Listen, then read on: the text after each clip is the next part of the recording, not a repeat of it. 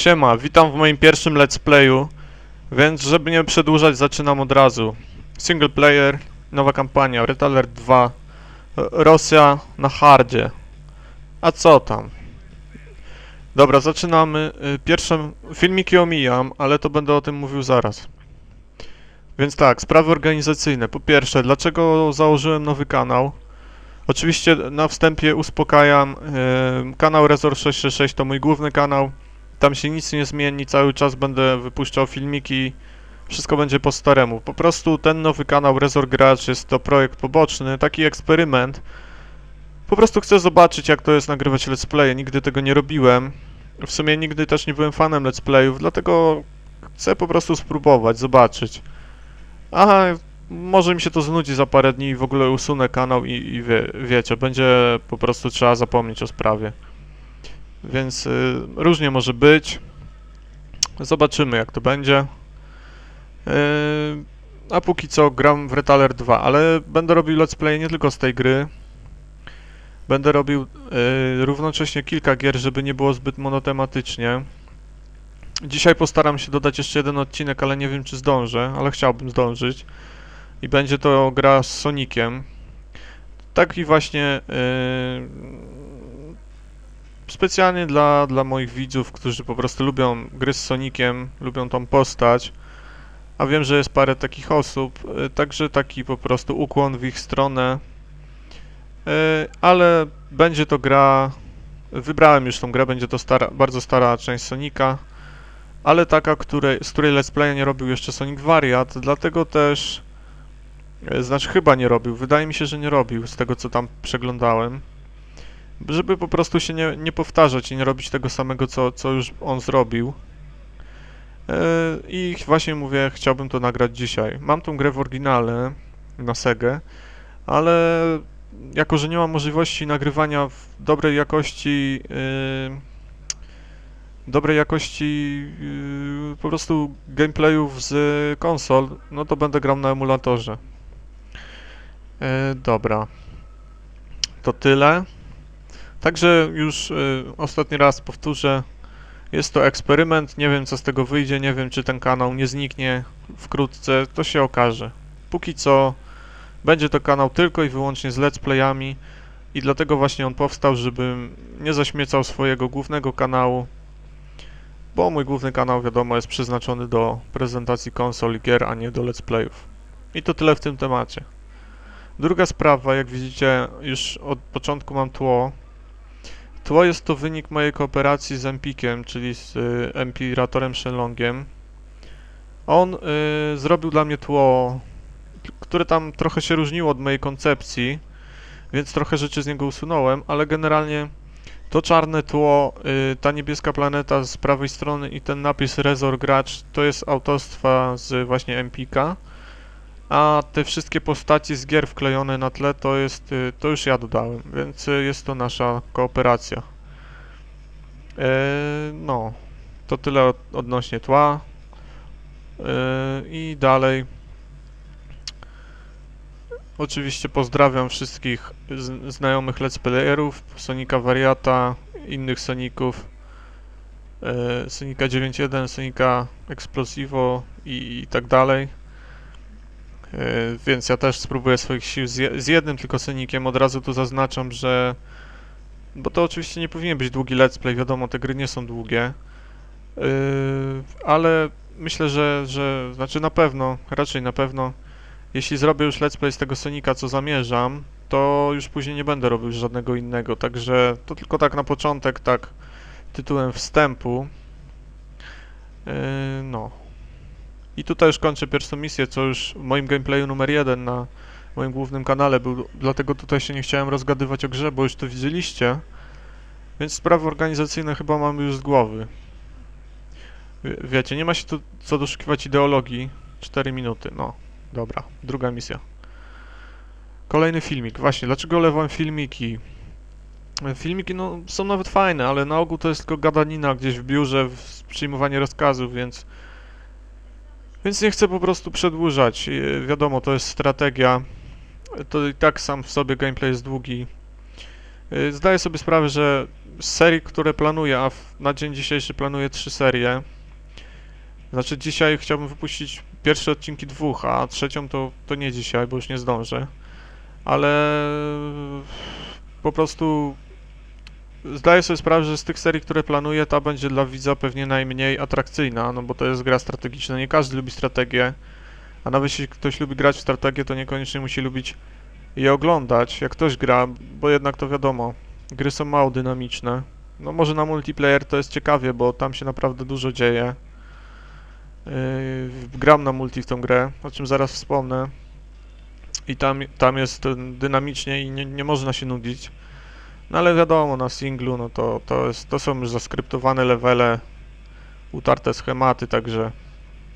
No i to jest właśnie tutaj widać, że to jest na hardzie. Od razu wróg mnie atakuje. Dla osób, które nie są obeznane w strategiach i w Red Alercie, ten budynek tutaj to jest główna baza. Za jego sprawą można budować inne budynki, pojawiają się na tym pasku po prawej. Gdyby nie ten budynek, to nie mógłbym budować innych budynków. To jest elektrownia, tutaj ten pasek żółto-zielony to jest właśnie poziom energii. Kiedyby się zrobił czerwony, to by znaczyło, że mam niedostatki energii. Te jedyneczki przy czołgach to jest oczywiście oznaczenie, że mogę wywołać je przyciskiem 1 na klawiaturze. To są takie skróty klawiszowe, wiadomo. Tutaj to żółte, co wygląda jak złoto, to jest kruszec. To zbierają kombajny i przetwarzają na pieniądze. Oczywiście potem za pieniądze mogę budować. Tutaj na górze mam 2000 aktualnie kasy. To jest rafineria. Rafineria to jest kombajn, który zbiera kruszec.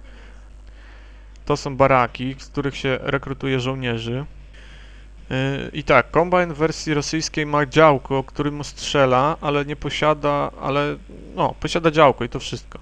Natomiast kombajn w wersji amerykańskiej nie posiada działka, ale posiada teleportację. To znaczy, że jeśli zbierze już surowiec, to automatycznie teleportuje się do rafinerii, dzięki czemu zaoszczędzi czas na powrót.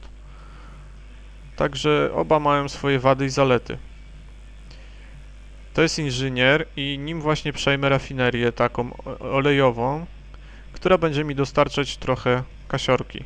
Niestety mam mało kasy, bo to jest na hardzie i na hardzie kasa się zdobywa wolno, niestety. Zrobię sobie jeszcze jeden kombajn. Albo od razu walę czołgi. A zamiast kombajna zrobię drugą rafinerię, bo to wychodzi tylko $600 drożej. Kombajn kosztuje 1400, a rafineria 2000. Więc co ja się Zresztą to jest częsty trik na multiplayerze, bo ogólnie multiplayerowe potyczki to niekiedy potrafią trwać zaledwie 5 minut. Z tym, że tam można przyspieszyć rozgrywkę, jest ona trochę szybsza niż tutaj. No tutaj jest wiadomo. Tutaj niestety nie mogę przyspieszyć, bo to już jest ustalone przez grę. I to jest standardowe tempo. Oczywiście jak gram albo z botami, albo na multiplayer z żywymi przeciwnikami, to zawsze gramy na maksymalnej prędkości, żeby było bardziej dynamicznie. Może nawet jeśli bym kiedyś dokończył tą serię, jeśli wcześniej nie zamknę kanału, to może jako taki kończący filmik nagram po prostu coś z multiplayera, żeby zobaczyć różnice, a różnice są naprawdę spore. Ja grałem w tą grę 10 lat na singlu, głównie z botami. Parę razy tylko mi się zdarzyło po sieci lokalnej zagrać z kuzynem. Więc byłem po prostu nauczony grać, po prostu byłem przyzwyczajony do grania z komputerem, nauczony tych jego skryptów i tak dalej. Potem zacząłem grać na multi. Byłem nauczony grać na... Kto mnie atakuje? Chuje.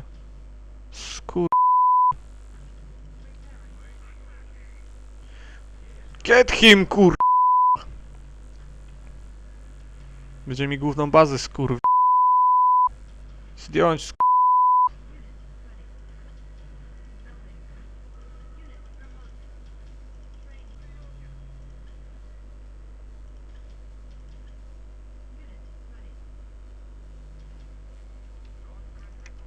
Idziemy na wroga, nie masz co je. Dobra, psy to i tak zginą. O, kur... Dwa, brać go. Skurczybyki chcieli mi przejąć bazę. Inżynier przejmuje budynki. To jest Navy. Tutaj... O, prądu brakło.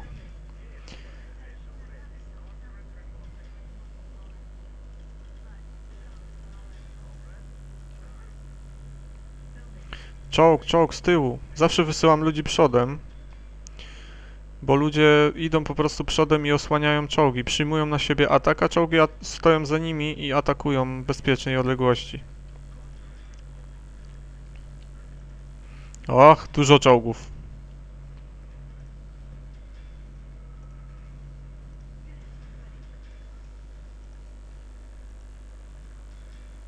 No i jak widzicie, czołgi są chronione przez żołnierzy. Kurna, pieski mi zabili chuj.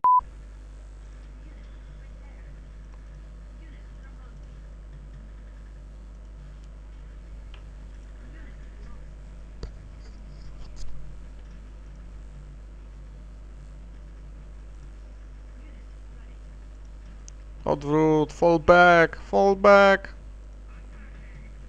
Motherfucker. Amerykańskie czołgi są mniej wytrzymałe niż rosyjskie, ale za to są tańsze i szybciej się produkują. Widzicie, ten mój czołg ma 3 belki takie żółte, to znaczy, że on już po prostu ma najwyższego skilla, bo tutaj się też expi, no, w pewnym tego słowa znaczeniu.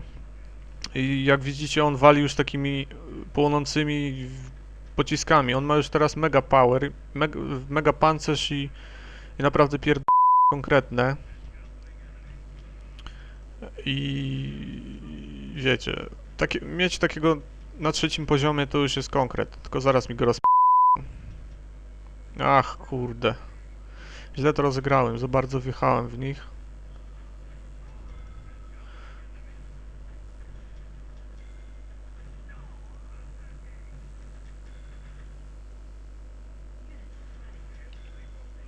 W tym czasie już wysyłamy moje łodzie podwodne, żeby zajęły się ich statkami.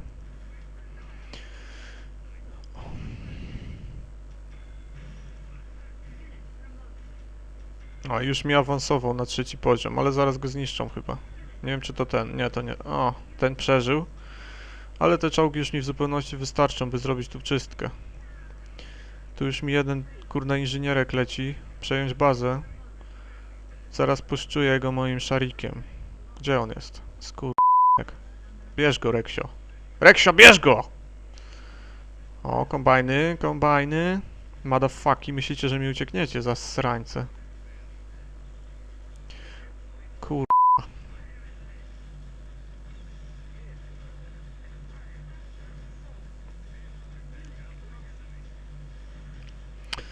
Kurde, nie śledziłem, co się tu dzieje. Oni do mnie pojechali. A ja kurde do nich i się minęliśmy w drodze.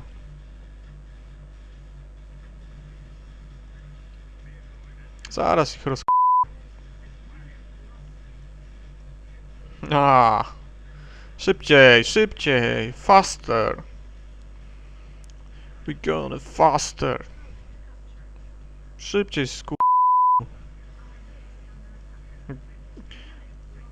Moi towarzysze tu giną.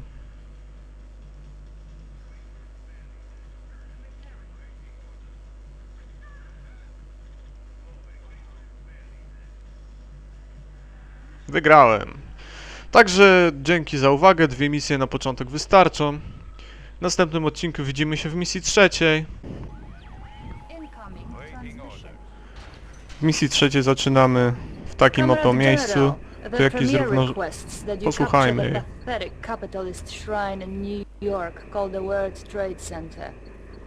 After you overwhelmed the American defenses in the area, plant a psychic beacon to secure our control. Słyszeliście, co ona powiedziała? World Trade Center. Dokładnie w tym, zobaczcie. Poznajecie te wieże? Kiedy wyszła ta gra, to był właśnie 2000 rok i budynki World Trade Center były jeszcze niezrujnowane. Tym większym dla mnie było szokiem właśnie ten atak w 11 września, bo to był okres, kiedy grałem w Red Alerta i pamiętałem te budynki z tej gry, a tu nagle boom, rozwalili je w rzeczywistości. Miało to... zrobiło to na mnie spore wrażenie. Dobra, ale nie gadajmy teraz o smutnych rzeczach, wracajmy do gry. Już tu wysyłam inżynierów, żeby przejęli zrujnowane rafinerie. No wiadomo, na razie początek nie będzie dynamicznie. Ogólnie będę starał się przechodzić te misje najszybciej jak się da, zwłaszcza, że jeszcze nie mam zdjętego limitu, więc nie wiem... Więc nie wiem po prostu... nie wiem, czy się zmieszczę w 15 minutach. Comrade General, you may wish to move your psychic commandos closer to the enemy. You will find their persuasive power very useful. To jest Yuri. Tych 4 kolesi to są Yurije. Oni potrafią przejmować wrogie jednostki. Ogólnie chyba nie mam tu żadnej innej jednostki, której nie miałem we wcześniejszej misji. Radar był, wszystko było, rafinerie były. Więc póki co wszystko jest po staremu. Zabili mi pieski za srańce. Przejmę ciężarówkę cywilną, do cywilnych ciężarówek nie będą strzelać.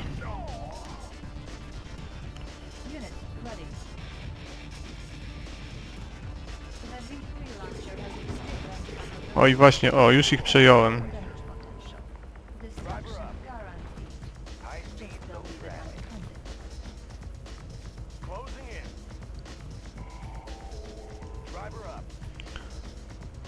A ciężaróweczka sobie jedzie i odkrywa mi mapę. O, nie rozwalili go. Oni mi są niepotrzebni.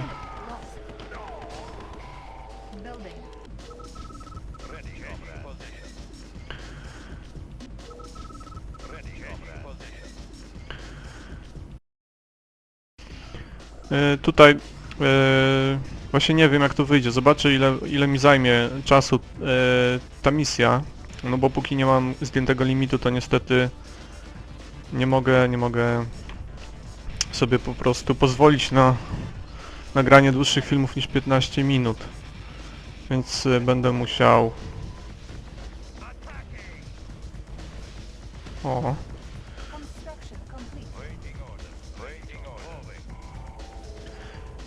A, zapomniałem o tym typku, gdzie on dojechał.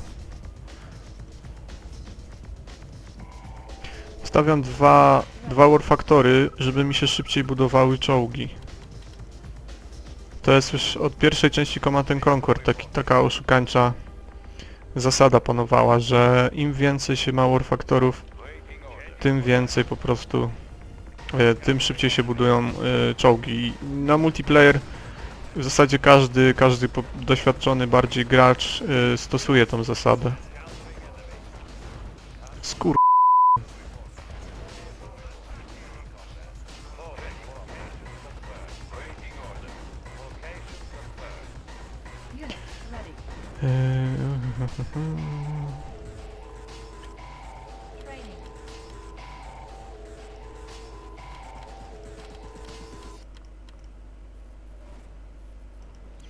W ogóle tak, naszym celem jest przejęcie tego laboratorium tutaj. Nie musimy rozwalać wszystkiego, co jest na mapie. Absolutnie nie. No, tylko to laboratorium.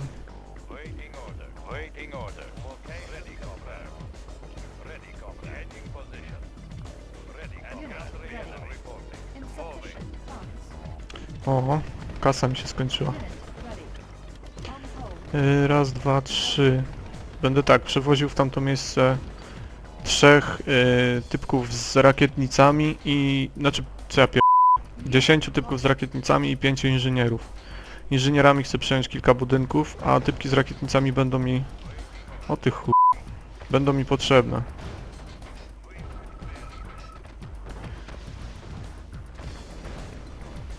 Brać go! Motherfucker! Ja oczywiście jadę prosto do celu.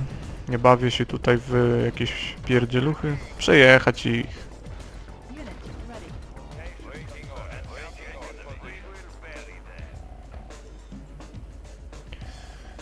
Rum, rum, rum. Dwójka. Nie we mnie! Gdzie? Kur... Piłeś? A no tak, przecież gram ruskimi, co ja za pytania zadaję? Pewnie, że pił. Walić go. Dobrze. Gdzie tam jedziesz, dwójka? Od razu tam na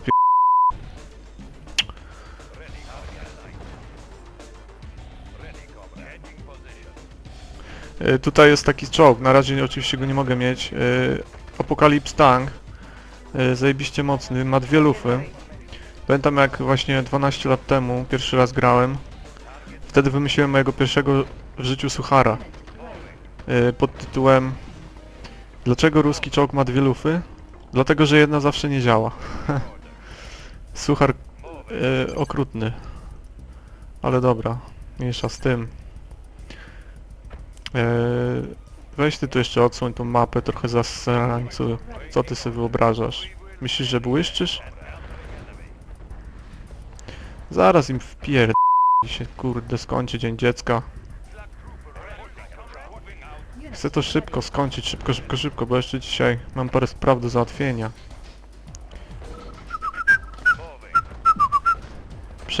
Przejechać, nie ominąć, kur... no. Downy. A ten dojechał? Kur... bo cię zabiją, uciekaj. Dwójka tam.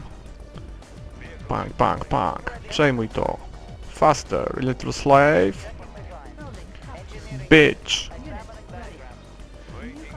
Bracich, motherfucky.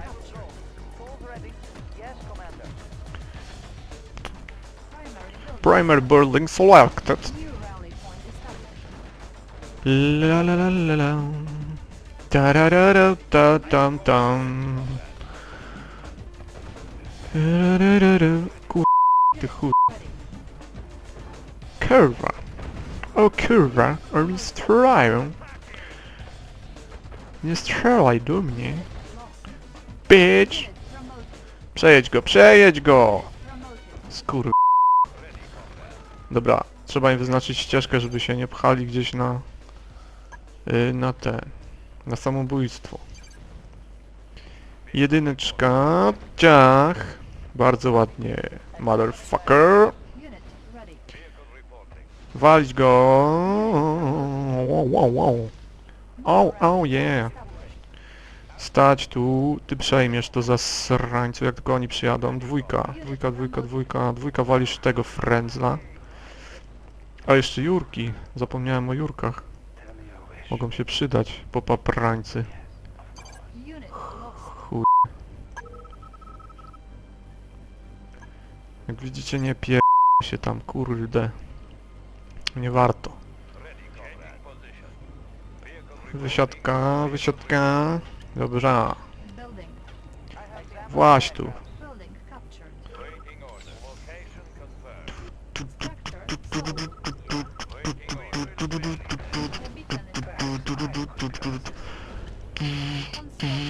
Muszę coś sprzedać. To... co jeszcze sprzedać? To... kasa mi jest potrzebna. Primary building. Primary building to chodzi o to, że muszę zaznaczyć z tego, jeśli mam kilka takich samych budynków, to wybieram sobie, z którego mają mi... z którego mają wychodzić zrekrutowane jednostki. Bracich, motherfucky. Dobrze.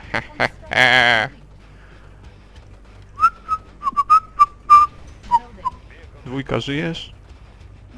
To się nie śpi, dwójka. Moja baza została bez obrony.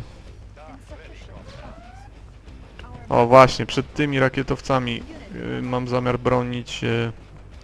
o! Dwójka! Spier...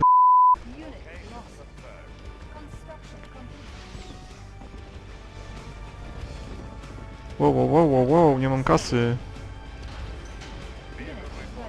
Co z tego? O! Kurde. Dobra, mam trochę kasy, to naprawiam. Dwójka, gdzie jesteś? Ruchaj się.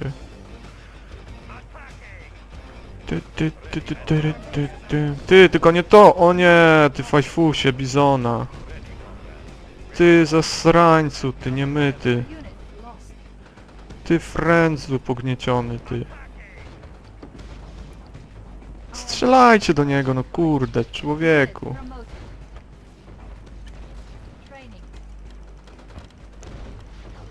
Zaraz, kurde. O, Jurki są. A, zajebiście. O. Gdzie oni mi tu atakują? Frędzle. Gówno mi zrobią. O skur... jak coś mi zrobił.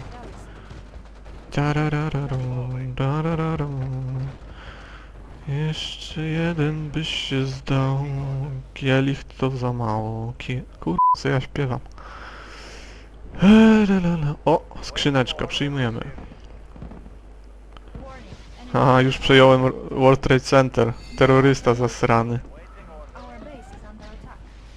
O, wy chamy. Myślicie, że mi coś zrobicie? Dwójka. Kurde, zabili go. A, w dupie. I druga wieża przejęta. Haha.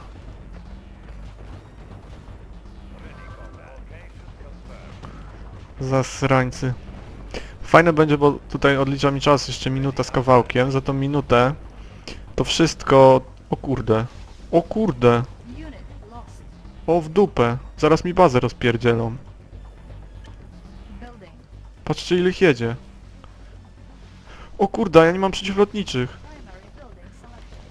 O w dupę. O w dupę. Zapomniałem, że gram na hardzie. Patrzcie ile ich jest. O, fuck, motherfucker.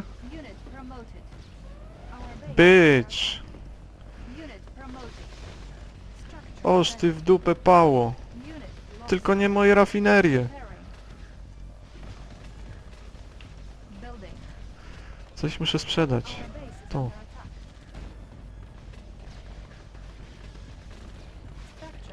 Dobra, zdążę. Jeszcze 30 sekund. Nie ma tego złego, co by na dobre nie wyszło. No i tu już się robi dynamicznie, a nie tak jak kurde w tamtych misjach, że kurde się nudziłem. No ruchy, dobra. Kurde, no nie moje rafinerie, skąd ja będę miał kasę? Fajfusy, no. Kurde, no. Ale patrzcie teraz. Beacon detected. Zaraz ich wszystkich przejmę. No, dawaj. I już. Proszę bardzo. Wszyscy są moi.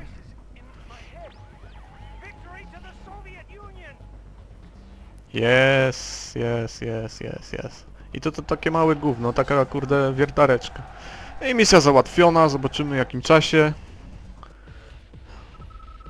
O 18 minut. Dzisiaj zmierzymy się z misją czwartą, bowiem jak pamiętacie w pierwszym odcinku przeszedłem 2 misje, także w odcinku trzecim będzie misja czwarta. Na początku misji dysponujemy taką oto skromną bazą. Mamy jedną łódź podwodną.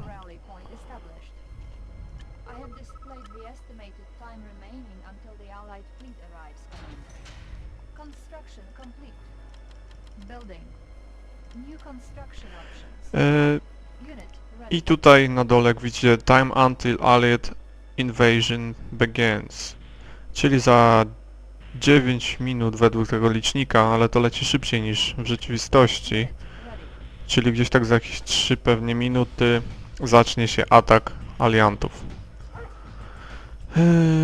Cóż, co oni mi mogą zrobić? Zobaczymy. Moje zadanie w tej misji jest bardzo standardowe, bo jedynie po prostu rozwalić przeciwnika. Nie ma tutaj żadnej ideologii. W misji tej będą mnie atakować zarówno z powietrza, jak i z lądu. Z tym, że na razie nie mogę za bardzo szastać, bo nie mam jeszcze za dużo kasy.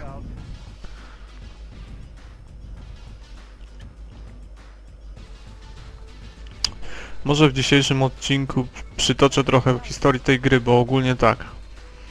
Gram, to już jest 3. odcinek, a ja tak naprawdę nie powiedziałem jeszcze nic na temat po prostu historii tej gry. Tak więc jest to gra Westwooda, jak już wiecie. Jest to gra ze słynnej serii Command & Conquer. I pierwsza część ukazała się tam, już nie pamiętam dokładnie roku, być może był to rok 97. W każdym bądź razie Comrade, I have just received a demonstration brief of our terrifying new anti-armor weapon. They are affectionately referred to as terror drones. Do you like Comrade? I thought you might like to play rough in battle. tutaj nam ta kobitka pokazała nową jednostkę, czyli pajączka. O kurde, już mnie atakują. Pajączek ma taką zdolność, że bardzo szybko biega i wskakuje do pojazdów i te pojazdy po prostu niszczy od środka.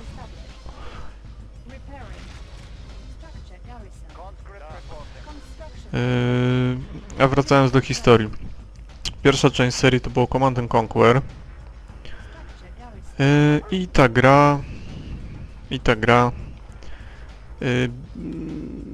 tam nie było właśnie ruskich ani aliantów, tam były dwie takie zmyślone frakcje, GDI i NOD. GDI to byli dobrzy, to są odpowiednicy aliantów jakby, i NOD to było takie złe bractwo dowodzone przez niejakiego Kane'a. To był właśnie taki zły typek.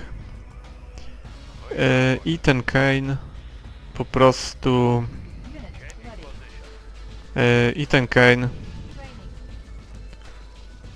Kurde, nie mogę się jakoś dzisiaj skupić. I oni po prostu chcieli zawładnąć nad światem, a GDI nie mogli im na to pozwolić. I to tyle po prostu w tym temacie.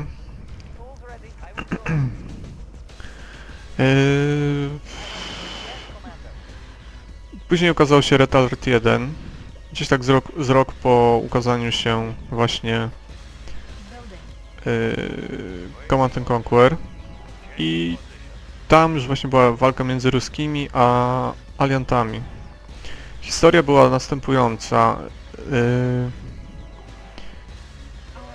Einstein wynalazł jakąś tam machinę czasu i chyba Stalin po prostu, czy tam ktoś cofnął się w czasie, zabił Stalina, Hitlera chyba, i jakoś inaczej się potoczyły się wydarzenia. I później było tak, że po prostu właśnie walczyli Ruscy z aliantami.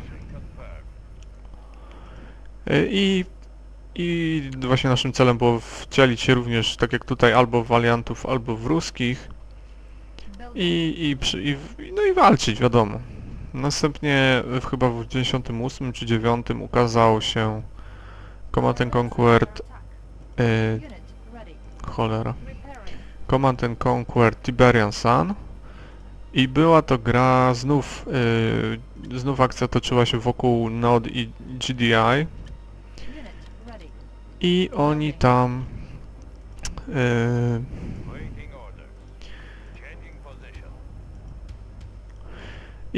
znowu ze sobą walczyli. Okazało się, że Kane w pierwszym Command & Conquer jednak przeżył i trzeba było znowu mu dokopać. I później wyszedł też dodatek Firestorm, i dopiero właśnie to był chyba koniec 99, początek 2000, jakoś tak, ukazał się Red Alert 2 i wtedy... O, zaraz mnie zaatakują. Unit ready. A gdzie ich baza?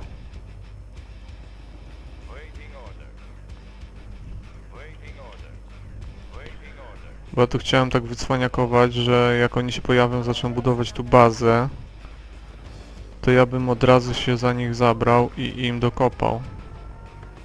Unit ready. Ale widzę, że oni jeszcze nawet tej bazy nie mają. Dopiero będą ją budować. Structure abandoned. To bardzo dziwne, bo zawsze jak tutaj grałem, to oni tutaj byli rozbudowani.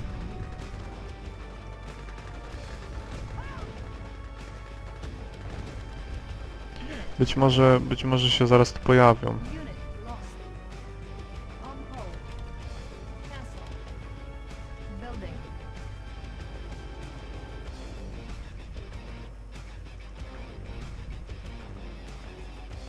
Unit lost. Niech to będzie... Our base is under attack. Co tam się dzieje? Dobra. Jakoś nie mam dzisiaj weny za bardzo do gadania. Trochę mnie zastanawia, że oni się tutaj jeszcze nie pojawili. Oni tutaj powinni bazę budować, a ja powinienem ją zniszczyć. Unit ready. Więc bardzo mnie to dziwi, że się nie pojawili. Pamiętam, że zawsze jak tutaj przechodziłem tą misję, Our base is under attack. to oni tu mieli właśnie swoją bazę. Structure abandoned. O właśnie, pajączek. Kurde, pajączek zginął. Ojej.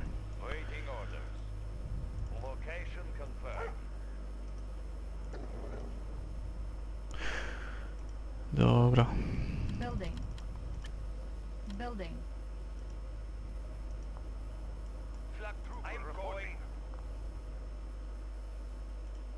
O, właśnie, teraz jadą.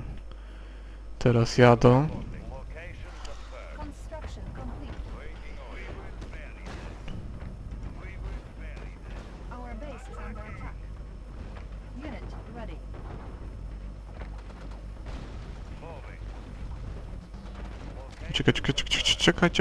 Czekaj. Napraw to, ja nie mam czasu się tu... No dawajcie główny budynek, no, śmieciuchy. Tak. Incoming transmission.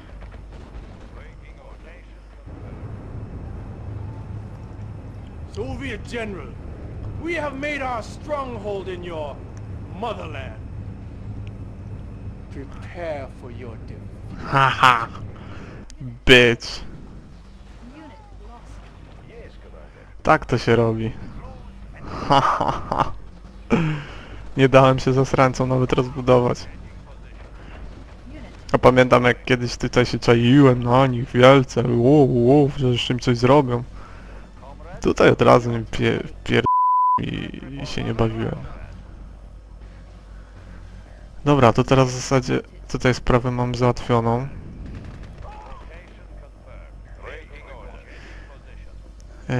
Teraz tylko łodzie podwodne.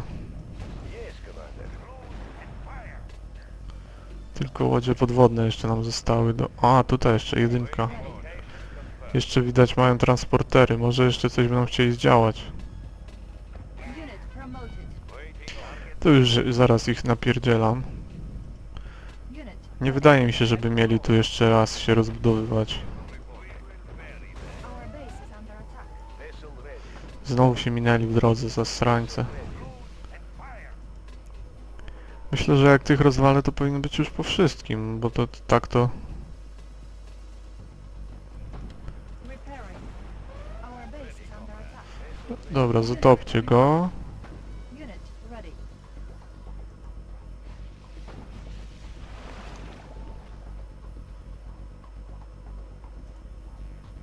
Destroy enemy forces. Our base is under attack. No i po misji.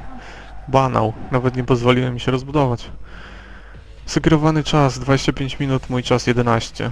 Witajcie w kolejnym odcinku Zagrajmy w Red Alert 2 Sowietami na hardzie. Dzisiaj będzie bardzo prosta misja. If you are prepared, General, która- your strike team is assembled in Paris. I always like the City of Lights. Pity we cannot be there in person when the lights go out.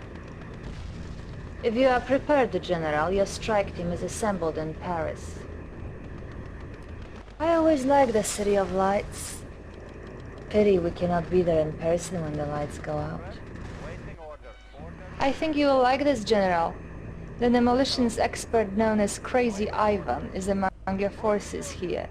He will be well suited for the task at hand. Dobra, skończyła także wracamy do tematu. Dzisiaj misja we Francji. To, co było zapowiedziane w filmiku w poprzednim odcinku. Tak jak właśnie postanowiłem, że będę jednak puszczał filmiki. Szkoda w sumie, że nie zrobiłem tego od początku, bo przepadło intro i przepadło jeszcze ze 3 inne filmiki. Ale w sumie takie mało istotne, także...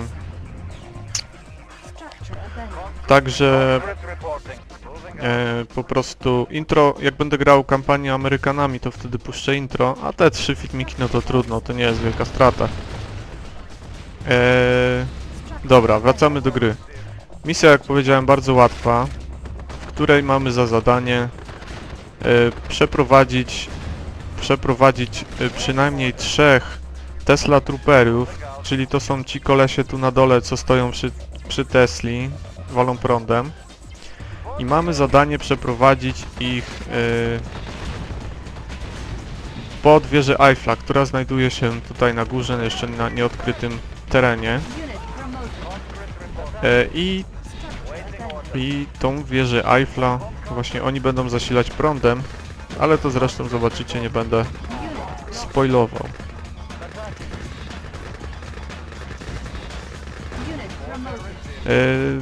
Tak, chciałem zobaczyć, czy na polskim YouTubie ktoś przechodził Red Alerta. Znalazłem tylko jedno, zagrajmy właśnie let's playa z Red Alerta i to było autorstwa niejakiego DJ-a Palaside'a, coś takiego.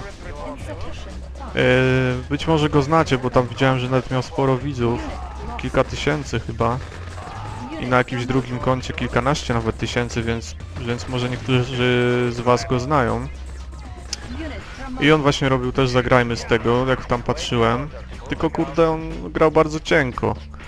Nie chcę go tutaj obrażać, bo go nie znam, ale... No na przykład... tam drugą misję... No dobra, drugą nie pamiętam. Trzecią misję, co ja przeszedłem tam w 18 minut, on przeszedł chyba w godzinę. Co dalej?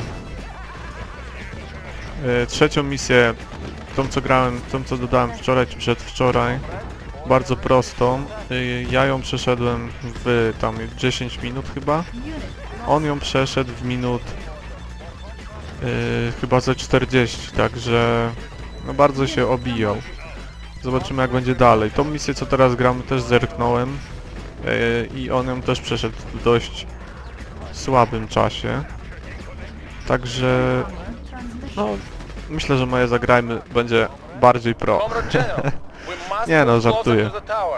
To jest mało istotny fakt. Dobra. Więc na polskim YouTubie ogólnie zagrajmy z tej gry nie było. Jako tako robione.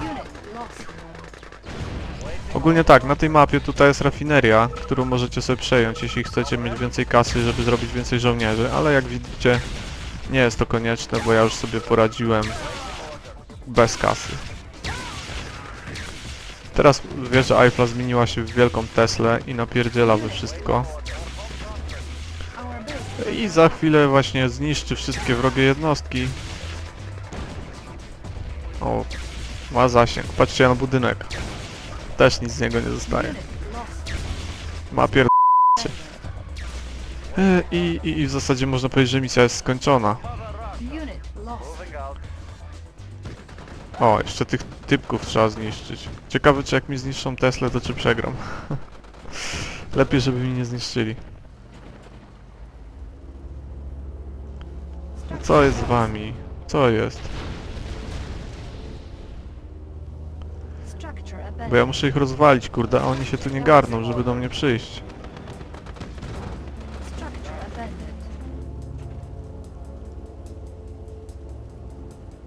No na górę zasrańcy.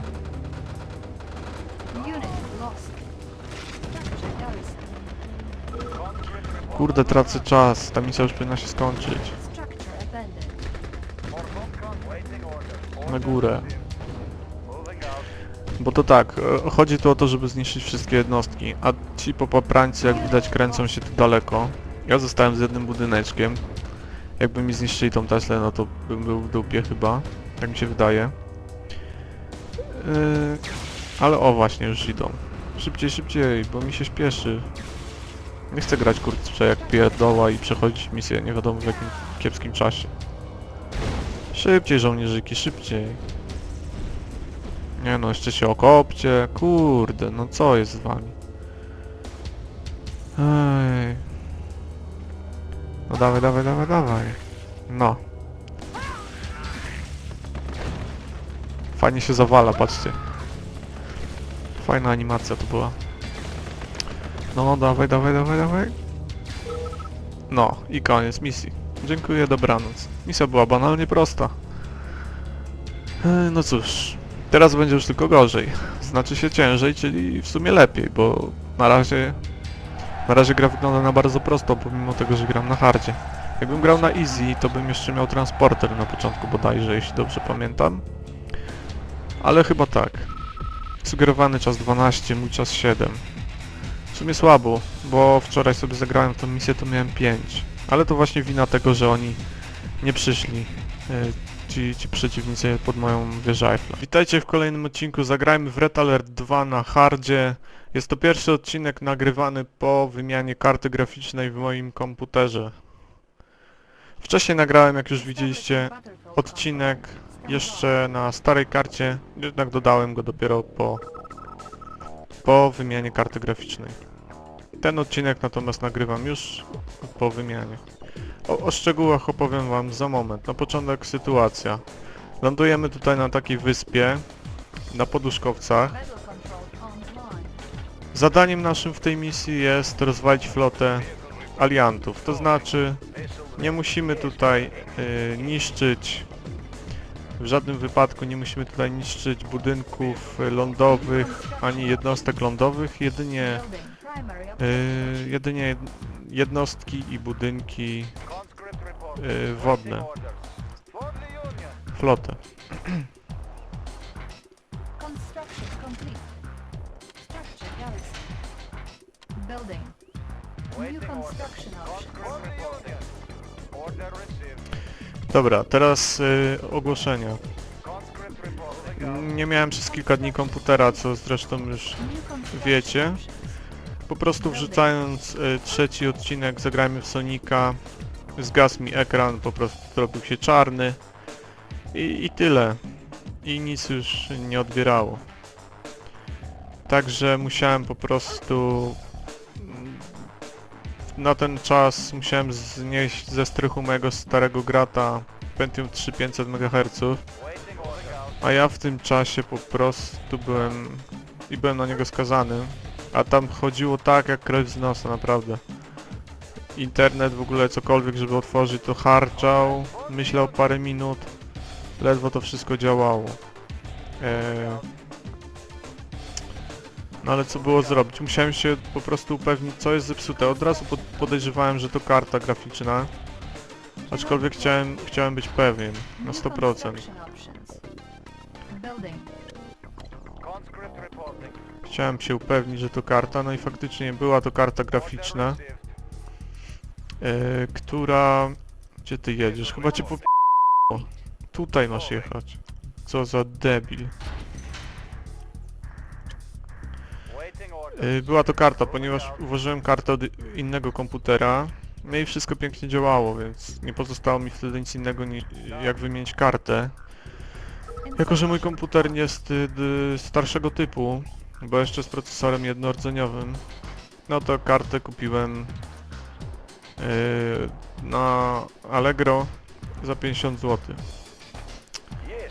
Ale jest i tak odrobinę nawet lepsza niż ta, którą miałem do tej pory, więc nie jest źle.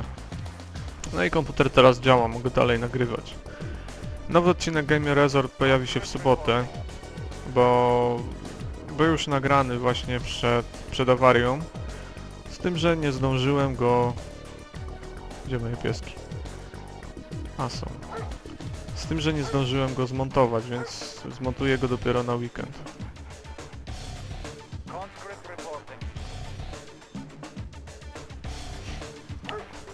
Let's playe będą się ukazywać po prostu wtedy, kiedy będę miał czas pograć i chęć pograć. Więc tutaj nie ma jakiegoś konkretnego czasu. New construction options. Building. Chociaż radar to mi jest niepotrzebny jak na razie. Później się zajmę radarem. Building. Tutaj mnie zaraz zaatakują.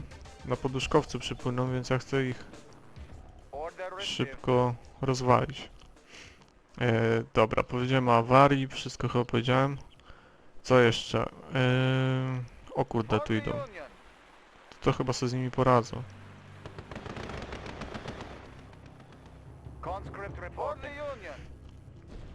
Więc tak, komp jest sprawny. Ogólnie trochę mi napsuła krwi ta sytuacja z tą kartą. I tak naszła mi myśl, że mógłbym sobie kupić nowy komputer. I myślę, że to zrobię już za jakiś czas, nie wiem, może za miesiąc. Construction complete. New construction options. Może za miesiąc. O kurde, nie zdążyłem. Wracać, wracać, wracać! Unit ready. Bo będzie kicha. New rally point Toście established. mnie nie pocieszyli. Our base is under attack. Structure updated. Ale dałem dupska. Mu, mu, mu, mu, mu. On hold. Cancel. Nie! Repairing. Ore miner under attack. Niestety, z graniem na hardzie nie ma żartów. Pierwsze misje były łatwe jak barszcz, ale Promoted. czym dalej w las, tym więcej drzew. Attack.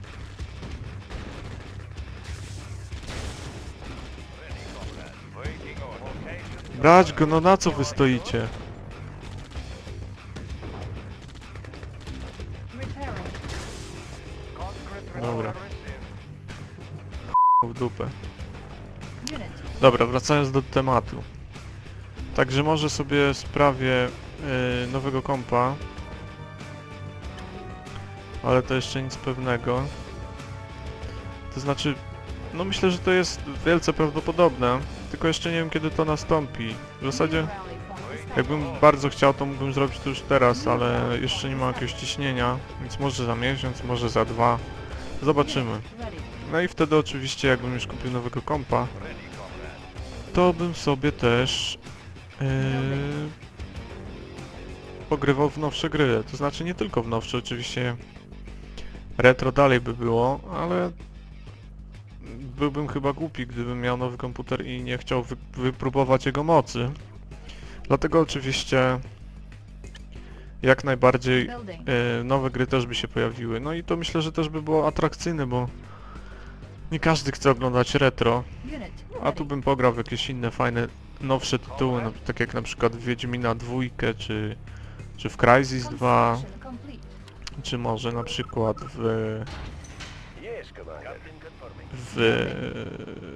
no na przykład Skyrima, chociaż Skyrima mnie jakoś tak bardzo nie ciągnie, ale mógłbym ewentualnie spróbować, ale o tym wszystkim będę mógł myśleć dopiero jak sobie sprawię nowy komputer Building. i pod warunkiem, że go sobie On hold. sprawię. Ale myślę, że Insufficient są na to funds. duże szanse.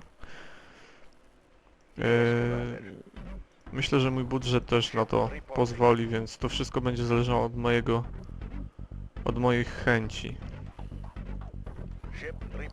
Więc tak, tutaj sobie zbudowałem to pod jedynką malutką armię, która ma tylko bronić mnie przed, o właśnie, przed takimi atakami jak ten teraz. Bo tutaj się nie ma co skupiać na walce na lądzie, będziemy się skupiać tylko na New construction options. walce na morzu. Bo musimy jedynie zniszczyć flotę wroga i to wszystko. Dlatego ja nie będę tutaj za bardzo tracił czasu na lądzie. No dobra. Building.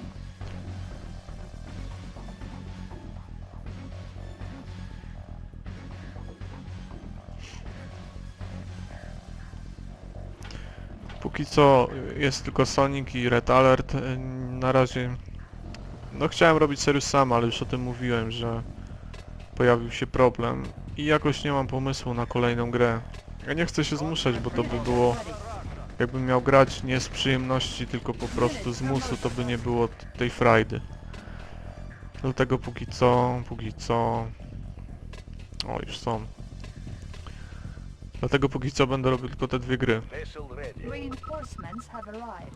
Choć nie ukrywam, że większą przyjemność sprawia mi granie w Red Alerta. No Sonic jest fajny,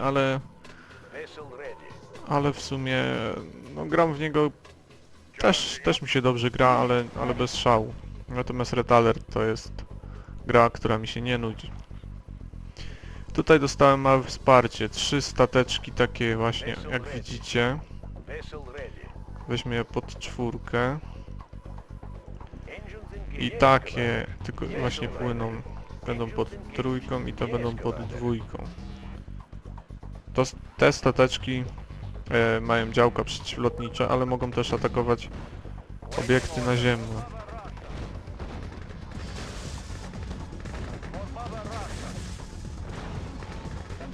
Unit ready. Standardowa technika. Żołnierze z przodu osłaniający czołgi i czołgi walące z tyłu. Nikt się nie przedrze. Dobra. Z kasą trochę krucho.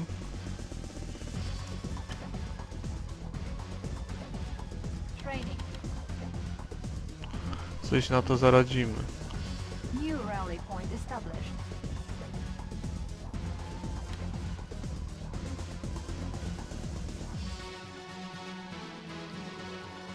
Unit ready.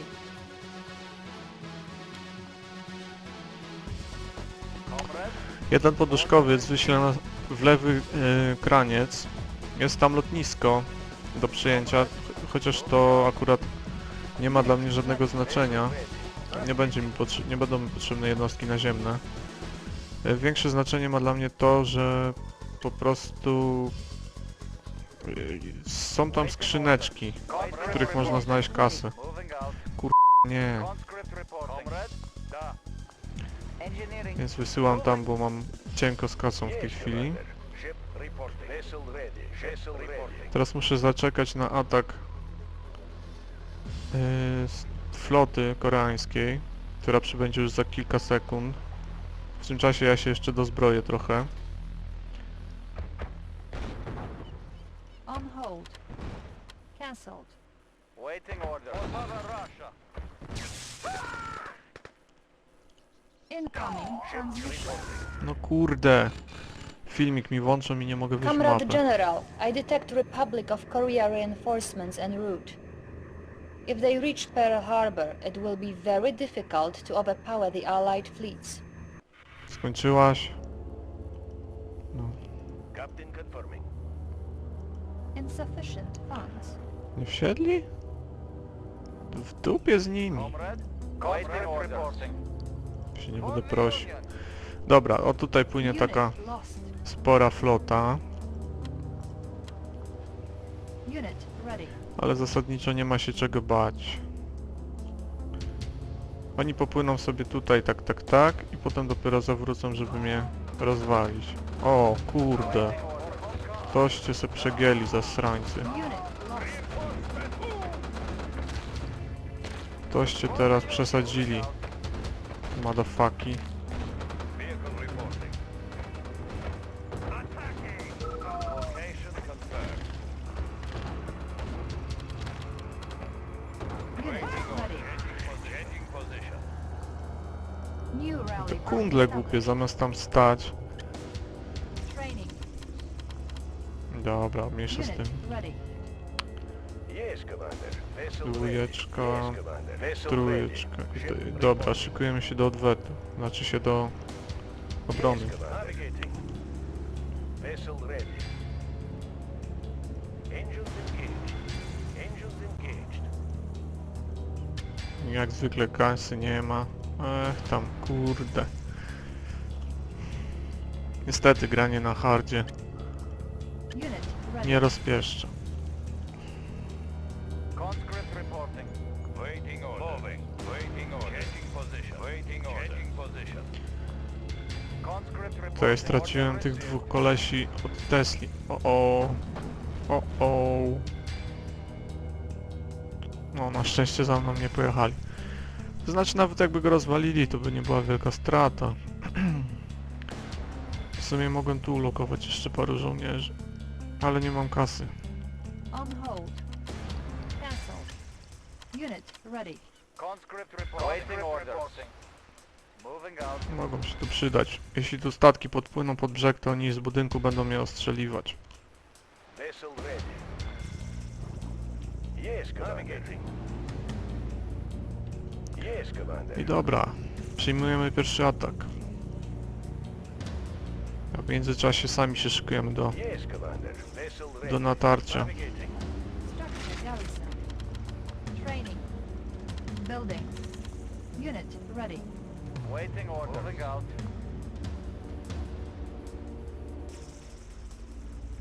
Structure garrison. Ship reporting. Dobra. Fire at will.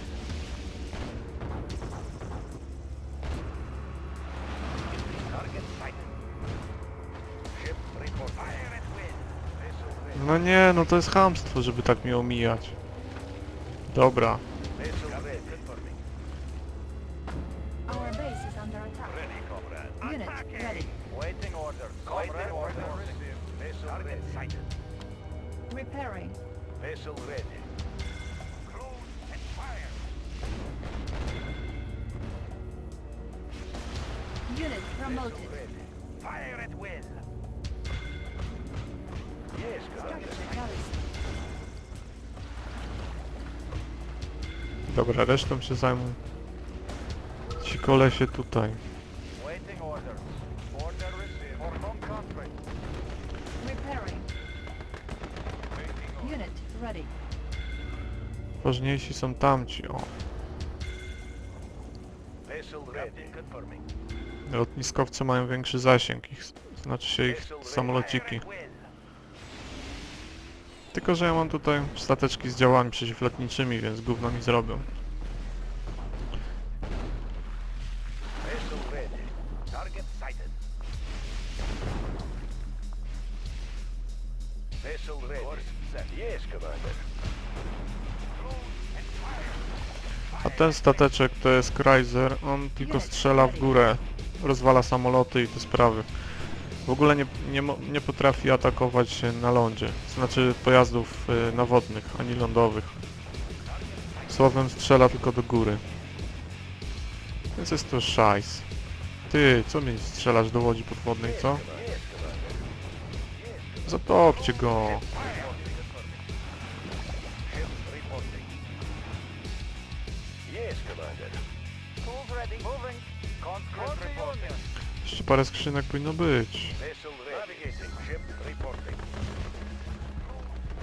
No Unit nie, żebym ja musiał go gonić, do czego to jest podobne? Navigating. new rally point established.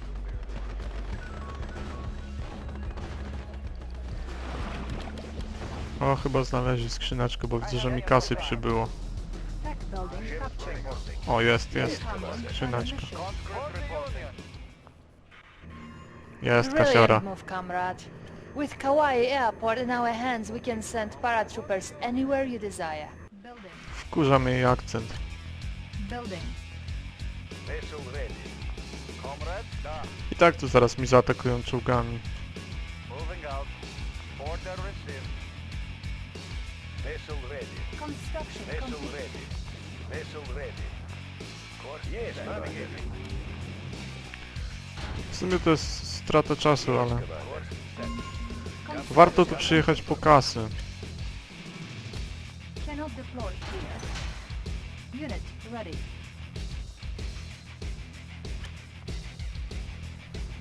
Ship reporting.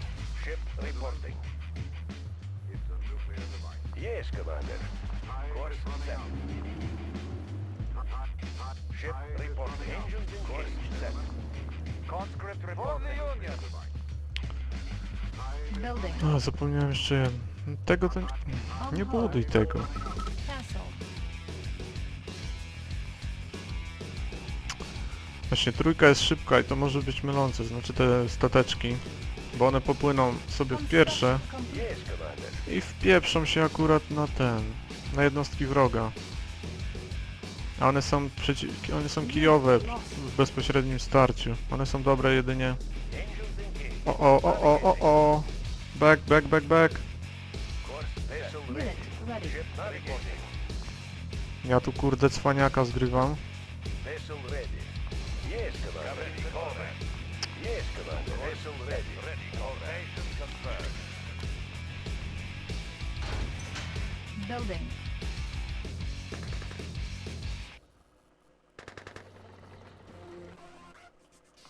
Unit ready. Vessel ready. Ship reporting. Ship yes. Dobra, Commander.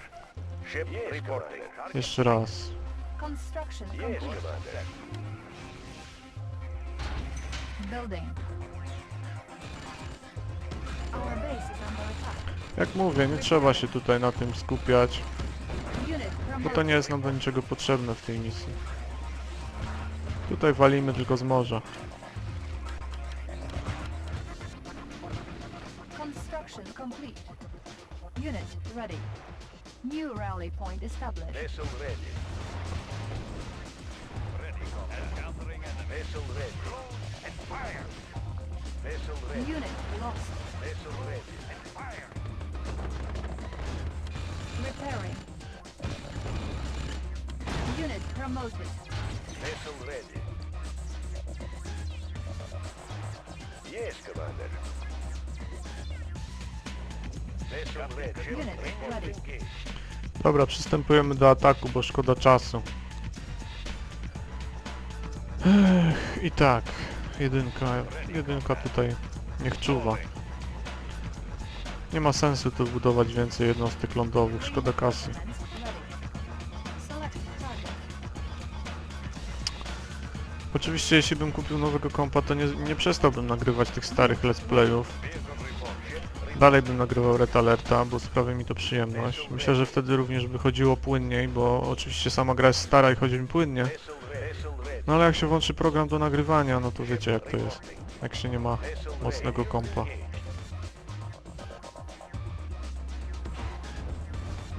Aha, tu macie flotę. Unit ready. Właśnie, zawsze Vessel ready. miałem problemy ze zlokalizowaniem jej na tej dużej mapie. Yes, Commander. W sumie to było głupie, ale Vessel ready. nigdy nie wysyłajcie tych stateczków na front, bo zostaną zniszczone. Commander. Vessel ready. Nie wiem po co oni ustawili tutaj Unit te lost. statki, Vessel ready. Navigation. Yes, Commander. ale to ich sprawa. Vessel ready.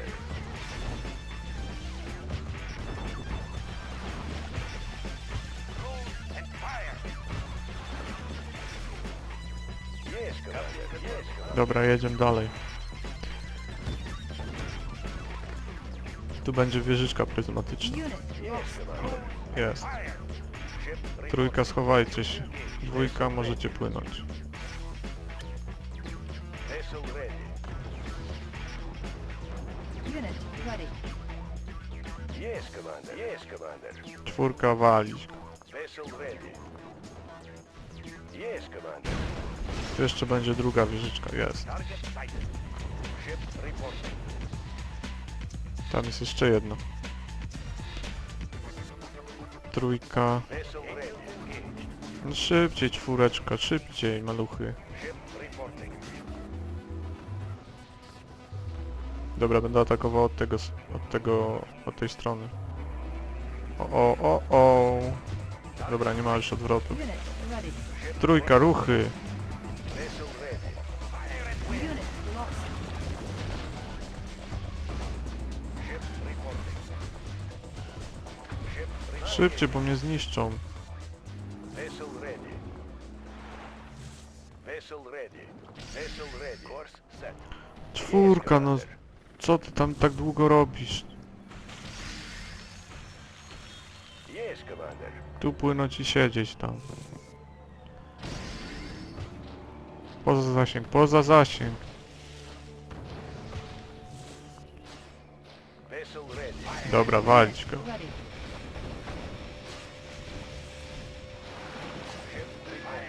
Unit lost. Kurde no. A, tam nie ma strachu. Atakujemy ostro. Yes, Commander.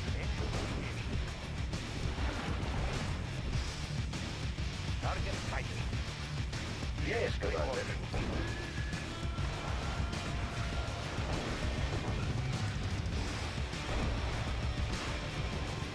Vessel ready. Yes, Commander. Yes, navigating. Ship required. Walić go. Dwójka jego, bo będzie nam ze strącą rakiety. Myślcie trochę, chłopaki, kurczę. Yes, Commander. Trójka, chowaj się. Cię rozwali, no. Vessel ready. W gamoniu, ty. Vessel ready.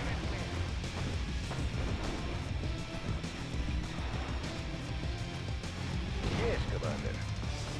Target sighted. Aż te łodzie podwodne tu mają prędkość, ja cię szpierdzielę. Unit lost.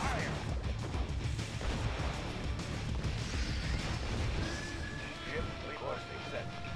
Yes, Commander. Unit ready. Vessel ready. Set.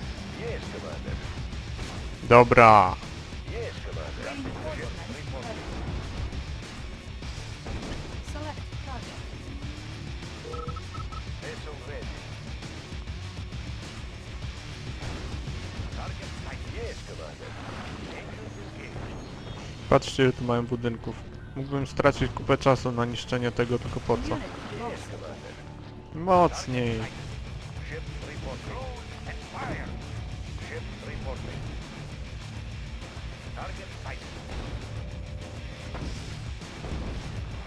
A macie ruchy, naprawdę. Yes, Commander. Unit Wolę jednak walka na lądzie, bo tutaj te jednostki pływające to są takie zwinne, że naprawdę, kurde, stoi się i czeka. No.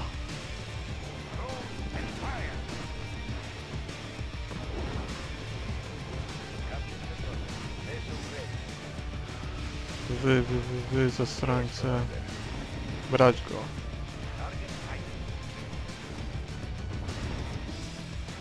Tutaj jego bracia, nie. Ship reporting. Engines engaged. Navigating. Engines Dobra, tu się już nic nie dzieje. unit ready. Unit promoted. vessel ready. Ship To walimy. ship reporting. Tak, oni walą w plaży oczywiście tutaj po skosie. Zamiast wypłynąć. Czwórka, wal w to. Dwójka w niego. Trójka też w niego. To już nie ma znaczenia. Unit lost. Conscript reporting. For the Union. Ship reporting. Vessel ready. Piątka w niego. A, już zatopiony. Trafiony, zatopiony. Unit ready. Primary objective. No i po misji. Unit lost. Niby na hardzie, a nie taka trudna. Ach. Zobaczmy czas.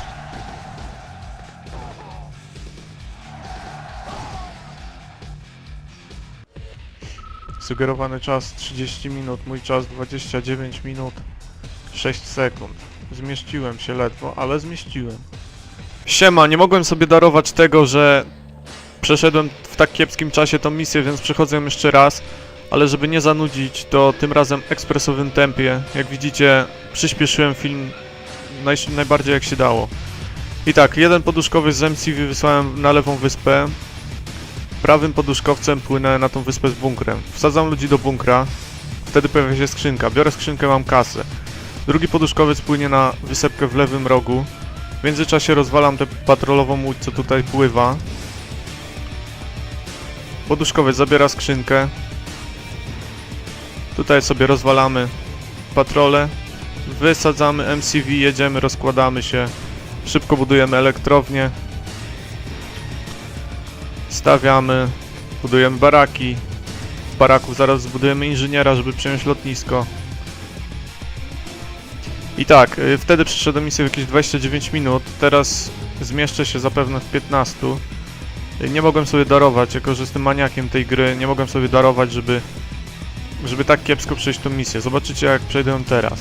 Już szybko mamy tutaj, budujemy od razu dwa tutaj Navy, żeby nam się szybciej budowały łodzie podwodne. I w tym czasie możemy zrobić w końcu radar. Piesek nam już pozbierał kasę.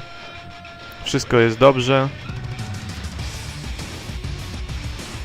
I przygotujemy się do ataku. Jak widzicie, odlicza nam tutaj czas do ataku floty koreańskiej. Jak grałem wcześniej, na tym wcześniejszym filmiku półgodzinnym, flota mnie zaatakowała, dopiero jak ją zniszczyłem, to dopiero ruszyłem na wroga. Tu już sobie odkrywam mapę, poduszkowcy zginą, ale w dupie z nimi.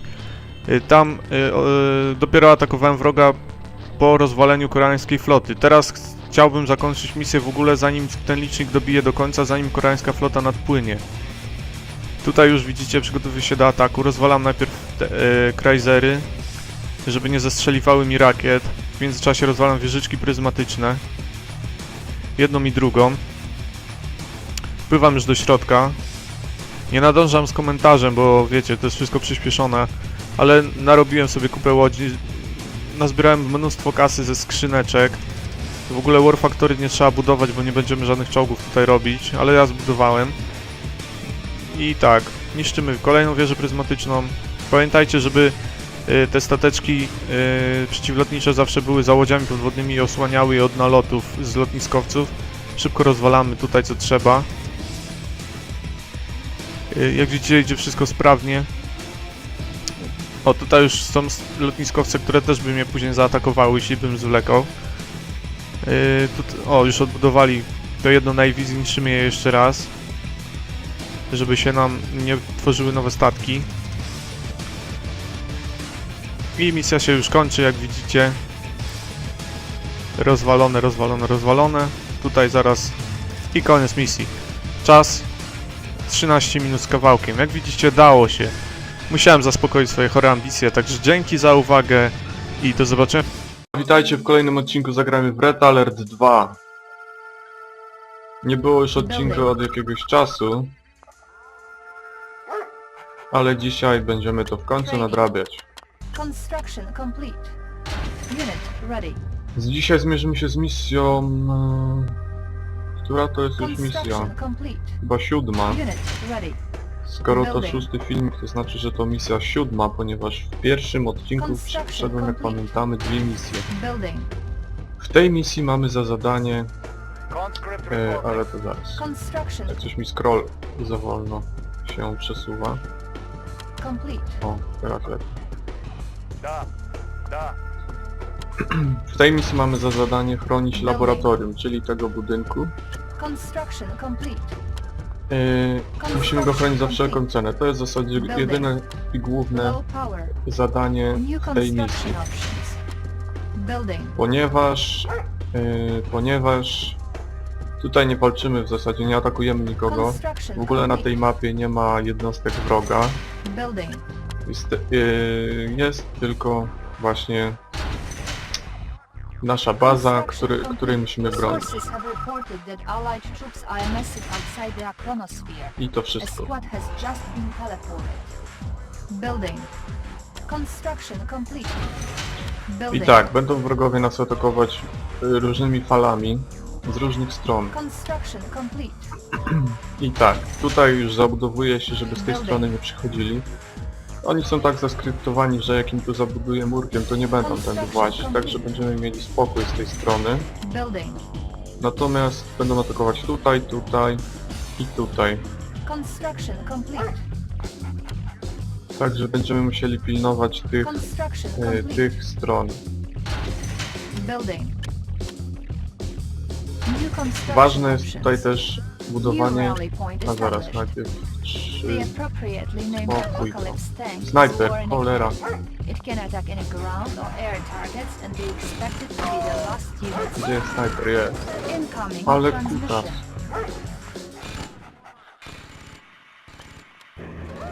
I think we should send a few dogs to sniff out enemy spies. Ja też tak myślę. Something you should be aware of. General Carville has stationed a truck near one of our villages.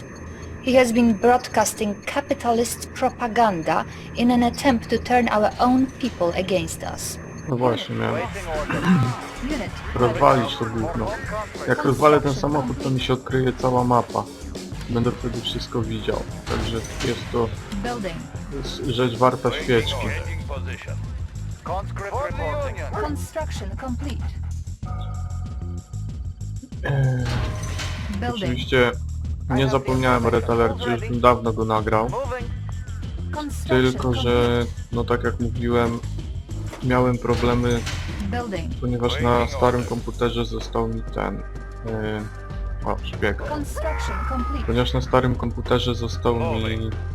Waiting orders. Moving out. Save'y mi zostały na starym komputerze i dlatego nie mogłem Unit lost. chwilowo Our base kontynuować. is under attack. O cholera, New rally point Zapomniałem. established. Building. o jednostkach przeciwlotniczych. Building. Repairing. Unit lost. Our base is under attack. For home conscript. Unit lost. Repairing. Our base is under attack. Training. Construction complete. Unit lost. Widzicie jak szybko można Our spieprzyć base is misję? under attack. Unit promoted. Building. Our base is under attack. Waiting New order. construction options.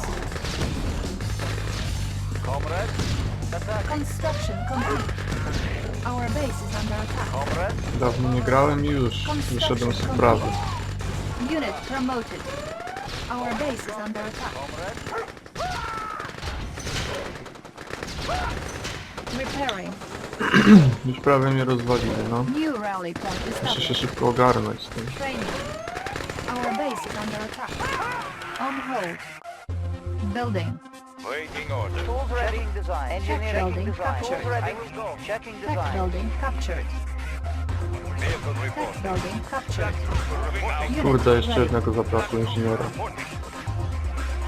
O, coś w dupę.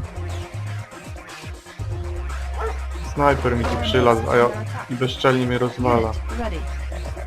A ja sobie stoję. Unit ready. Unit ready. Nie wiem, czy ja tą falę przeżyję, co teraz będzie. Another enemy platoon has been Oj, captured nie by wiem. diplomacy. All miner under attack. Unit ready. Unit Kiepsko promoted. zacząłem tę misję. Widać, że miałem sporą przerwę, niestety. Unit ready. Building. Unit ready. On hold. These arrogant allied spies believe that their disguises will allow them to infiltrate our buildings. They will soon find that the only thing they can infiltrate is our faithful Dogstones. Ale dobra, jedziemy dalej.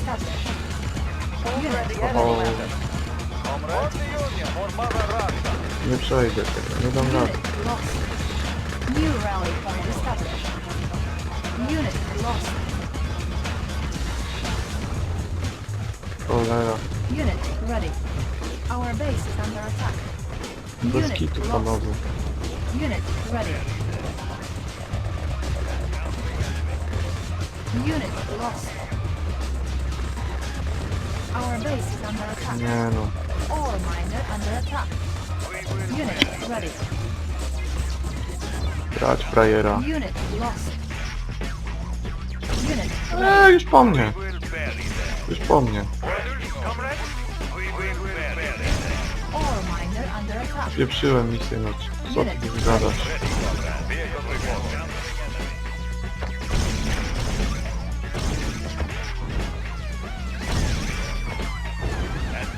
I zaraz mi rozwalą laboratorium. Our base is under attack. Unit ready. Unit promoted. Comrade, Our base Wy to is macie under tu attack. stać, debile. Repairing. Ore miner under attack. Our A base ty, is under attack. idioto, to możesz tam. confirmed.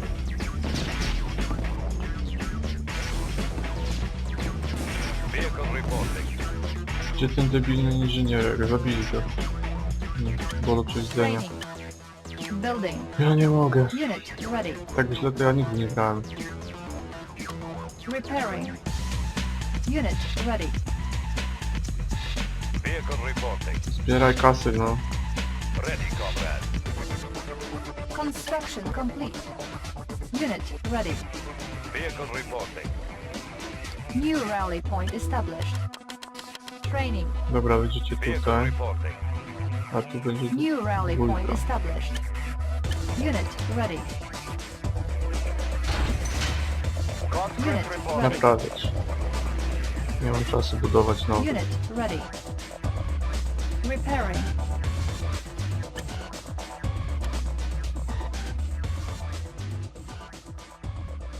Unit ready. Nieźle Building. dałem ciała w tym Unit momencie. A ready. jest inżynierem. Engineering, I will Ale on go. tam nie dojdzie. A może Unit dojdzie. Niech repair. idzie. Najwyżej zginie. Repairing. Unit ready. Building. Ta misja nie jest zbyt porywająca. Ale łatwo w niej przegrać. Unit ready. Building. Construction complete. Zwłaszcza jak się nie jest czujnym i nie jest się szybkim. A ja tutaj zacząłem gadać Building. zamiast się rozbudowywać od razu. Waiting order. Construction complete. Unit ready.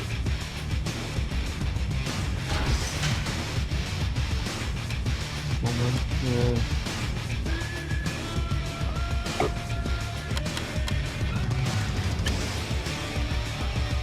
Unit ready. Another enemy platoon has been teleported by the Conscript chronosphere. report. Moving out. Czołgi. Tech O, building samoloty. captured. Będzie ciężko. Construction complete. Building. Ciekawe czy ich zatrzymają. Unit ready. No dawaj. Unit promoted. Our base is under attack. Dobra, repairing. zatrzymali. Tylko tak. Our base is under attack. Jedyneczka. Dobrze. Póki co jest ok. Repairing. Unit ready. O, Repairing. i koniec, po rafinerii. Our base is under attack. Unit repaired. Kurde, Building. straciłem dużo źródeł dochodu. Unit Szkoda. ready. Nic się nie zrobi. Training. New rally point established. Unit ready. Construction complete. Building. Unit ready. Waiting order. Conscript reporting. Da. New rally point established. Co tam się dzieje? Our base is under attack. Unit Co się ready. ośmiela? Repairing. Construction complete. Ciągle nigdy za wiele. Unit ready. Zwłaszcza, że te debile mnie atakują. To New rally point established. Building. Building. Our base is under attack. siedzisz tam. Bez sensu. On hold. Cancelled. New rally point Ready, established. comrade. Vehicle Belki reporting. weźcie na środku kawałek. Dobrze. Vehicle reporting. Waiting order. Chwileczka. Wszystko gra. Póki co. Unit O, ready. tam jest skrzyneczka jakaś do zabrania. Vehicle reporting. Pieska wyszły, piesek i tutaj może zginąć. Dobra, piesek. Weź ty to bierz. Construction complete. A my tutaj zrobimy szaleńczą Unit ready. akcję. Building. Kasa mi się kończy, kurde. Vehicle reporting. Moving. Insufficient funds. No właśnie. Insufficient funds. information. I will go. Za mało kombajnów. No. Unit Aha, w ready. skrzyneczce była kasiorka, tak? Okej. W ogóle ta mapa, co teraz na nie gram, to jest identyczna mapa z drugiej misji Aliantami. Identyczna. Tylko, że wtedy to my musimy Ready, właśnie comrade. zaatakować i przejąć laboratorium. Unit ready. Tylko nie akurat trochę inaczej on wygląda. Vehicle reporting. Ale to jest praktycznie ta sama misja, tylko na odwrót. No i jest łatwiejsza od tej i krótsza. Wiadomo, bo to jest... W tamtym wypadku to jest początek gry. Czekam też, aż będzie tu jechał taki Unit konwój ready. ciężarówek, który sobie pozwolę rozwalić. To Vehicle wówczas... reporting. Moving. Another enemy platoon has been teleported by the chronosphere. Unit lost. O cholera. Ore miner under Waiting attack. target sighted. Unit lost. Repairing. Vehicle reporting. Nie było tak źle. Moving. Dobra. Unit ready. New rally point established. Training. Building. Vehicle reporting. No ciekawe, czy podejdą, czy będą tak stać jak... Waiting Unit order. ready. Changing position. Przejedzie. Moving. Our base is under attack. Construction complete. Location. Zawracamy to nogę. Location confirmed. Dobra. Location confirmed. Jakim cudem on Unit miał minął? promoted. Our base is under Co ma attack. znaczyć w ogóle? Moving. Unit ready. Braci, pieski. Ready, comrade. Ready, comrade. Target sighted. Atakować tych frajerów. Co to ma znaczyć, że oni tam stoją? Unit ready. Nie toleruję takiego stania. Ready, comrade. New rally point established. Vehicle reporting. Unit lost. Te czołgi mają power w ataku, ale są bardzo słabe, jeśli chodzi o pancerz. Target sighted. Target Unit promoted. Wracajcie. moving. Nie będę się tam w niebezpiecznych rejonach zapuszczał. O, jedzie konwój. Ready, comrade. Location confirmed. Braci. Unit Target ready. sighted.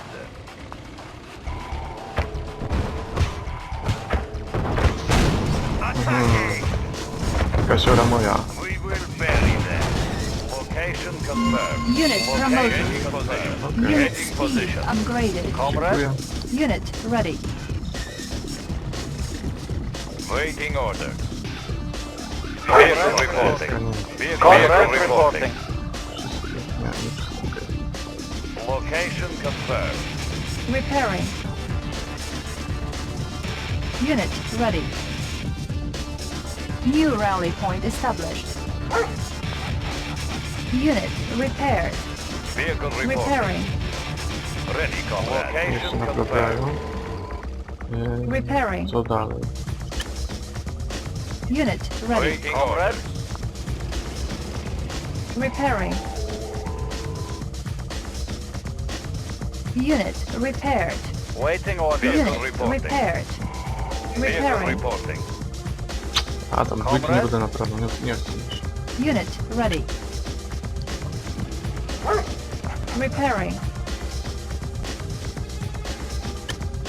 Building. Repairing. New rally point established. Another enemy platoon has been teleported by the Co tam się chronosphere. teraz pojawiło? Construction complete. W którym miejscu? Unit ready. No na razie nic nie widzę. O, leci Unit spadochroniarze potem.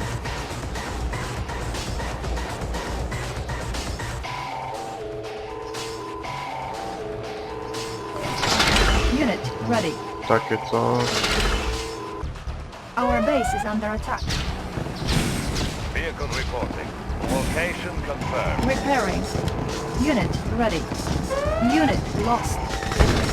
Unit Pokój promoted. tam. Conscript Unit reporting. repaired. Co to ma być? Unit promoted. Ready, comrade. Unit ready. New rally point established. Unit lost. Snajper. Gdzieś tu jest snajper. Brać go, szarici. Unit ready. Zasraniec. Co on tu myśli? Ready, comrade. Unit ready. Gryźcie ich po kąskach. Po piętach tych zasrańców.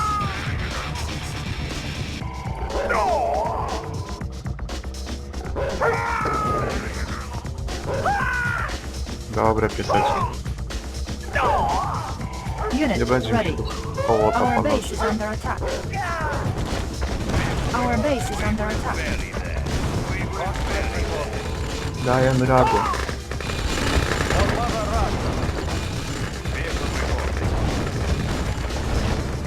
O, Unit ready. o, tanki. Nie Unit wolno jego promoted. puszczać blisko bazy. Unit promoted. Ready, comrade. Vehicle reporting. Waiting order. Conscript reporting. Unit Waiting ready. order. Waiting order. Location confirmed. Dobra, jest spokój na razie. Repairing. Zobaczymy jak będzie dalej. Jest dość długa misja. Unit repaired. Ani bazy zrujnowani na tym Unit kiedy. repaired. Repairing. Aż się naprawię. Repairing. New rally point established. Jeszcze paru prześwietlniczych zrobimy. Na wszelki wypadek. Building. Repairing. Repairing. Repairing. Unit ready. Unit repaired. Więc tak, póki co kręcę Just Cause'a, to będzie bardzo długie zagrajmy. Jak już widzieliście, tam takie misje jak typu Construction complete. przejmowanie Unit ready. wiosek, czyli że biegam po wiosce, patrzę tylko na radar i zbieram znajdźki. To już sobie odpuszczam niekiedy nagrywanie tego, Unit ready. bo to by było całkowicie absolutnie nudne dla Waiting obserwatora, order. Moving. dla widza oglądać takie coś, jak ja biegam z jednej wioski do drugiej, a tam jest Unit tych ready. osad do przejęcia chyba ze 600 czy 700, więc to by naprawdę Waiting się orders. zeszło. Waiting orders. I wiecie, jakbyście mieli patrzeć New rally kilkaset point razy, established. jak ja biegam i szukam Unit znajdziek ready. we wiosce, patrząc na tutaj mały radarek, to by po prostu to było bez sensu, dlatego też takie sprawy, że szukam znajdziek we wioskach One last allied platoon to has sobie been załatwiam teleported by the Chronos. bez nagrywania, a później tylko jak nagrywam już misję, Unit to ready. włączam mapkę i pokazuję tu, te wioski sobie przejąłem. Trzeba było pozbierać, tam zniszczyć może jakąś wieżę ciśnień, jakieś tam coś. I to tyle, bo nie widzę sensu, żeby to nagrywać, także Unit ready. to będzie w ten sposób się odbywać. A misji jest też dużo, więc myślę, że i tak będzie długie, zagrajmy. A póki co granie w Just Cause sprawia mi wielką przyjemność, chociaż już grałem w tą grę na Xboxie. Comrade. Ale naprawdę Waiting order. jest to gra na tyle rewelacyjna, Vehicle że się reporting. dobrze gra nawet kolejny raz. Także Building. to zagrajmy będzie z przyjemnością kontynuowane. Our base is under Sonica attack. Generations nagrywam w mniejszych porcjach, ponieważ... Unit ready. O, Conscript Our reporting. base is under attack. chwila do dumy. Unit promoted. Our base is under attack. No, zaraz wrócę do moich rozważań, ale to już ponad ostatnia fala będzie. Unit promoted. Unit lost. Unit promoted. Construction primary objective No, achieved. misja skończona. Mission accomplished. Czas 21 minut, sugerowany 35. Witajcie w kolejnym odcinku, zagrajmy w Waiting order. Location confirmed. moment.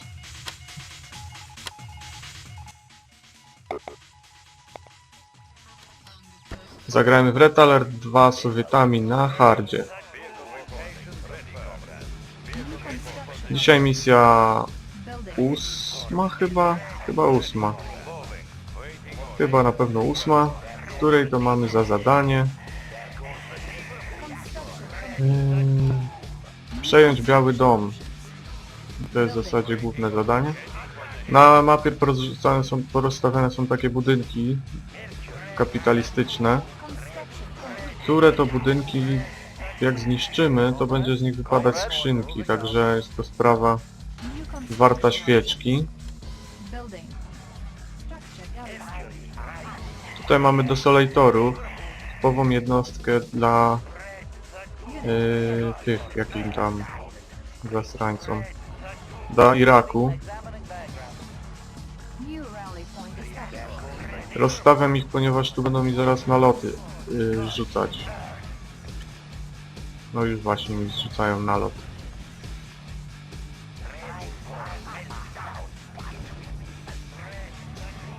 I to oni by mi naprawdę za życie uprzykrzyli solidnie, gdybym ich tutaj nie rozwalił.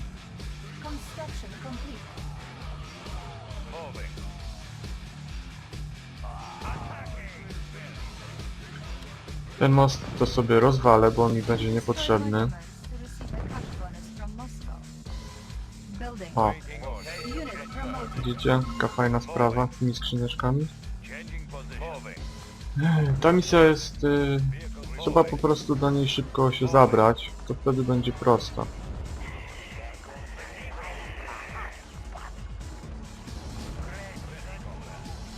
No właśnie, widzicie ile ich tu jest uprzykrzaczy życia?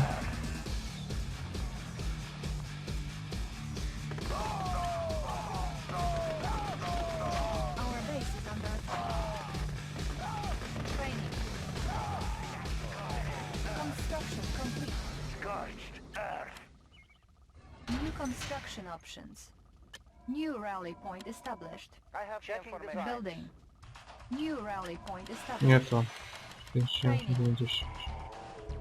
Dobra, tutaj już nie przejadą. Unit ready. Teraz trzeba się nimi zaopiekować tutaj. Radarek sobie zrobię. Trzeba go tak, żeby nie popieścił mi zasięgiem tych tutaj żołnierzy. Unit ready. Dobra.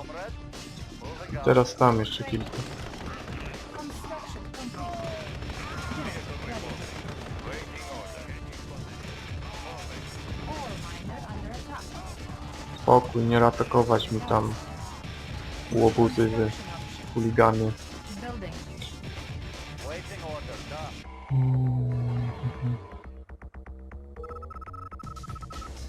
Unit ready. Construction complete.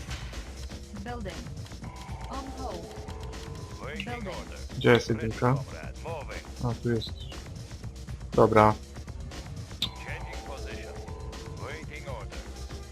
New rally point established. I tu sobie będziemy czekać na atak. Unit ready. Jeszcze dalej. Nie, za daleko.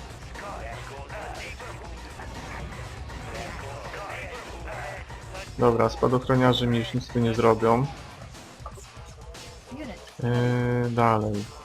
Kto jeszcze może mi napikać tutaj? new construction options. Building.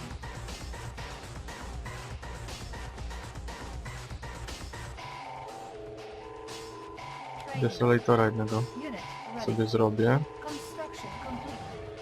New rally point established. Waiting order. Location confirmed. Unit ready. Dobra. Vehicle reporting. Jedyneczka. Moving. Unit ready. Moving. Location confirmed. Location confirmed. Target Brać go. O, Unit ready. chyba im się nie podoba, że ich atakuje. Unit lost. encountering enemy confirmed. We will bury them. Vehicle reporting. Unit ready. Moving. Kurde, stracę ich chyba. Patrzcie ile mają kombajnów za srańce. Jak ja mam z nimi konkurować, no?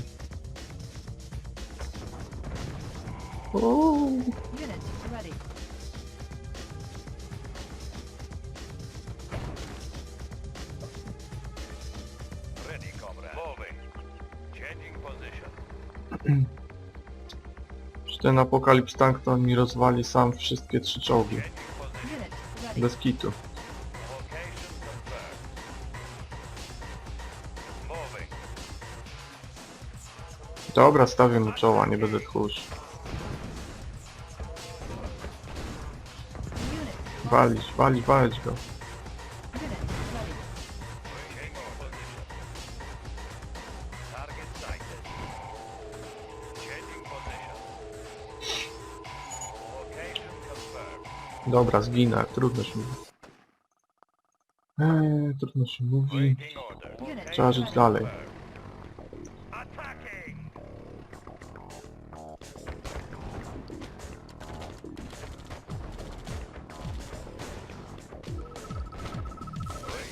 Unit lost. Encountering enemy. Unit ready. Zdrajcy cholerni, żeby Ruscy walczyli z ruskimi, no nie.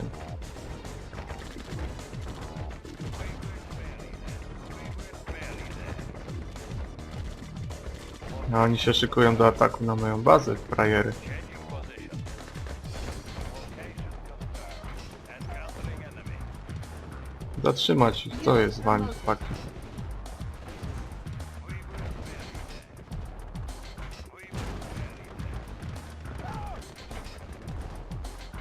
Unit ready. Ojej, Building. ile mam kombajnów? 3. Czuję, że mi się ta misja trochę przyciągnie, czego bym nie chciał. Ready, comrade. Vehicle report. Location confirmed. Ready, comrade. Position. Location confirmed. We will bury them. Brać go! Co jest z wami? Unit promoted. Nie będą mi się tu panoszyć obce kombajny. Changing position. Więc rozwalę te głupie budyneczki. Ready.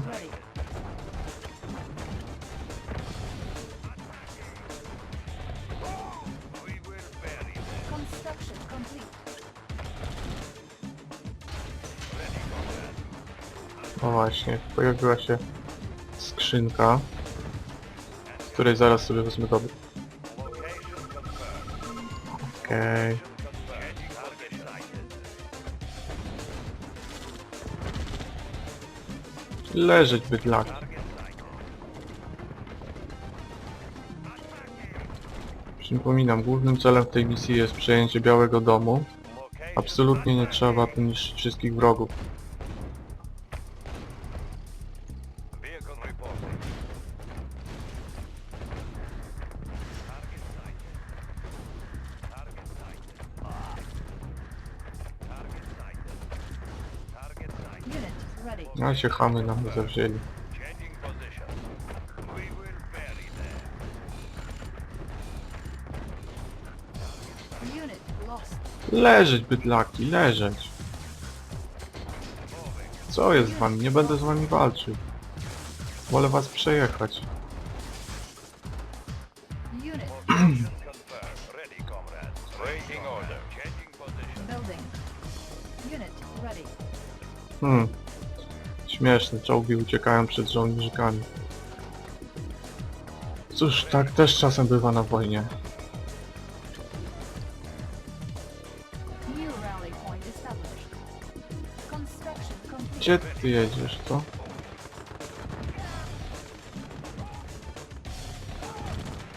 miner under attack. Coś ponaprawiać, bo tak to... Unit ready. Walcie elektrycznego, co jest z wami? Our base is under attack. Unit lost. New rally point established. O. Waiting order. Waiting order. Attacking. Unit ready. Waiting order. Building. Sighted. A to chamy, no. Widzicie jakie chamiska? Unit lost. Our base is under attack. Tak nie podejść? Unit promoted. Ja wam dam prostaczki. No ruchy. Construction complete. Target sighted. Unit lost. Moving. Debile. Unit promoted. Unit Vehicle ready. moving. Waiting orders. building. Vehicle reporting. Jak naprawię tych debili, Unit ready. Changing position. to później ruszam do akcji. Repairing. Unit ready. Unit ready.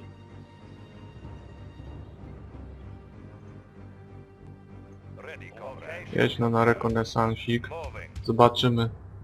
To w sumie jest blisko, tylko że tu trzeba się przedrzeć. Location confirmed. Training. Location Unit confirmed. repaired. Changing position. Repairing. No dawaj, dawaj, dawaj. Unit ready. Location confirmed. Głupku ty. Unit ready. Nie no, nie tym pojechać chciałem. Encountering enemy.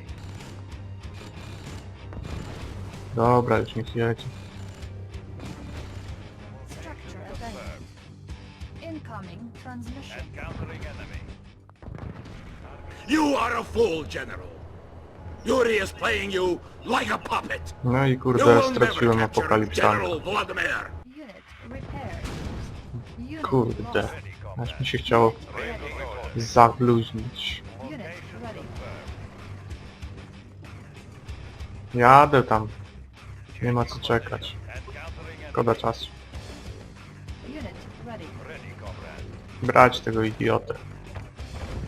Unit lost. Location confirmed. On hold. Cancel. Unit ready. Attacking. Location confirmed.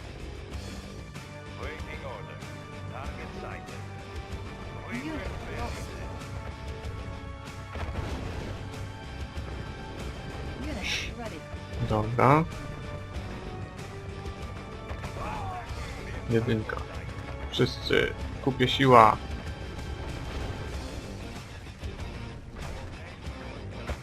Unit ready. Brać ich. Location confirmed. No szybciej. Unit ready. Szybciej! Unit lost. No. Ruchy kmiecie. Ore miner under attack. Unit Gdzie? lost. Da radę. Ruszać się kmioty.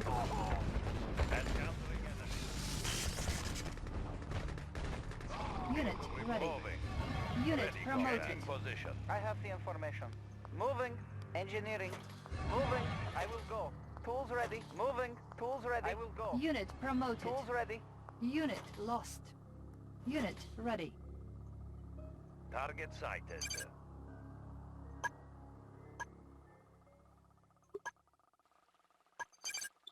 Ready, comrade. Dobra. Koniec dnia dziecka, kurde. Encountering Unit promoted. Kończę tą misję za chwilę. location confirmed. Target sighted. Encountering enemy.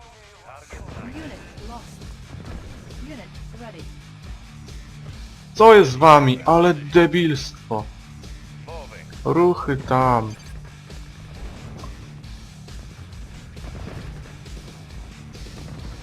Zasrańcy. Unit ready. Przejmować ten biały dom i kończymy te pierdoły. Engineering. Dobra, koniec misji. Building captured. Unit ready. Mission accomplished. I tyle w tym temacie. 15 minut, sugerowany czas godzina 20. Ach. Dobra, filmik.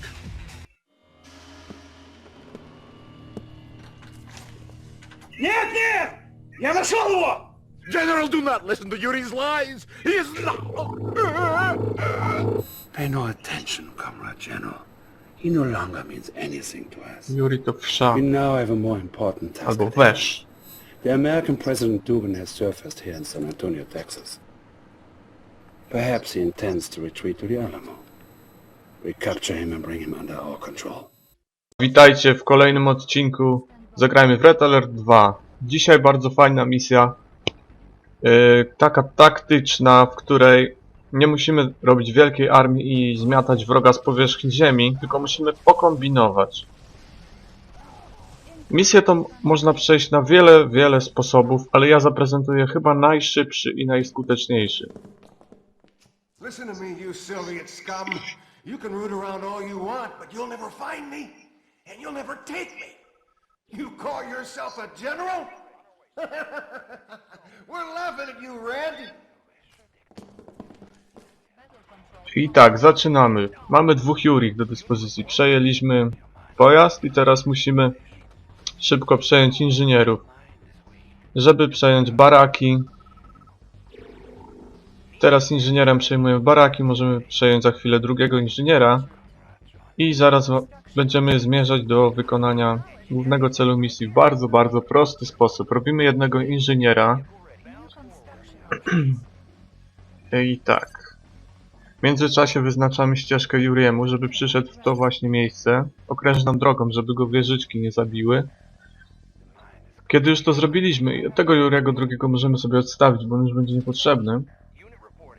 W tym czasie robimy ścieżkę, żeby dojechać na sam dół naszym transporterem z inżynierem.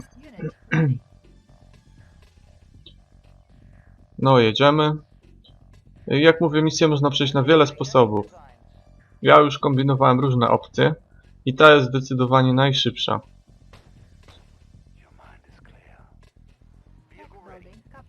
Damy 1 i jedziemy. Misja bardzo krótka, wystarczy kilka minut, by ją przejść. Oczywiście tym moim sposobem, bo tak jak chce się bardziej kombinować, to się schodzi trochę dłużej. Rozwalamy teraz płotek, żeby się dostać do środka. W tych ciężarówkach, co tu stoją, są w środku skrzynki i musimy rozwalić, w których skrzynkach znajdziemy po prostu awans, bo koniecznie nasz transporter musi awansować na 3. rangę. To jest podstawa, żebyśmy mogli zaliczyć tą misję tym moim sposobem. Także szukamy tam skrzyneczki, a Yuri tymczasem niech sobie tam czeka na swoją Można też zrobić kilka jednostek żołnierzy, ale to nie jest wymóg konieczny, to już wedle uznania. No nie, i nie ma tej rangi, może tutaj będzie.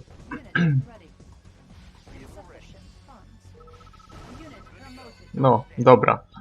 Jeszcze go naprawmy, żeby nie był uszkodzony. I zaraz ruszamy, żeby wykończyć tą misję.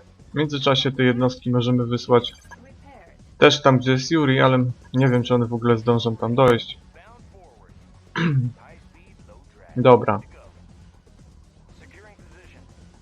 I już jedziemy wykonać tą misję.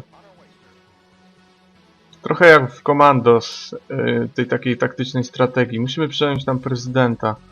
To też można wykorzystać tamtą bazę na górze, przejąć ją i mieć wtedy snajpera, helikopter. Można wtedy też wzywać spadochroniarzy, ale to jest zdecydowanie dłuższa opcja. Ja polecam taką, jak właśnie to robię. Jeszcze rozwalimy pieska i teraz musimy rozwalić tutaj mur, żeby dostać się do środka bazy. I teraz ważna rzecz. Zasejwuję, bo teraz jest taki moment, że jak źle wjadę, to mnie rozwalą. Więc wolę zasejwować, żeby być pewnym, że po prostu nie będę musiał całej misji powtarzać. Okej, i teraz wjeżdżamy do środka bazy. O właśnie, trzeba stanąć dokładnie w tym miejscu, co ja stanąłem, bo inaczej będziemy w zasięgu wieżyczek i zostaniemy zabici. Stąd właśnie był mój save. Tutaj nasz pojazd z 3. rangą, on sobie sam zdecydowanie poradzi. Musimy zniszczyć 3 elektrownie, żeby wyłączyć zasilanie.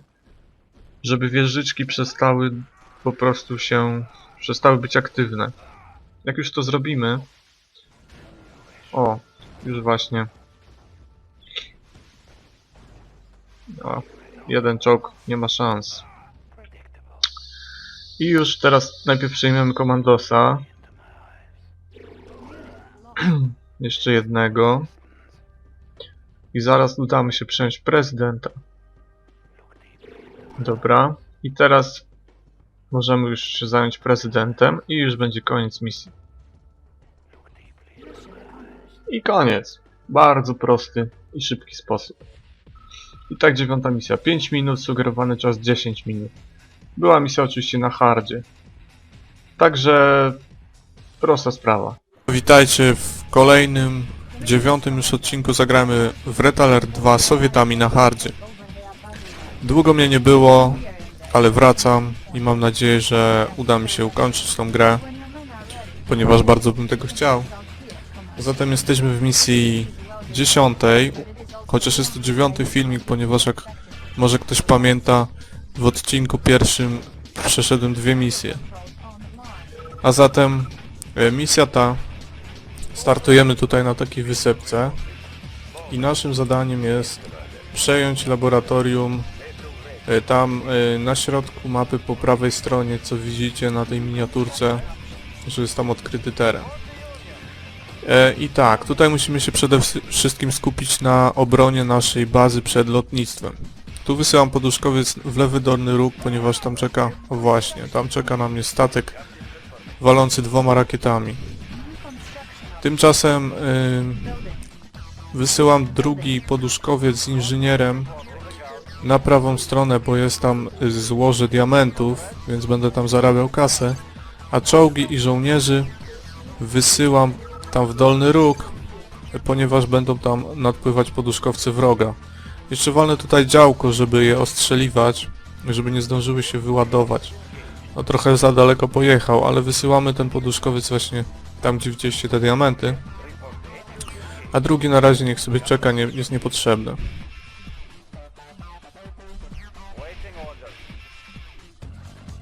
Dobra, to przejmujemy naszym inżynierem tutaj ten budynek i już możemy postawić rafinerię. O, jak widzicie, już poduszkowiec wroga tutaj sobie płynie, ale to on na razie nam nie zagraża. No i potrzebujemy teraz nowej elektrowni, ponieważ już prąd nam się kończy. No i zbuduję jeszcze kilku żołnierzy z rakietnicami, żeby zestrzeliwali rakieciarzy, tych z jetpackami. O, widzę, że z tej strony nas atakuje, to zaraz drugie działko. Z tego poduszkowca chyba, jak pamiętam, bo to jest zawsze tak samo, powinni siąść ludzie, tak, wysiedli ludzie, także oni nam nie zagrażają. No i teraz musimy zbudować doki, ponieważ jest to typowa misja, znaczy może nie typowa, ale w dużej mierze jest to misja morska, także doki na pewno się przydadzą. Bo myślę, że w niedługim czasie zostaniemy tutaj zaatakowani przez wrogie statki. Także trzeba się szybko tutaj uzbroić. No i właśnie tak jak mówiłem, ten poduszkowiec będzie chciał nam tu zajechać drogę, ale myślę, że uda nam się go zestrzelić, zanim zdąży coś wyładować. No dokładnie. Nie zdążył wyładować czołgów, także jesteśmy bezpieczni. Kilka łodzi podwodnych, żebyśmy tu się obronili przed atakami. I jak na razie War Factory będzie nam na ten moment niepotrzebne, bo nikt nas nie będzie z lądu atakował. Dopiero za jakiś czas, jak będziemy mieli więcej kasy, to sobie na nie pozwolimy. Tymczasem zbuduję drugą rafinerię, żeby po prostu zbierać też tutaj te złoża u mnie w bazie. O, i teraz właśnie płyną kolejne 2 poduszkowce i wiozą czołgi. Właśnie to jest duże ułatwienie, kiedy uda się je zestrzelić, zanim się wyładują, bo wówczas po prostu no mamy spokój. O, jednak wysiadł. No jeden zdążył wysiąść. Najpierw... Nie, dobra. Spokojnie. I teraz trzeba go zestrzelić, zanim się cwaniaczek chciał tutaj... No nie zdążył, ale jeden to mi nic nie zrobił. I myślę, że on już więcej nie przyśle ataków. Ale tymczasem, kurde... No tak, zapomniałem zbudować te stateczki prześwietlotnicze. Muszę uciekać tym statkiem. Mógłbym sobie później zbudować taki, ale ten dostałem za darmo, więc nie chciałbym go stracić, bo te statki są drogie. No, przypuścili na mnie atak już z lotniskowca. Ale myślę, że Dobra.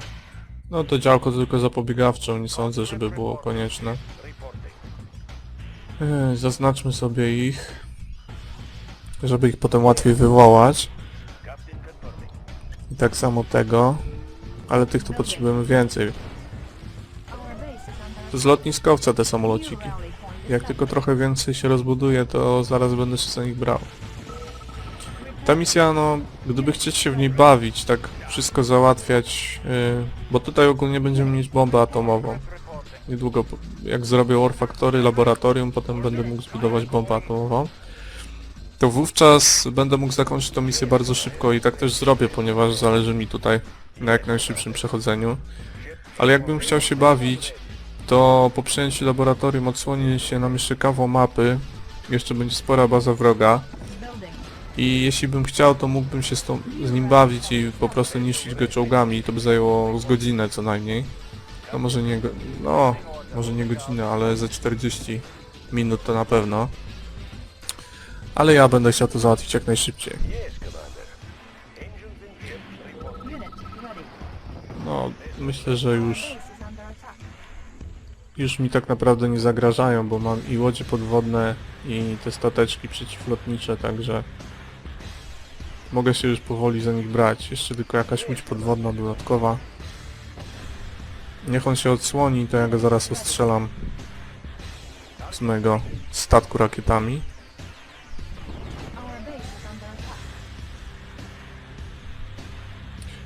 W sumie nigdy nie byłem wielkim fanem tej misji. Jakoś tak bardzo lubię, zresztą co pokazałem, przeszedłem ją 2 razy. Raz na speedzie, raz normalnie. Tą misję z flotą koreańską. Natomiast ta misja no też jest taka półmorska, ale lubię ją tak średnio. Chociaż też jest fajna.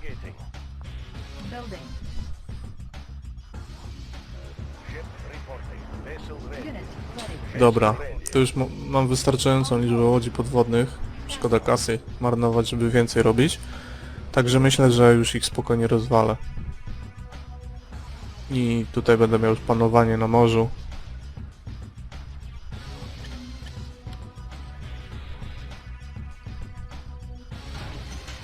Tutaj działko profilaktycznie, gdyby ktoś mnie zaatakował.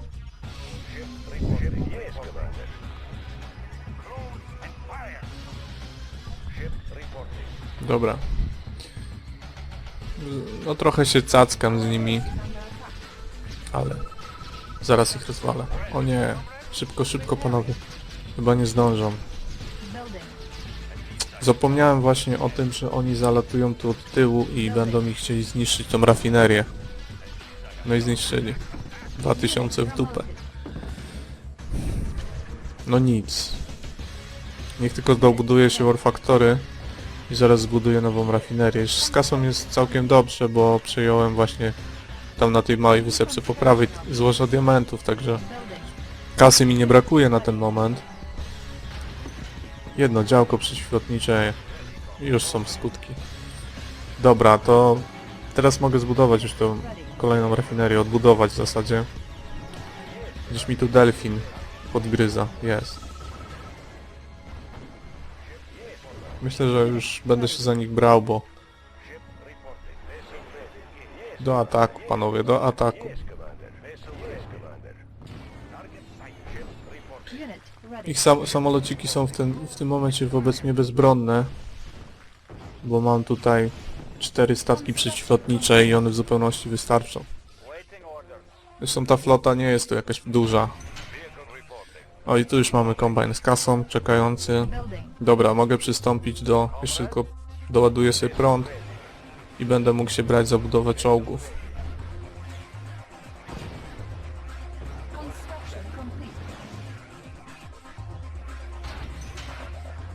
Dobra, i teraz robimy laboratorium, a następnie będę mógł robić Apokalips tanki i będę mógł robić bombę atomową.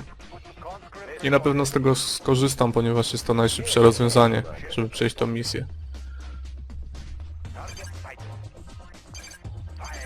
Tutaj wyznaczę mu linię, jak ma atakować. Musimy sobie oczyścić plażę przed lądowaniem, a tymczasem wysyłam tutaj łodzie podwodne i statki asykuracyjne, ponieważ tutaj jeszcze mają drugie doki. Trzeba je zniszczyć. W ogóle ta misja jest pierwszą misją, w której mamy dostęp do ośmiornicy, czy tam kałamarnicy, która zatapia statki, ale ja jej nie używam, ponieważ jest mi ona całkowicie zbędna. Dobra, budujemy już łódź podwodną i apokalips tanki, które wyślemy do ataku. No i oczywiście będą potrzebne też poduszkowce, żeby nimi wysłać nasze apokalips tanki na drugą stronę.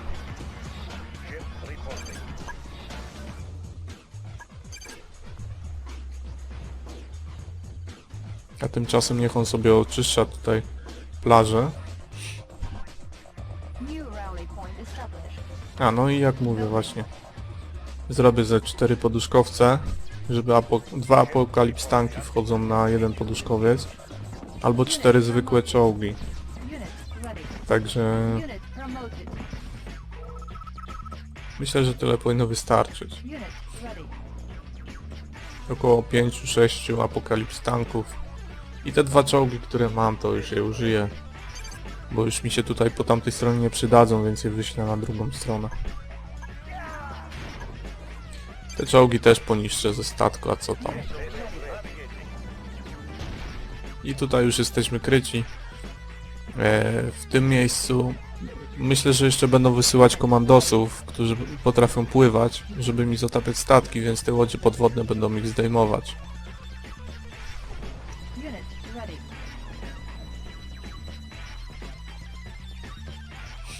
Apokalips tanki trochę długo się budują, ale niestety są warte swojej ceny. Są 2 razy droższe niż zwykły czołg, ale są też 2 razy lepsze. Mają takiego kopa, że jednym strzałem to po prostu sieją spustoszenie.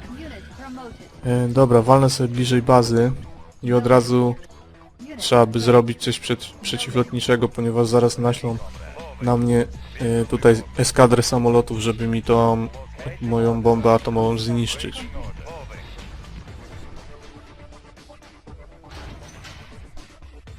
Jak na razie nie mam jeszcze dostępu do elektrowni atomowej, także...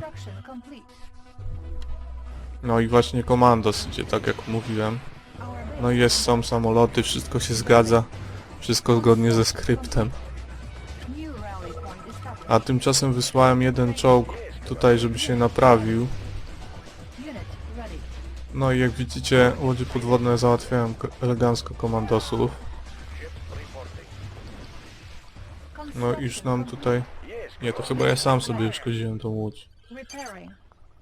A tymczasem niech nasz stateczek sobie dalej niszczy. I jeszcze jedno działko przeciwlotnicze. I myślę, że to już wystarczy, już mogą mi teraz naskoczyć.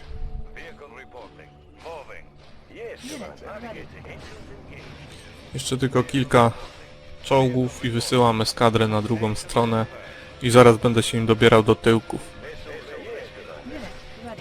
Zdaję sobie sprawę, że takie zagrajmy z gier strategicznych dla widza może być trochę nudne, bo to jest wiadomo, cały czas ta mapka, poruszają się jakieś małe jednostki, ale no jest to jedna z moich ulubionych gier i po prostu sprawia mi przyjemność granie w nią. A miałem długą przerwę, no bo miałem po prostu, wiecie, życie, praca, obowiązki, nie ma czasu na granie. Ale od czasu do czasu coś wrzucę, nawet w robocie mogę sobie zaploadować na YouTube'a, żeby w domu nie po prostu... Bo często robiłem tak kiedyś, że wrzucając film na YouTube, jak był jakiś duży plik, co się wrzucał z godzinę czy ze 2, to po prostu wyłączałem monitor i komputer pracował. A żeby go nie obciążać, to po prostu mogę sobie też w robocie to zrobić. Bo tam i tak komputer chodzi przez 8 godzin. Dobra, nasze czołgi już przejechały na drugą stronę. Przyciskiem D mamy skrót klawiszowy D jak deploy. Rozładowanie tutaj na plaży. Ogólnie skróty klawiszowe są tutaj bardzo przydatne. Nie trzeba cały czas klikać, prawda, po tym pasku. Więc na klawiszu Q wyświetla nam kolumnę budowania głównych budynków.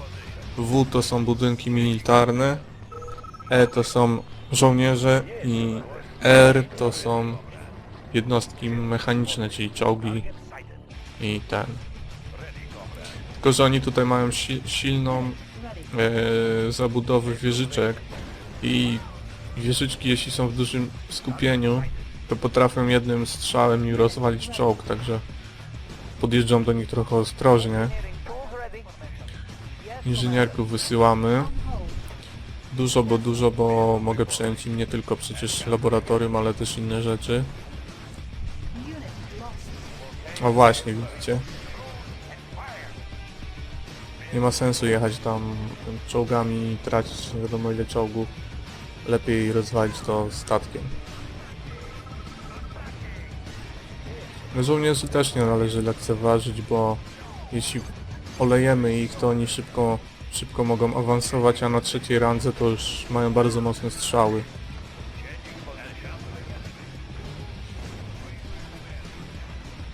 Zaraz jak dopłyną moi inżynierowie, to przejmę War Factory wroga. Będę mógł... O cholera! Widzieliście jakie głupstwo zrobiłem? Zniszczyłem własne czołgi własnym statkiem. Nie no świetnie, ale teraz dałem popis po prostu. Zagapiłem się i mój statek rozwalił moje własne czołgi. To już tylko w Rosji się mogą zdarzyć takie rzeczy. Masakra. Ale no nic, mam nadzieję, że jakoś z tego wybrnę. Stracę w tym momencie kilka minut. Bo te czołgi miałem tutaj... Miałem chyba ze 6 czołgów. Sam je sobie zniszczyłem, no to po prostu... Straszny pech. Ale mam pomysł. Jeśli uda mi się teraz przejąć War Factory, to wówczas klika się na nie... zaraz zresztą to pokażę. Tylko żeby ci komandosi mi nie zdjęli mojego inżyniera, ale na szczęście nie są nim zainteresowani. Dobra. O i teraz biorę Primary Building Selected. I teraz wszystkie moje czołgi, które się zbudują, będą wyjeżdżać z tamtej fabryki, a nie tutaj z mojej bazy, więc już nie będę musiał ich przewozić. Fajna sprawa. Dobra.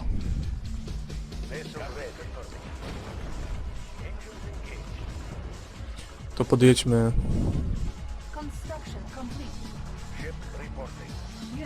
Podjedźmy tymi dwoma poduszkowcami tutaj pod War Factory przejęte. I niedługo będziemy się przymierzać do przejęcia ich właśnie rafinerii. Nie rafinerii, tylko co ja gadam. Do ich laboratorium technicznego. Ale szybko budują te elektrownie. No to jest ciekawe, bo na skirmish komputer buduje uczciwie, czyli tak jak my, nie może budować elektrowni z takiej odległości od swoich budynków. A tutaj na kampanii to komputer może wszystko. Dobra, niszczymy im działko pryzmatyczne i od razu przejmujemy laboratorium. Nie ma czasu. I zaraz zakończymy tą misję w bardzo szybki sposób.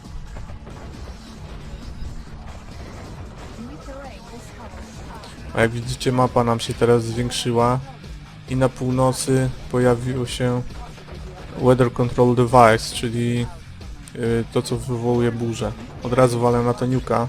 Mógłbym się tam przedzierać i stracić jeszcze kupę czasu i oberwać przy okazji burzą w międzyczasie. Ale tak to wyślę im bombkę atomową i proszę bardzo, misja wykonana. Szybko, łatwo i przyjemnie. Czas 20 minut, bardzo ładny. Straciłem ze 3 minuty, mogło być szybciej, ale i tak jest ok. Siema, witajcie, w kolejnym odcinku zagrajmy w Red Alert 2 z Sowietami na hardzie. Dzisiaj zmierzymy się z misją 11, a więc już przedostatnią. Jest to jedna z najciekawszych misji w tej grze i zarazem jedna z trudniejszych. Jest to jednocześnie misja, którą można przejść na co najmniej dwa sposoby. Jeden bardziej finezyjny, ale o wiele dłuższy, więc go nie pokażę. Oraz sposób najkrótszy i najskuteczniejszy, który właśnie będę prezentował. W tej misji przede wszystkim trzeba się bronić. Właśnie jest to misja, nie jest to misja typowo taka ofensywna, w której przemy do przodu.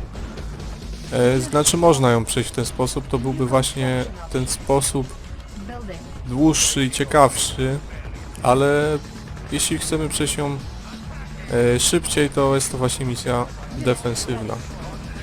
I tak, na początek tutaj niszczymy, już zresztą zniszczyłem tą Teslę i 2 działka przeciwlotnicze. Te 3 sterowce Kiro wysyłam tutaj na róg i będę im kazał bombardować ziemię, ponieważ z tej strony zawsze będą zachodzić przeciwnicy, więc będą wpadać prosto pod moje bomby. I będzie to bardzo skuteczny sposób, by ich unicestwiać. Następnie wysyłam inżynierów w różne rejony. Kilku, co najmniej 3 tutaj na prawo, bo tam przejmiemy 2 rafinerie i 1 lotnisko. No i jeszcze tutaj ten budynek naprawczy. Oraz jednego wyślemy też na północ. Tam też przejmiemy rafinerię. I tutaj na razie czołgi niech czekają. To w ogóle będzie taki przyczółek, z którego będziemy się bronić, bo oni nas będą zachodzić tu od 2 stron. I tu jeszcze jeden inżynier pobiegnie na dół i tam przejmie lotnisko.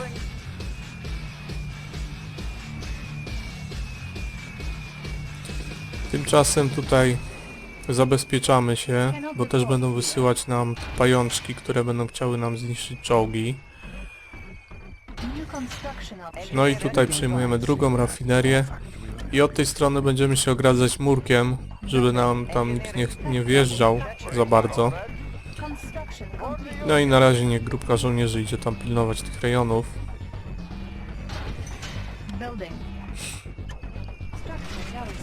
Pieski niech stoją, bo tu pewnie jakiś Jurik będzie się kręcił.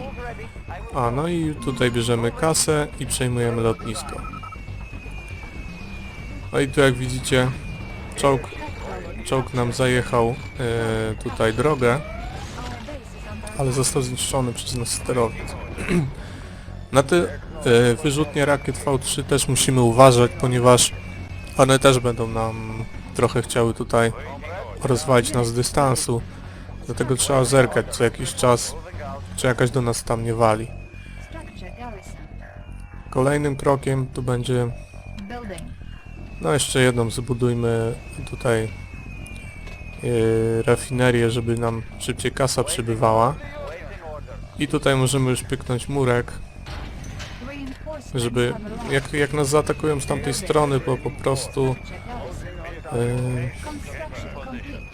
prostu trochę to ich zatrzyma na chwilę, zanim zniszczą mur. Tylko kurde, tu się teraz przypałętał Apocalypse Tank. Ale zaraz go zdejmiemy. O, i właśnie pajączki na mnie idą.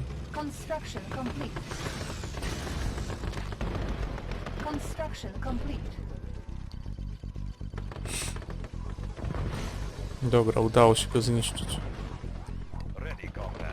Tutaj dostaliśmy małe wsparcie, ale widzę, że ten w ogóle ten Apocalypse Tank zaatakował nas tu na dole. Myślałem, że on zaatakuje tą armię na górze i chyba stracę Apocalypse Tanka. Nie straciłem, udało się go pokonać. To całe szczęście.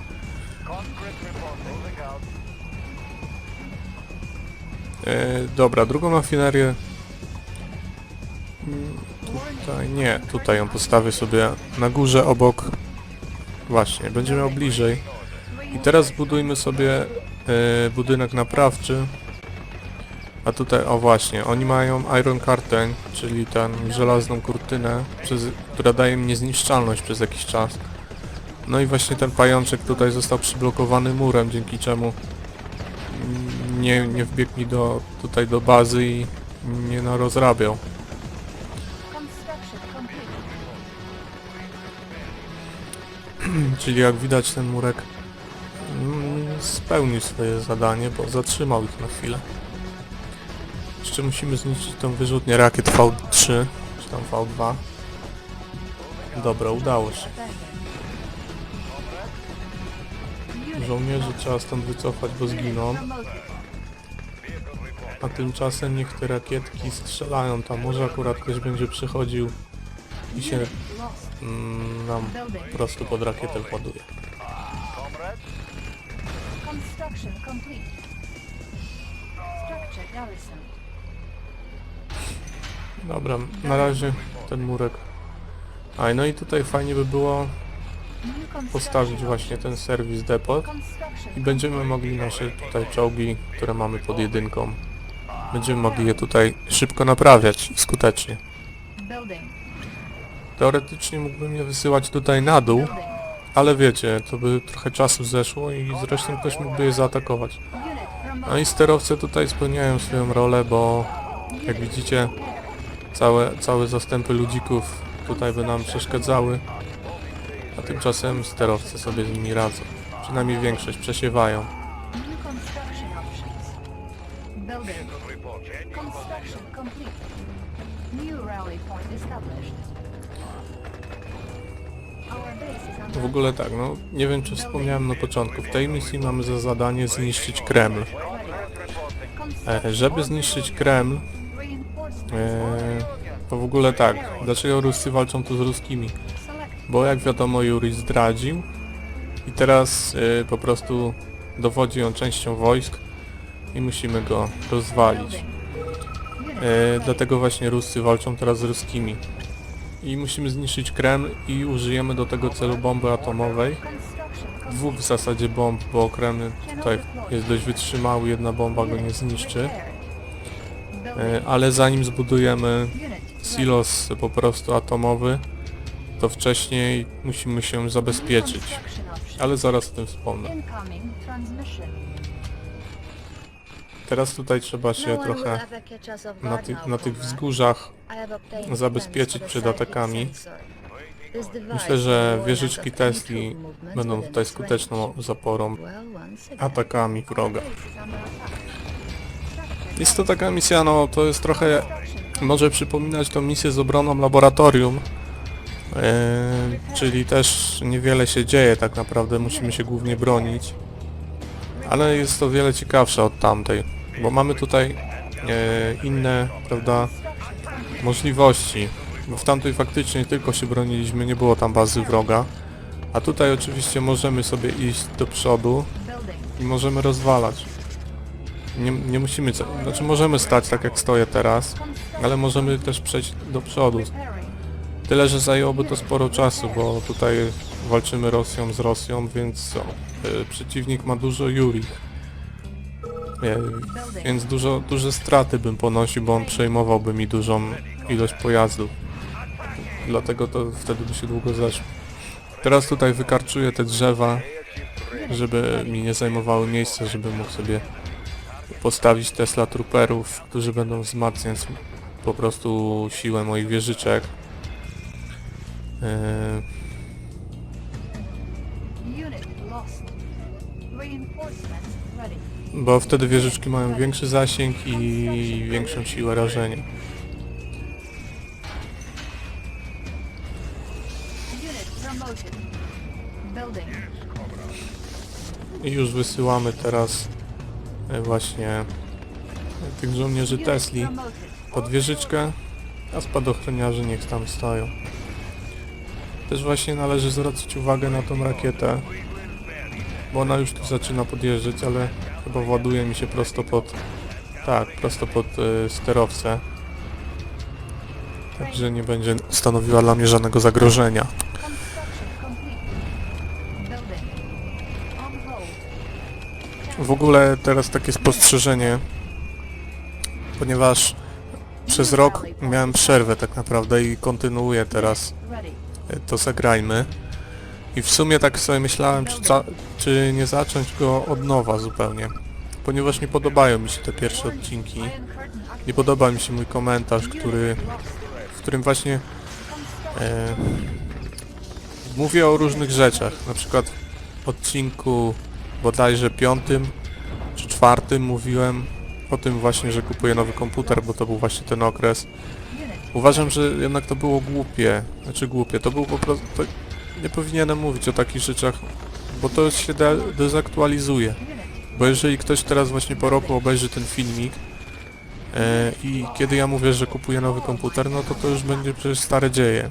Więc uważam, że nie powinienem wprowadzać takiej dygresji, bo powinienem się skupiać tylko na tematyce tej gry. Więc miałem taki dylemat, czy czasem nie usunąć tamtych filmików i nie nagrać całego tego let's playa od nowa. No ale już stwierdziłem, że to nie ma sensu. I tak nie cieszy się on tam popularnością, także nie będę się aż w takie detale bawił, żeby go tam nagrywać od nowa. W każdym razie jak teraz będę coś nagrywał, to już nie będzie takich sytuacji, że opowiadam tam co u mnie, albo no po prostu nie mówię rzeczy, bo filmik na YouTubie zostaje, a to co mówimy, to co się dzieje w danej sytuacji, to się dezaktualizuje. Więc ja myślę, że Zagrajmy Wy to jest jednak takie filmy, które powinny być zawsze na czasie, że jeżeli ktoś chce obejrzeć ten film za 2-3 lata, to żeby nie słuchał tam o tym, jak to 2-3 lata temu chciałem kupić komputer i który już dawno się zestarzał. No i to jest taka mała dygresja. A teraz wracając do rozgrywki. Moja obrona bazy, jak widzicie, jest już solidna. I teraz właśnie bardzo ważny punkt, bo zacząłem budowę silosa atomowego i teraz te traki buduję. One tutaj będą ustawione, tam na górze obok rafinerii, jak widzieliście, i tutaj druga partia tych flag tracków będzie ustawiona na dole. No tam właśnie, gdzie pojechał, ale jeszcze wyślijmy żołnierzy Tesli. Tutaj na dole będzie druga porcja tych pojazdów przeciwlotniczych. Dlaczego tak? Dlatego, że jeżeli zbuduję już silos rakietowy, to wtedy spoza obrębu mapy będą mnie atakować sterowce Kirą właśnie wroga. I one będą mnie cały czas atakować. Także takimi seriami, że po prostu lecą 3 sterowce, rozwalę je i za chwilę lecą kolejne i tak bez przerwy, aż do końca misji. Także muszę mieć solidną obronę przeciwlotniczą, żeby nie były w stanie dolecieć do mojej bazy. Dlatego właśnie postawienie tych flag tracków jest takie ważne. I tu jak widzicie, te sterowce też spełniają swoje zadanie bardzo dobrze, bo już nawet ten jeden jest na 3. levelu. Tutaj wyślę też trochę żołnierzyków, jakby w razie jakiś czołg mi tu zajechał, to żeby ochraniali oni te flag tracki, ponieważ one są bardzo delikatne. No i teraz zaczynamy już końcowy etap misji, który potrwa jeszcze ze 20 minut, ponieważ jedno pełne załadowanie się bomby trwa 10 minut, więc jeszcze 20 minut zabawy przed nami. Bo teraz cała sztuka już polega na tym, żeby zbudować 2 bomby atomowe i wystrzelić je w Kreml. Oczywiście mogłem już zbudować bombę wcześniej, tak jak widzieliście, już miałem taką możliwość, ale chciałem się najpierw zabezpieczyć przed atakami z powietrza. Bo sterowce Kirą potrafią wyrządzić naprawdę mega szkody. Jest to jedna z moich ulubionych misji, ponieważ właśnie lubię misje, które nie są takie jednowymiarowe, które da się przejść na różne sposoby. Dlatego moje ulubione misje w tej grze to jest właśnie misja 5, czyli ta z flotą koreańską, którą przeszedłem raz powoli, raz na speedzie. I jeszcze znam co najmniej jeden sposób, jaki można ją fajnie przejść. Ta właśnie misja, którą też przechodzę na 2 sposoby. Kiedy ją przechodzę tak dla siebie, to właśnie tym dłuższym się bawię. I misja ostatnia, którą zobaczycie w kolejnym odcinku, też ją można przejść na 2 sposoby, również bardziej finezyjny i dłuższy oraz szybszy, ale mniej efektywny. I właśnie takie misje lubię. Nie lubię takich misji typu, które możesz przejść tylko w jedyny sposób.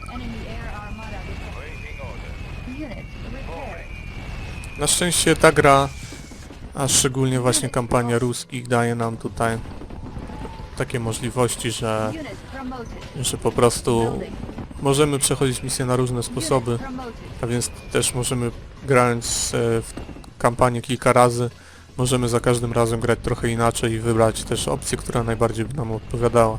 Można kombinować i to jest przede wszystkim, i to jest bardzo fajne w tym.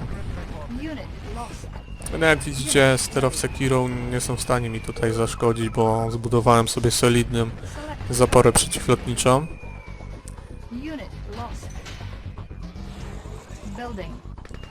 Już pół naszej bomby jest zrobione, a więc jeszcze 5 minut i wystrzelimy pierwszą bombę. A tymczasem nasza obrona staje się coraz silniejsza, także już niedługo. A wy gdzie tam lecicie? Wracać. Nie, no już teraz nawet nie są w stanie mi zagrozić tak naprawdę. Nawet zrezygnowali z używania tej żelaznej kurtyny, jak widać. Tutaj jeszcze dostawię działek, bo jak mi spadnie jakiś sterowiec na moje flag tracki, to może je zniszczyć. Więc działka jeszcze dodatkowo będą bardziej na dystans je trzymać. Ogólnie tutaj wróg jest dobrze ufortyfikowany, dobrze się broni. Tak jak widać, ma on dużo Tesli i dużo tych działek przeciwlotniczych, także atak Kirołami z mojej strony to też jest samobójstwo, bo do Kremla jest naprawdę daleko, więc żeby tam dolecieć, to musiałbym sobie najpierw przedrzeć drogę. Także no, fajny jest ten drugi sposób na przejście tej misji. Daje więcej satysfakcji, jak się przedrzeć pod Kreml czołgami, ale no zdecydowanie dłuższy. Myślę, że koło godziny grania, także no... A w tej kampanii, w tym let's playu, jak wiadomo, chodzi o jak najszybsze przechodzenie misji.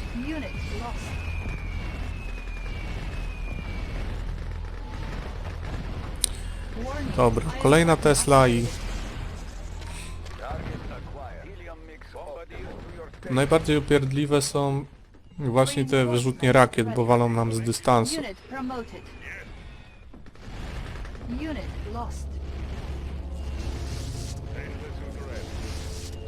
No i Apocalypse Tank też tutaj mnie podgryza trochę, nie wiem jeszcze zaraz co by mu tu zrobić.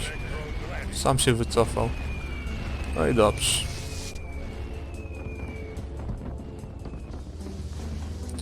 Kolejny Kiro leci, ale nie doleci. To jest bardzo ważne, żeby zabezpieczyć sobie tutaj obronę przeciwlotniczą. Bo jeżeli to zabezpieczymy, jeżeli tutaj ufortyfikujemy te wzgórza, to jesteśmy praktycznie już nietykalni.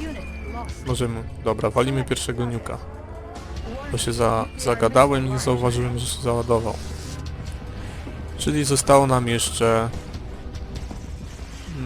tylko parę minut rozgrywki. O proszę, pierwszy niuk poszedł, połowa Kremla zniszczona.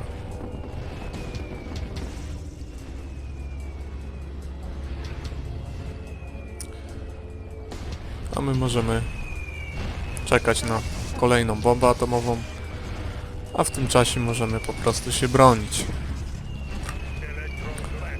Co może nie jest do oglądania zbyt interesujące, ale jako dla gracza to jest naprawdę fajne. Że oni bez ustanku nas atakują, bo oni tam mają dużo baraków, dużo budynków takich klonujących, bo to w ogóle nie jest jedna armia. Jak zauważycie, atakują nas jednostki takie w takim brązowawym kolorze oraz takie fioletowe jakieś, czy żółte, czy pomarańczowe. To są dwie oddzielne armie. Ja tu walczę z Jurim, ale tak naprawdę jakbym walczył z dwiema armiami. I oni budują niezależnie jednostki, dlatego atakują mnie w takich dużych ilościach. Do tego mają dużo tych budynków do klonowania, których oczywiście tylko na kampanii mogą je mieć, bo normalnie da się mieć tylko jeden taki budynek. A więc budując jednego, na przykład jedną jednostkę Yuriego, od razu wyskakuje mi z 5. I dlatego atakują mnie takimi dużymi liczbami przeciwników. Ale no jak mówię, skoro moja baza jest dobrze chroniona, to mogę po prostu czekać na załadowanie się bomby atomowej i jestem praktycznie już nietykalny. Unit promoted.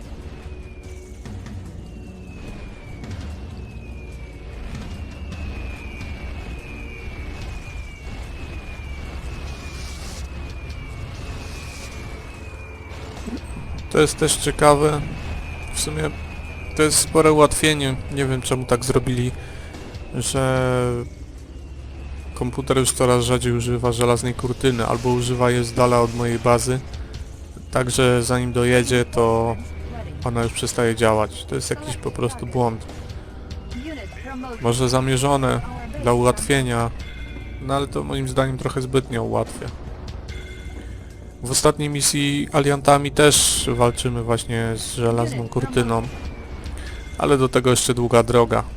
Dopiero jak skończę zagrajmy z Sowietami, to będę mógł zacząć rozgrywkę aliantami. No i kolejna porcja heroów. Jest to takie w tym momencie bardzo statyczne. Po prostu oczekiwanie. Dlatego, tak jak mówię, kiedy gram sobie tak kiedy mi nie zależy na czasie, to wówczas no, przechodzę to bardziej aktywnie, czyli przedzieram się na górę czołgami. Natomiast teraz no zależy mi na czasie, więc... Bo grając wtedy w ogóle nie buduję bomby atomowej. Wtedy nie muszę budować tych flag tracków, ponieważ jeśli nie zbuduję silosu atomowego, to heroły wroga w ogóle nie będą mnie atakować, także to też jest ułatwienie. Z jednej strony trudniej, bo trzeba się tam przedzierać na górę, ale z drugiej jednak nie musimy się obawiać nalotów, także wszystko ma swoje plusy i minusy. Unit promoted. I już za kilka, dosłownie minut, za 2, może minutki, za 3 będziemy mieli bombę atomową i będziemy mogli zakończyć tą misję i zostanie nam już tylko jedna misja. A użyli w końcu żelaznej kurtyny, ale jak widać użyli jej na wyrzutni rakiet Repairing. i na czołgach. Unit promoted. Ja myślę, że nie będą jakiegoś wielkiego zagrożenia dla mnie stanowić. Construction complete. Bardziej bym się obawiał tej rakietnicy. Jest poza zasięgiem, nie wiem, trzeba kogoś tam wysłać do niej.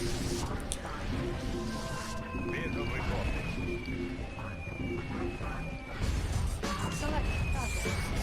Nuclear warning. Może spadochroniarze się nią zajmą. Dobra, jeszcze ją rozwalę. Bo widzę, że już mi się bomba atomowa zbudowała. Już momencik, minutka mnie nie zbawi. Zaraz ją wysyłam. Tylko rozwalę tych popaprańców. Żeby mi nie niszczyli bazy, chociaż w tym momencie to już nie ma znaczenia. Bo za dosłownie momencik będzie koniec misji.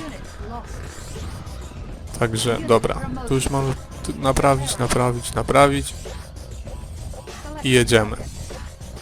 Bomba atomowa numer 2, która zakończy tą misję.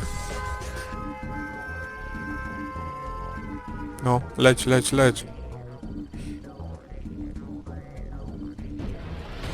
I proszę bardzo, Kreml został zmieciony z powierzchni ziemi.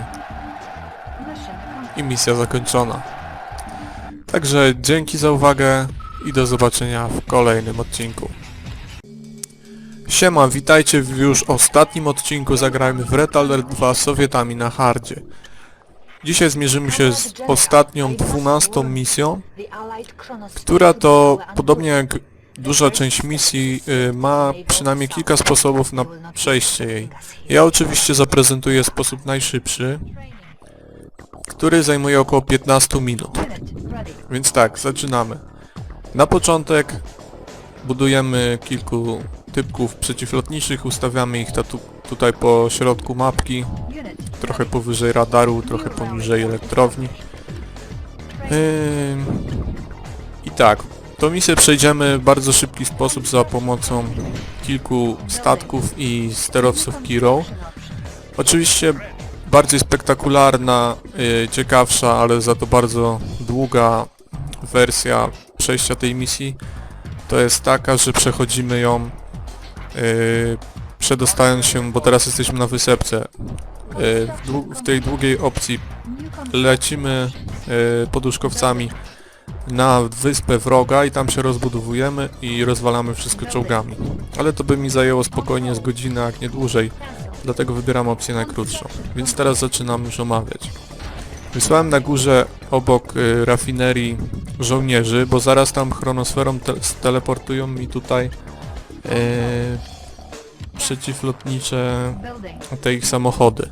Skąd to wiem? Ponieważ to oczywiście są skrypty i za każdym razem jak będziecie przechodzić tą misję, to będzie dokładnie według tego samego schematu wszystko się odbywać, więc można się tego nauczyć na pamięć. Tymczasem buduję tutaj stateczek przeciwlotniczy, który się na pewno przyda. I dopiero właśnie jak widzicie najpierw zbudowałem tutaj doki, a dopiero wziąłem się za budowanie War Factory. Ponieważ czołgi nie będą mi w tej misji potrzebne. Teraz budujemy szybko laboratorium Building. i w międzyczasie jeden kombajn, żeby szybciej zdobywać kasę. A tutaj przynajmniej ze dwie, no może 3 łodzie podwodne i stateczki przeciwlotnicze jak na razie i to wystarczy. Ready. I czekamy za moment, dosłownie powinni nam przysłać pierwszą falę. O już, uwaga. I siekamy. Jak widzicie dokładnie wymierzyłem miejsce, w którym zostali przysłani. Żołnierze sobie spokojnie z nimi poradzą. Unit ready. Kiedy już ich rozwalimy, teraz wysyłamy w okolice tego działka obok baraków. Ponieważ tutaj przyszlą drugą falę. Druga fala to będą czołgi. To już będzie trudniejsza fala, dlatego jeszcze wspomagam się działkiem, ponieważ czołgi mogą rozjechać moich żołnierzy. New rally point. Dlatego też dobuduję ich jeszcze trochę. Training. A tymczasem mamy już 2 łodzie podwodne. I teraz jeszcze przyda się jeszcze jedno działko, które zamontujemy na dole. Ale na razie nie mam kasy. Żołnierze niech czekają cierpliwie na kolejną falę, czyli na czołgi. A drugie działko jak tylko... O, już są. Our base is under attack. Unit ready. No jak widzicie, cwaniaczki rozjeżdżają mi żołnierzy. Chyba jednak postawię to działko tutaj, bo mogą sobie nie poradzić. Building. Repairing. Low power. No, damy radę. Jeszcze tylko 2. Construction complete. Our base Jeszcze tylko 1. unit I już. Teraz unit ready. tutaj stawiamy kolejne działko, bo zaraz tutaj nam przyślą... jak to się mówi? Poduszkowca, z którego wyskoczą komandosi, więc nie ma co nasyłać na nich żołnierzy, ponieważ oni sobie nie poradzą. Helium rings optimal. I najlepszym sposobem, jeśli zdążę dolecieć, bo powinien się...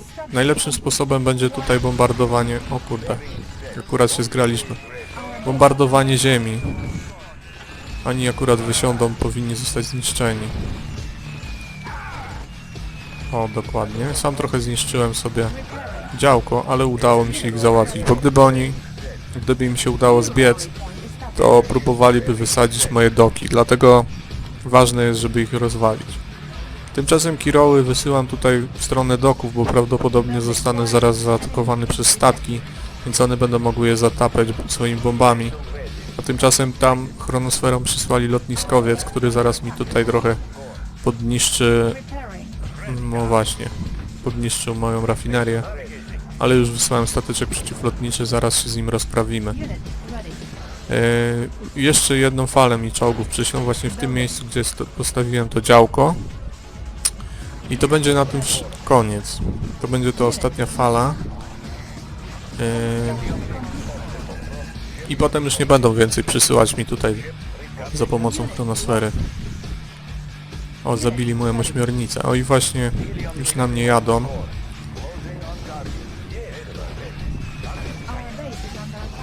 O, i jak pięknie ich rozwalamy.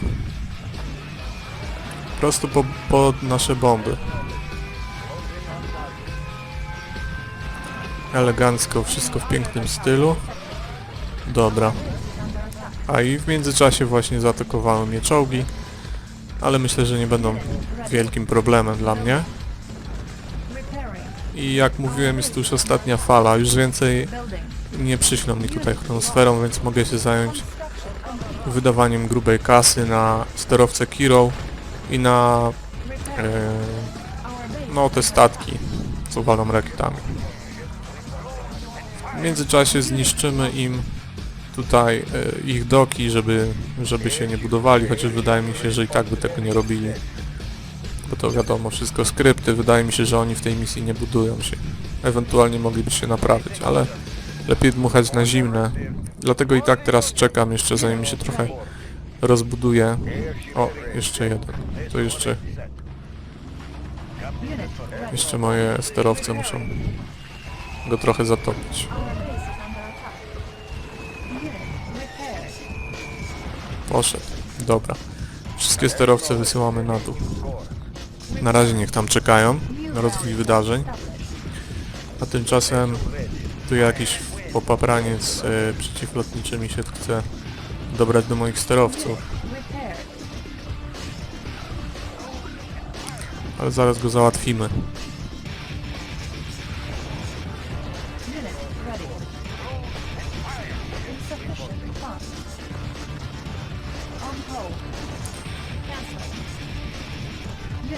Jeszcze, dobra, mamy 2 statki. To teraz możemy je wysłać. Już chyba są gotowe do jazdy. Sterowców też już mamy kilka, więc tak, statki wysyłamy tutaj w lewy róg, tam gdzie jest zacienione miejsce. A tymczasem rozwalmy jeszcze te ich niedobitki, żeby nam tutaj nie bruździły. Sterowce Kiro, no jeszcze niech się więcej naprodukuje. Dla pewności, żeby nie mieć wątpliwości. Bomby atomowej nie będę tutaj budował, bo szkoda na to czasu i szkoda pieniędzy.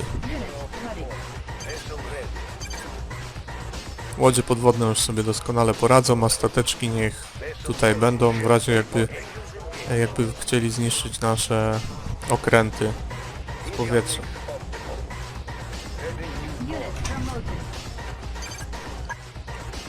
I niech one sobie tam spokojnie dopłyną. I zaraz będziemy przechodzić do ofensywy. Sterowce zanim tam dolecą, to trochę czasu minie, bo to niestety są bardzo wolne jednostki. Ale już jak dolecą, to zrobią niezłą zadymę.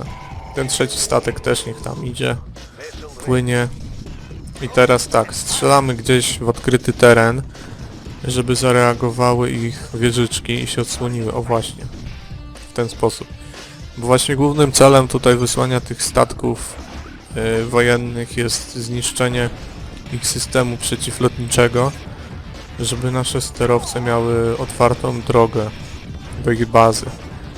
Po prostu, żeby mogły spokojnie tam wlecieć i żeby nikt ich nie zniszczył.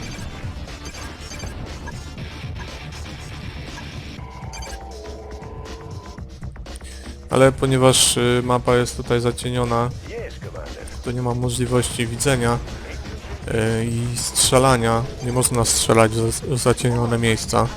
Dlatego strzelam gdzieś na obrzeżach, a w międzyczasie, jeśli właśnie moje rakiety znajdą się w zasięgu tych działek przeciwlotniczych, to wówczas się odsłaniają na moment. Na ten moment, kiedy oddałem strzał, i dla mnie to jest właśnie wystarczająca chwila, żeby móc skierować na nie moje rakiety. Tak jak właśnie to robię. bo to była jednak solidna zasłona przeciwlotnicza, a jeżeli ją tutaj zdejmiemy, to nasze sterowce będą miały otwartą drogę. To znaczy i tak nie zupełnie, bo wszystkich mi się nie uda zdjąć, ale ważne, żeby przynajmniej jeden sterowiec dotarł do celu, bo zapomniałem wspomnieć w ogóle, w tej misji nie musimy niszczyć wszystkich jednostek wroga i tak dalej. Tutaj naszym celem jest zniszczenie tylko budynku chronosfery. Kiedy zniszczymy chronosferę, to misja się zakończy. Jakoś programiści umieścili ją w takim miejscu, że zamiast gdzieś tam w górze na środku mapy, to oni dali ją tutaj w rogu. Gdybyśmy startowali tam z brzegu, tam gdzie były doki wroga i wysyłali czołgi, to musieliby objechać góry dookoła i wtedy faktycznie mieliby strasznie daleko. I dlatego byłaby to bardzo długa misja. Natomiast jeżeli tu się zaczaimy właśnie w tej zatoczce, to można to rozwalić bardzo szybko i nie bawić się w jakieś tam podchody.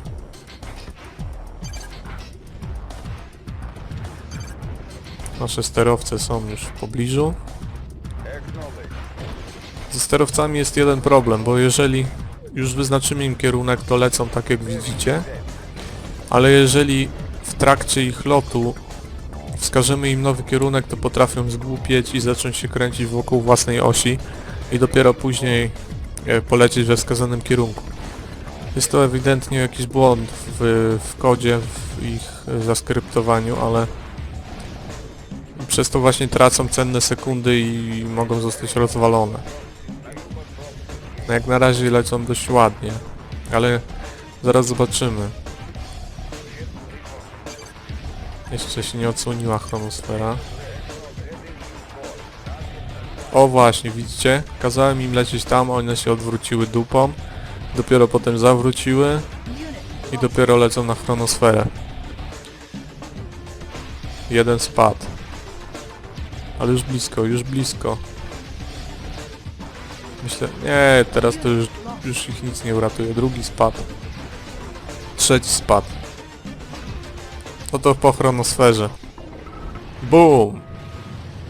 I misja zakończona i gra Red Alert 2 z Sowietami została zakończona, ale to jeszcze nie koniec naszej zabawy, a w zasadzie mojej, bo następny odcinek to będzie pierwsza misja aliantami i jedziemy od nowa. Teraz kampania aliantów, zupełnie nowe misje, nowe jednostki, nowe zadania do wykonania.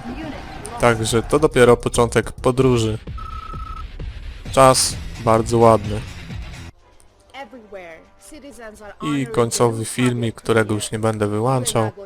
Chociaż nic ciekawego, poza tym, że wprowadza spoiler, taki cliffhanger, że jednak będzie kontynuacja. O właśnie ten mózg. Yuri jednak nie został całkowicie zgładzony. Powróci. I na tym kończymy. To wszystko. Cześć. Siema, witajcie w 12 już odcinku Zagrajmy w Red Alert 2, a zarazem w pierwszym odcinku Zagrajmy w Red Alert 2 aliantami na poziomie trudności hard, czyli na najwyższym. Tak jak zapowiadałem, od razu po zakończeniu tej gry z Sowietami biorę się za rozgrywkę aliantami, czyli tymi dobrymi, Ameryką. Pomijam filmiki, ponieważ są bardzo nudne. Nie ma tutaj, poza gadką jakąś wprowadzającą, to nic tu się nie dzieje konkretnego. Dlatego ja będę was wprowadzał w scenariusz. Tak więc jak było na intro, Ameryka została zaatakowana przez Rosję, czy tam Związek Radziecki. No i jak widzicie, tutaj już ostrzeliwują oni statuę wolności w Nowym Jorku. I my tutaj wcielamy się w agentkę specjalną Tanię i mamy za zadanie tutaj stawić opór. Oczywiście ta jednostka musi przeżyć, także musimy być ostrożni, żebyśmy jej nie stracili. Pierwsza misja oczywiście bardzo prosta. Detonujemy szybko te statki i od razu możemy uderzać na północ. Tutaj na tej wysepce na której jest Statua Wolności, nie mamy nic do roboty w zasadzie. Nasi tutaj żołnierze poradzą sobie raczej z tymi spadochroniarzami, więc nie będziemy tracić na to czasu. I tymczasem, no, Statua Wolności już poszła. A my tymczasem szukamy naszej bazy, która jest w prawym górnym rogu mapy. Tania jest niezawodnym tutaj wojakiem do walki z jednostkami wroga, z żołnierzami wroga, ponieważ jest ona uzbrojona w 2 takie karabiny, które bardzo szybko wykańczają właśnie wrogie jednostki. Tutaj jeszcze poszedłem w lewo, żeby wziąć skrzyneczkę, która mi wzmacnia wytrzymałość jej, przynajmniej w teorii. I już udaje się, to jeszcze jedna skrzyneczka, tym razem zwiększa siłę ognia. Wprowadziłem jednego wojaka do budynku.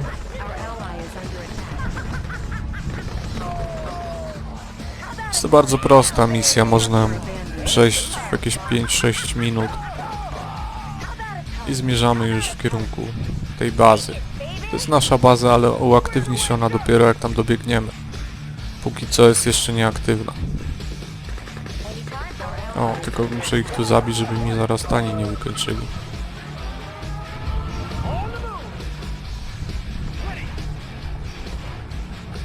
Nie, on tam nie dojdzie. Widzę, że tam spadochroniarze już lecą, więc tanie wysyłam tutaj. Biorę się od razu za budowę baraków. Pieski wysyłam na północ, niech bronią wejścia przed żołnierzami wroga. A tymczasem trzeba naprawić mostek. Jeśli pamiętacie, tak jak było w pierwszej misji z Sowietami, tam również naprawialiśmy mostek. Oczywiście w innym celu. Pieski sobie świetnie radzą z żołnierzami wroga. A tymczasem wprowadzamy inżyniera do tego budynku naprawczego i możemy zasuwać po moście. Narobimy trochę tych żołnierzy, będą oni potrzebni, żeby tutaj trochę zniszczyć te rakietnice, ponieważ Tania by się z nimi długo bawiła.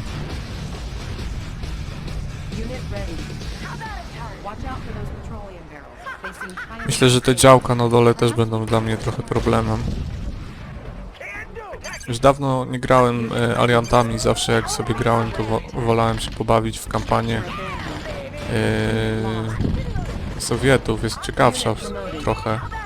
Tutaj misje aliantami też są fajne, ale jakoś tak mniej porywające mi się wydaje, dlatego w ogóle zacząłem od Sowietów, czyli od najeźdźców. No na razie Tania musi tam poczekać, bo te działka jednak mi tutaj trochę mogą zaszkodzić. Niech tu żołnierze zrobią czystkę.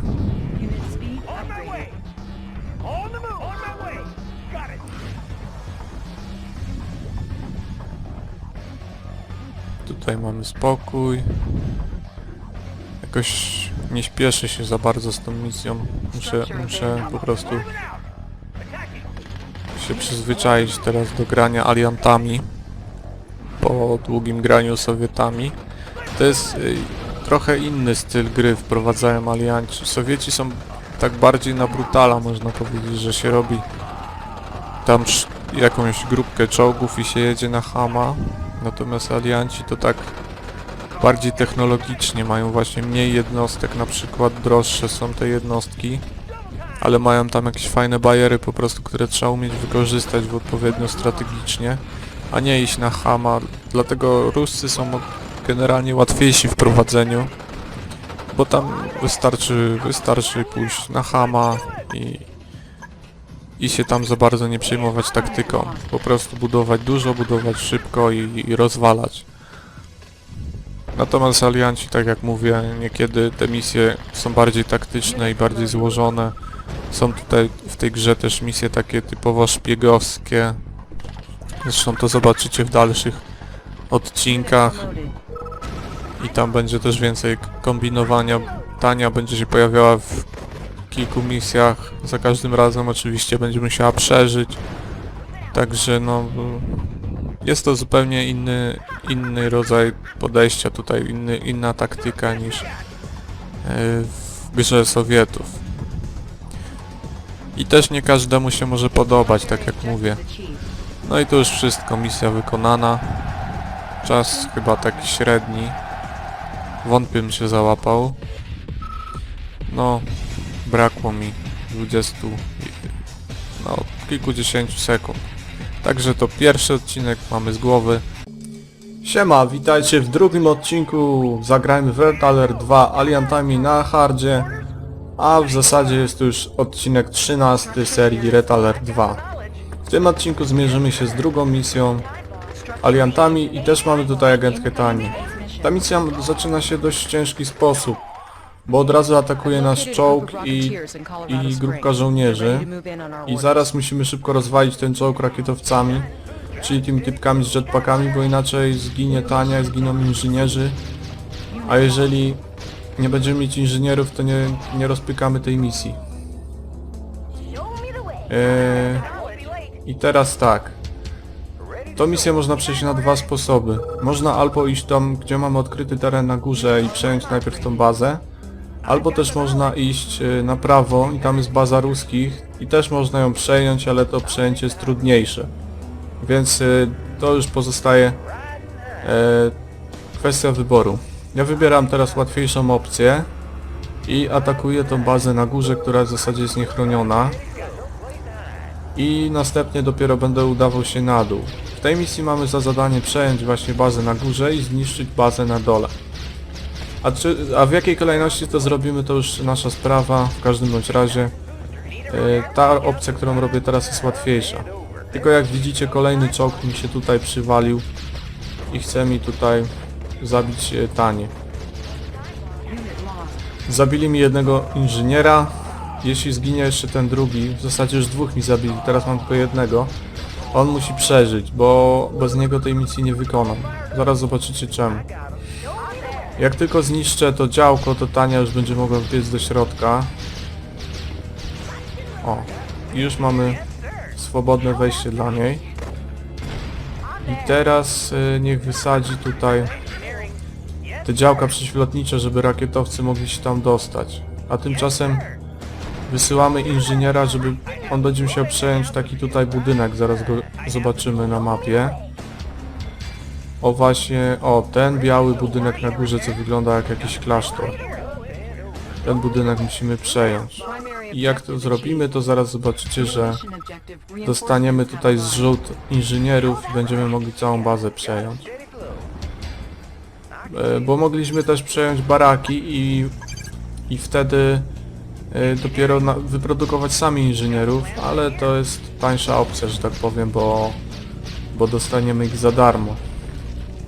Jeszcze trzeba zniszczyć te działka tutaj radzieckie i już rozsyłamy inżynierków. Akurat taka ilość, że starczy na przejęcie wszystkich budowli i całą kasę możemy przeznaczyć na budowę czołgów.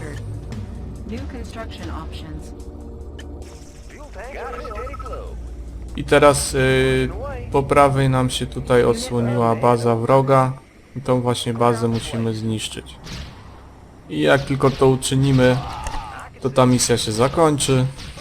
I jak widać, jest to również krótka misja.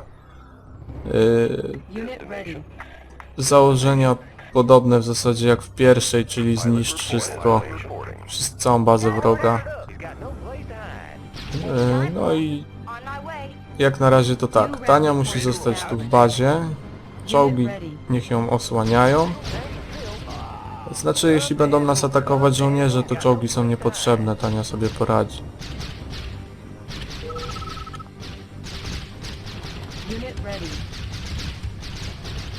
No i właśnie biegnie grupka, ale oni nie stanowią żadnego zagrożenia. Tania ich zdejmie, zanim się zdążą obejrzeć.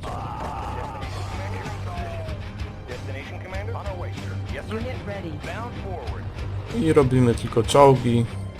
Więcej do szczęścia tutaj nic nie będzie nam potrzebne. Tymczasem tutaj może uda nam się trochę nadgryźć, że tak powiem, tą ich bazę naszymi typkami Jak na razie nie jest chroniona przeciwlotniczo, więc spróbujmy. Może uda nam się coś zwalczyć. Jakby im odłączyć prąd, to wtedy już te działka przeciwlotnicze straciłyby działanie i można by ich wszystkich zdjąć z powietrza. To by była najprostsza opcja. Ale zobaczymy, czy się uda nam to zrobić. Jak na razie się trochę zdenerwowali, zaczęli jeździć po swojej bazie, zdezorientowani są, bo nie mogą mi w tej chwili nic zrobić. Zobaczymy, jak długo potrwa ta sielanka. Dobra, i teraz baraki.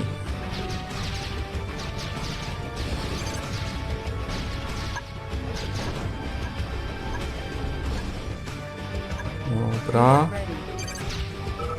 I teraz niszczymy im... O, już zaczęli się odbudowywać. Czyli oni chyba tak łatwo nie odpuszczą. O, jeszcze... O kurde, jeszcze flag tracka zbudowali, oni zaraz rozwali wszystkich moich żołnierzy. Niestety te flag tracki są bardzo skuteczne przeciwko tym właśnie moim rakietowcom na jetpackach. Koszą mnie jak muchy. Myślę, że już nic z tego nie będzie. Także straciłem ich. Mogłem najpierw zniszczyć im ten główny budynek. Ale mam już wystarczająco dużo czołgów, także myślę, że sobie poradzą. Dodatkowo Tania będzie zabezpieczać czołgi przed żołnierzami, żeby się tam nie bawić. O, jeszcze dostałem, jak widzę, zapas rakietowców. W ogóle nie zwróciłem na to uwagi, bo widzę, że... No to teraz mam dużo rakietowców, dużo czołgów, także myślę, że jedziemy już po zwycięstwo w tej misji. Zaraz rozpykamy wszystko. Rakietowcy tylko muszą pozostać poza zasięgiem tych przeciwlotniczych, tych flag tracków i dział przeciwlotniczych.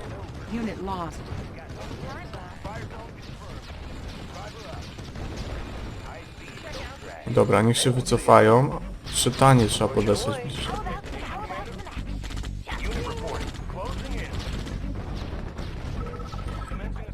Dobra, i teraz trzeba rozwalić te działka, żeby Tani nie zestrzeliły. Tylko że kombajny też stanowią dla Tani zagrożenie, bo radzieckie kombajny, jak wiemy, mają karabiny, które są dość skuteczne też przeciwko właśnie żołnierzom, jednostkom. A Tania potrafi wysadzać budynki, ale niestety nie potrafi wysadzać jednostek czołgów, czyli jednostek tych jeżdżących, że tak powiem.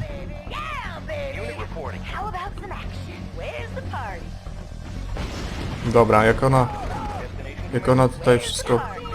Właśnie, niech ona wysadzi elektrownię, to już wówczas rakietowców będę mógł wpuścić, bo nie będą mieli zasilania.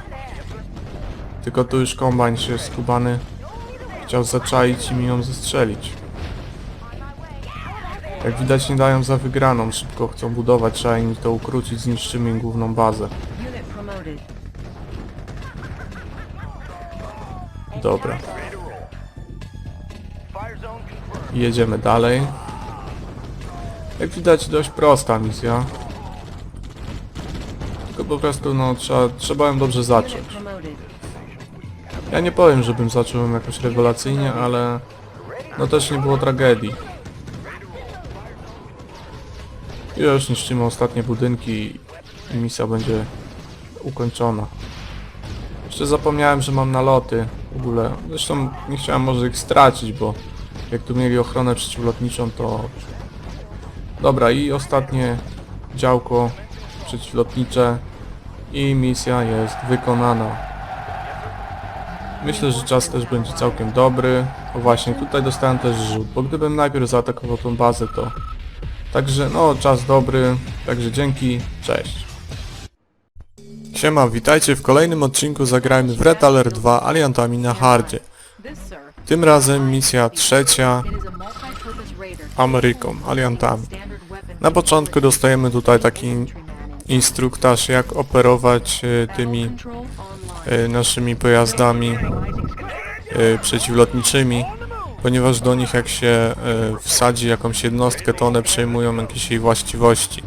Czyli jeśli to będzie inżynier, to to wtedy ten pojazd może naprawiać inne pojazdy, natomiast jeśli wsadzimy tam komandosa, to będzie strzelał, tak samo jak wsadzimy na przykład snajpera, to będzie strzelał jak snajper, albo no w tej grze nie, ale w dodatku w Yuri's Revenge też jest rakietowiec, jak wsadzimy rakietowca, to wówczas będzie też walił rakietami, także jest to taki pojazd, który przejmuje właściwości od żołnierza.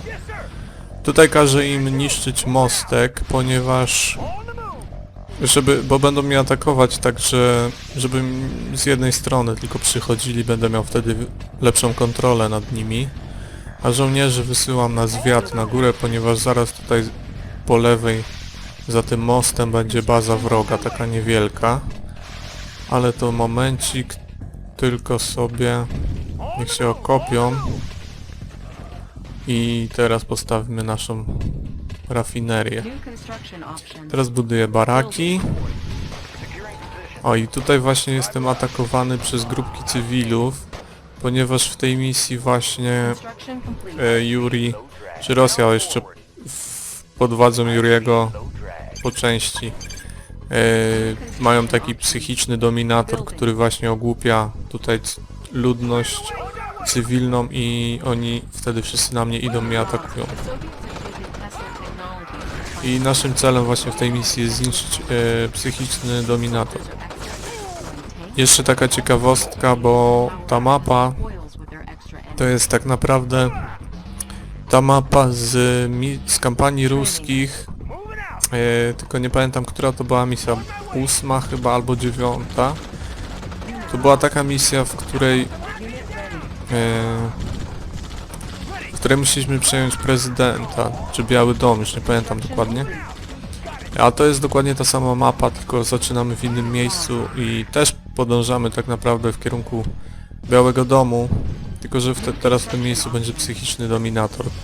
Także też jest to fajna sprawa, że widzimy te same misje, znaczy te same mapy, ale z innej perspektywy i inaczej się tu akcja rozgrywa.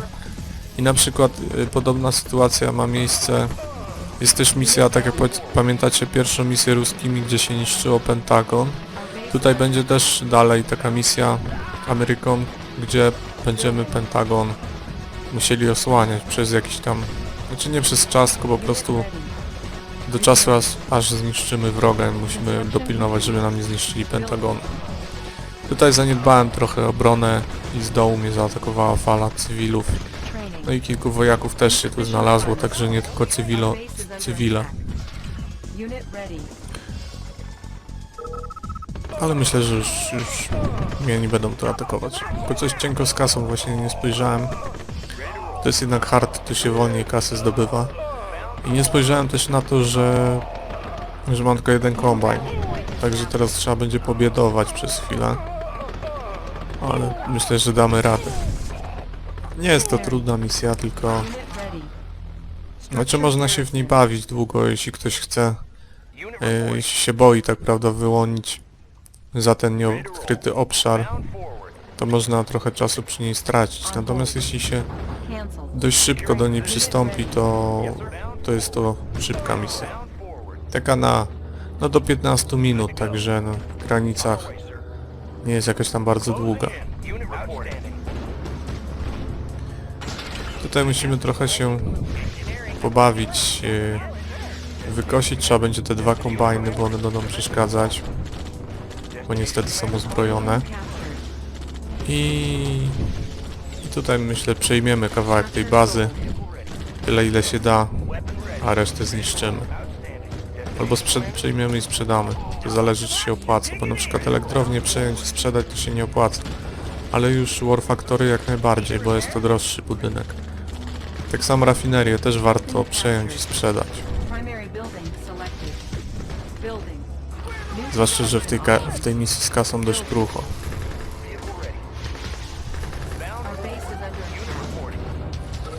Jak widzicie, no wypuściłem już inżyniera, ale ten właśnie kiedy siedział w tym pojeździe,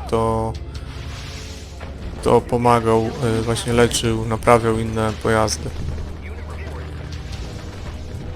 Dobra, i baraków nie będę przejmował, bo baraki to jest tani budynek. Zresztą nie miałem nawet inżyniera. Building. Unit ready. Building. Our base is under attack.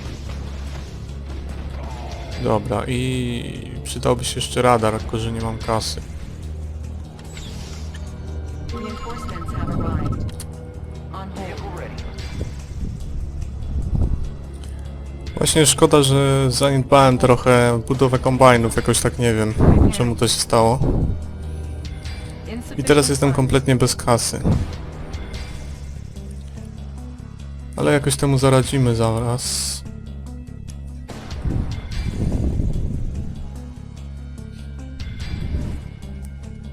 Zaraz zbudujemy radar.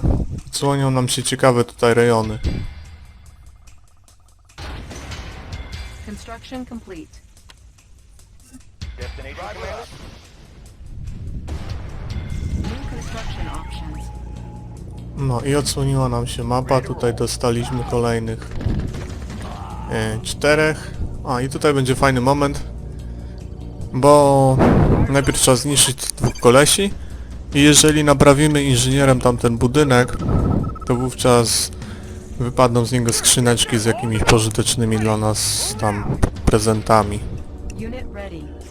Także warto, naprawdę warto. Orders moving out. Yes, sir. Good to go. On our way, sir. Jednego skierujmy tutaj, żeby wsadzić inżynierka, 3 odsyłamy tutaj na górę. Repairing. I have the tools. Dobra, niech inżynier do niego wsiądzie. Building. Destination securing position. I jedziemy naprawić ten budynek. Zobaczymy, jaki dostaniemy prezent. W ogóle tutaj są też odsłonione te inne punkty. Tam też jakbyśmy naprawili te wszystkie budynki, to byśmy dostali prezenty, więc jakby ktoś grał, to warto z tego skorzystać, pobawić się. Kasa,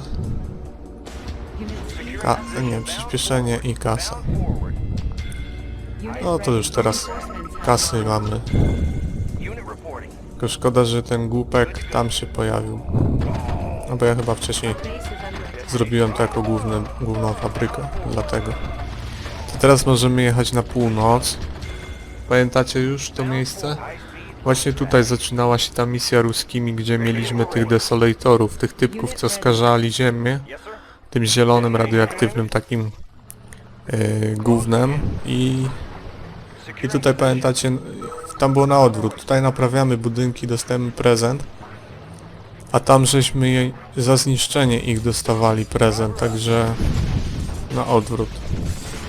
No już się zasraniec do przodu wyrwał i zginął. Jeszcze rangę nabiliśmy temu jednemu żołnierzowi ruskim. Ale to nic. I teraz będziemy już stąd jechać cała naprzód, znaczy cała w prawo i na skróty objedziemy właśnie do... Unit reporting. Good to go. Zresztą to za moment zobaczycie, bo jeszcze to potrwa jakieś Unit ready. no, z 5 minut może. Training.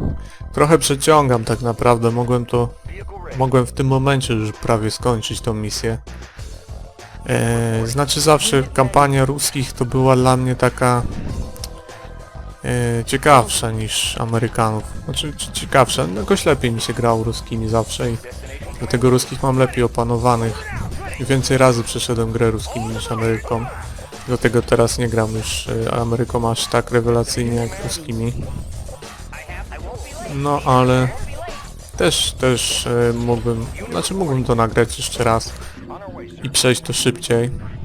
Tak właśnie już w tym momencie mógłbym praktycznie tą misję kończyć.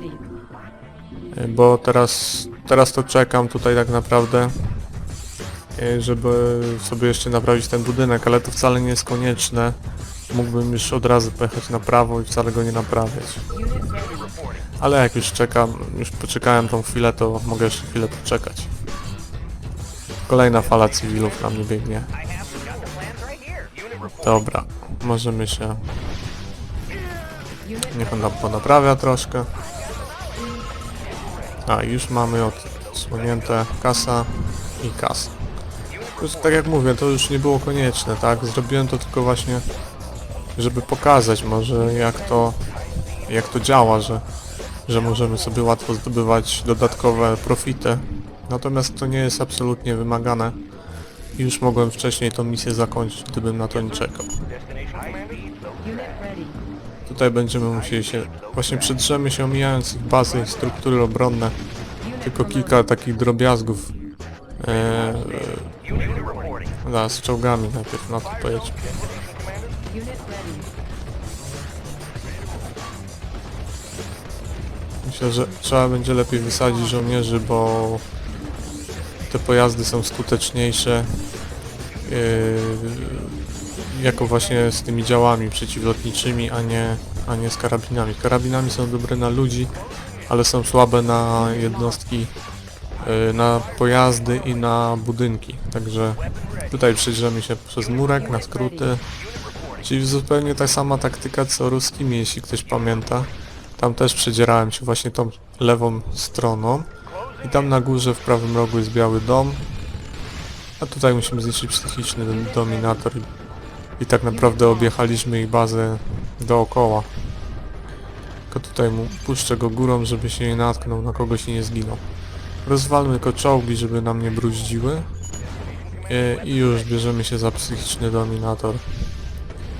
I tutaj w sumie w trzeciej misji ruskimi żeśmy go budowali, a tutaj Amerykanami go niszczymy. I już prezydent jest uwolniony. Incoming transmission. Teraz nam wywali krótką przemowę, no właśnie, na tanim green screenie. Whatever it is we're paying you, I już ta misja będzie wykonana. I don't know how you got us out of this mess, but I'm extremely grateful. After this is over, I'm going to promote you to whatever you like, except president. Keep an eye out, Commander. Także mówię, I need you zajęło out mi there. to jakieś 12 minut, Mission ale mogłem spokojnie to zrobić również w 10, 9. Także to wszystko, dzięki i cześć. Siema, witajcie w kolejnym odcinku Zagrajmy w Red Alert 2 aliantami na hardzie. Dzisiaj będzie taka misja, która jest no dość prosta, jeśli wiemy jak ją przejść, a jeżeli nie mamy właśnie dobrej taktyki, to potrafi zająć trochę czasu i być dość upierdliwa. Generalnie jest to misja na czas, mamy tutaj określony czas na wykonanie zadania, no ale to jest, ten czas jest oczywiście dość długi, także nie powinno stanowić żadnego problemu, żeby przejść tą misję w tym czasie. Zaczynamy tutaj stateczkami na morzu, musimy obłynąć dookoła tutaj te barykady, bo tam są takie armaty, które by, o właśnie te na dole, które rozwaliłyby nam nasze statki. Ale jest to bardzo proste, nie ma tu jakichś labiryntów. Oczyszczamy sobie tutaj dojście do tego wybrzeża i zaraz będziemy się tutaj rozkładać. W misji tej mamy za zadanie zniszczenie takiego jednego budynku, który znajduje się tutaj w górnej, północnej części mapy. I zaraz oczywiście będziemy się starali zniszczyć go jak najszybciej, nie zważając na pozostałe tutaj zadania w tej misji. Bo oczywiście czas jest tutaj kluczowym, że tak powiem, jest najważniejszy, tak jak zawsze u mnie w Red Alercie. Misję trzeba przechodzić szybko i nie marnować czasu. Więc już rozkładamy MCV i zaczynamy zaraz rozbudowę. Tylko się trochę odsuńmy, żeby nie zajmować miejsca. incoming transmission. I już jedziemy z budową elektrowni. Commander, we have just received an intelligence report on Soviet activity in the Chicago area. Tutaj tych ruskich zaraz się This is a wykurzy. psychic amplifier. Our theory is that if turned on, it can do to the country what the psychic beacon did to Teraz Washington. kierujemy ludzi na General Carter północ, wants you to find it and destroy it. żeby przejęli ten budynek. W międzyczasie robimy baraki. Będziemy potrzebować inżynierów.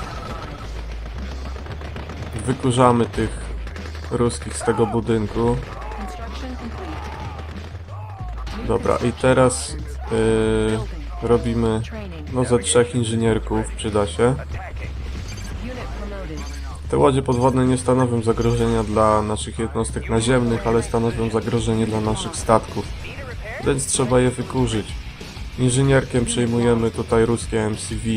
No właśnie, cały myk polega w tej misji na tym, że jeżeli chcemy ją bezproblemowo i szybko przejść, to przyda nam się tutaj, znaczy nie jest konieczne, ale przyda nam się ruska baza, a nie amerykańska.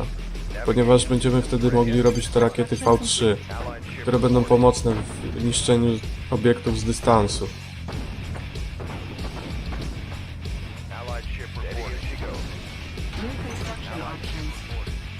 Tutaj nie zwróciłem uwagi, poduszkowiec jechał tutaj przez środek i został ostrzelany przez rakiety.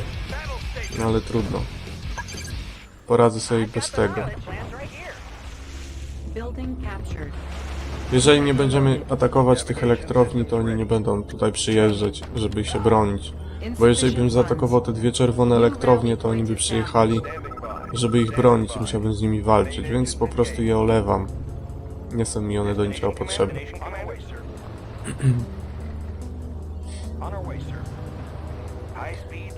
I teraz tutaj jest o tyle trudno, że tutaj są budynki, Unit ready. w których są wypełnione po brzegi ruskimi, więc ciężko by było tam podejść, bo jak wiadomo taki budynek ma bardzo dużą siłę ataku i potrzeba by wielu czołgów, żeby go zniszczyć. MCV amerykańskie sprzedaje, bo jest niepotrzebne. Będziemy się bawić tu technologią ruskich. Building.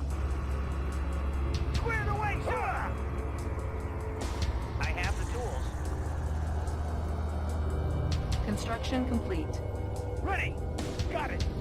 I teraz będziemy przyjmować ten dalszy budynek, przy którym widzicie to działo przeciwlotnicze ruskich. Building. Będziemy mogli wtedy je zniszczyć. Structure abandoned. Idziemy. Ładujemy się do tego budynku. Dosłownie jesteśmy kilka kroków od tego budynku, który mamy zniszczyć, tylko w tym momencie dostępu do niego bronią dwa takie właśnie ufortyfikowane budynki. Dlatego musimy się trochę tu poczaić, bo nie mamy takiego łatwego dostępu.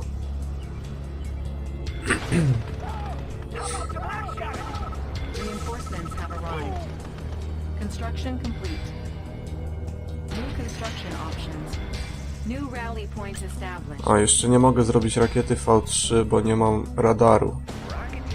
Ale tu dostaliśmy w prezencie tych jetpackowców, więc oni się na pewno przydadzą. Będą tutaj nieodzowni. Tymczasem zrobię radar, żeby mógł robić rakiety V3.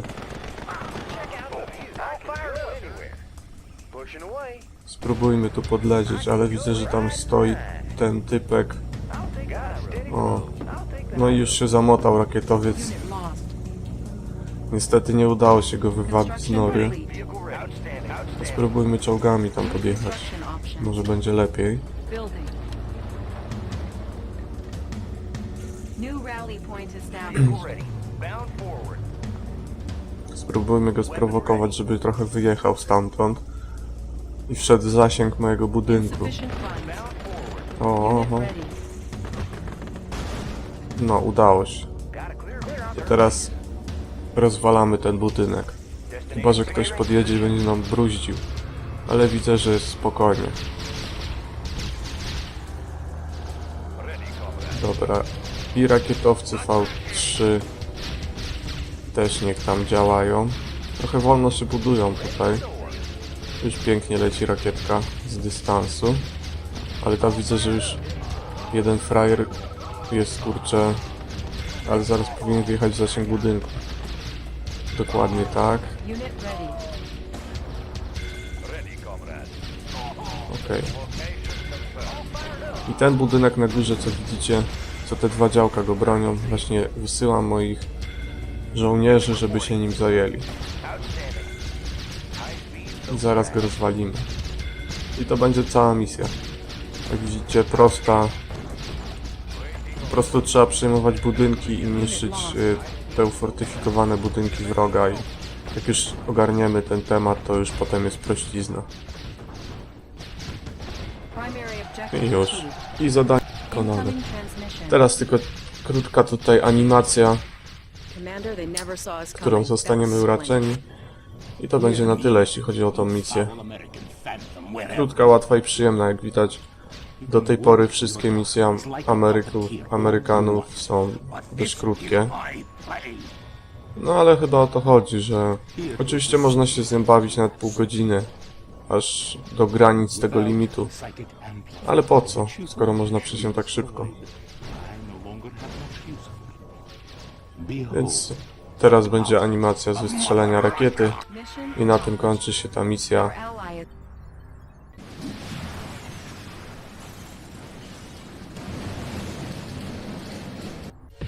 Dzięki za uwagę i cześć. Siema, witajcie w kolejnym odcinku Zagrajmy w Red Alert 2 aliantami na hardzie.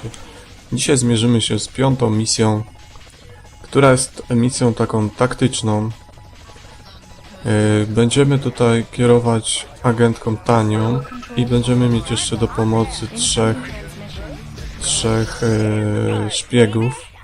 Sir, be on the lookout for Soviet guard dogs. They've been released to sniff out our spies. Jest to taka misja trochę z kombinowaniem, oczywiście nie jest to kombinowanie na takim poziomie, jaki znamy z gier serii Commandos. Jest to dużo bardziej uproszczone, ale w każdym razie jest to przyjemne odejście od takiego typowego budowania armii i rozwalania. Tutaj za pomocą jednej agentki mamy tak naprawdę wykonać całą misję. Chociaż oczywiście nie ma to mowy o jakimś skradaniu się, ale fajnie tak sobie trochę pobiegać po mapce i właśnie jedną postacią coś zdziałać. Więc tak, wdzieramy się na początek do bazy. Omijamy oczywiście Teslę. Szpiegów nam nie zabiją, bo myślą, że to ich ludzie. Jedynie psy rozpoznają szpiega. Dlatego musimy uważać na psy. No i psy też rozwalają Tanię natychmiastowo, zagryzają, dlatego trzeba mieć to na uwadze i nie dopuszczać ich za blisko do Tani.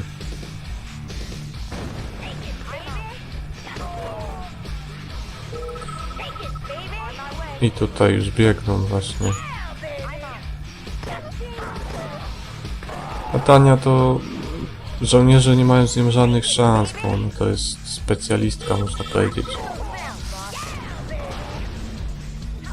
Dobra, i teraz szpiegów, bo będziemy musieli jednego szpiega wprowadzić do laboratorium. Dlatego nie można go w każdym razie wysadzić, bo Tania, jak wiecie, wysadza budynki, ale nie można wysadzić laboratorium, bo byłoby mission fail. Musimy wprowadzić szpiega. Co właśnie, czy nie? building infiltrated. No i powinna nam się zaraz włączyć krótka animacja. No dokładnie. I zaraz odkryje się dodatkowy teren mapy. Mapa się powiększy nam dwukrotnie i będziemy mieli dodatkowe zadania do wykonania na tej mapie. Tylko oczywiście musimy uważać na tą Teslę. Radar to compensate for the nuclear missile coordinates that we've just received. Stand by. New terrain discovered. New objective received. Ale tutaj są beczki, więc jak rozwalę te beczki, to już Tesla pójdzie z dymem. No dobra, to teraz ruszamy dalej na północ. Tak, mamy za zadanie teraz zniszczyć 2 silosy rakietowe. Te 2 odkryte punkciki na mapie, będziemy tam powoli zmierzać. Szpiedzy to już w zasadzie chyba się nam nawet nie przydadzą, jak pamiętam. Także no, oni generalnie mogą wyłączać prąd, ale tu chyba nie będą nawet mieć za bardzo dojścia w tym momencie, także... O kurde, prawie bym... bo mi się przycisk pomylił i prawie by mi pies zagryzł Tanię, ale na szczęście do tego nie doszło. O, jest Tesla. To nie podejdę. To muszę obejść naokoło. To najpierw zajmę się tym reaktorem po lewej stronie. a potem wrócę tutaj.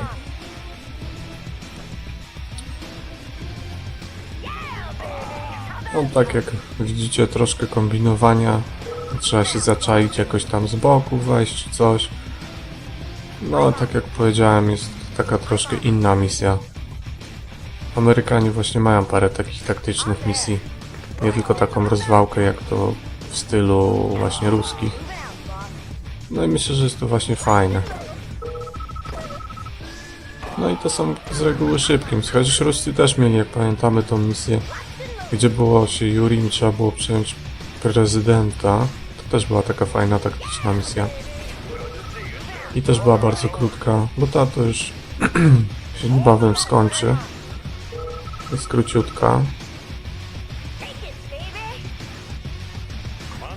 I co my tu mamy? 3 Tesle, więc tędy się nie da podejść.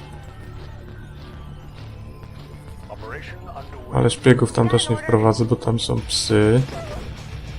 To teraz spróbujmy. Ciekawe, czy jak wysadzę tą elektrownię, to czy im prąd odłączy? Nie, niestety nie. Ale to jeszcze mam jeden pomysł. Tylko czy tutaj się przedrę? Nie, nie przedrę się. Trzeba zniszczyć te drzewa, bo blokują wjazd.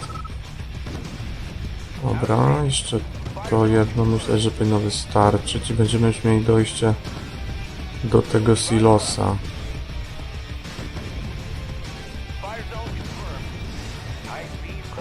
Dobra, walimy silos.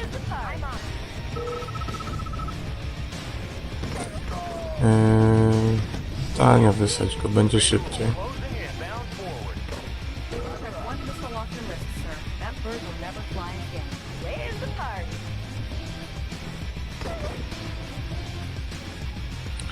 Się ich trochę teraz nazbierało. Ale to myślę, że nie będzie problemu. Tylko ciekawe właśnie, czy im prąd wyłączy, czy nie. Też nie. No to niepotrzebnie to w ogóle robiłem, skoro im prądu nie wyłączył. Dobra, to teraz biegniemy tutaj na dół. W ogóle już ta misja mogła się dawno skończyć, trochę przeciągnąłem, bo mogłem pobiec na górę, wyzwolić ten czołg i od razu Tanią wrócić tam na dół do tych beczek. Czołg mógł niszczyć pierwszy silos, a Tania mogła szybko popłynąć do tego drugiego. I misja by się już skończyła. Szczerze mówiąc. No ale już mi się nie chce nagrywać tego jeszcze raz. Więc już musi tak zostać.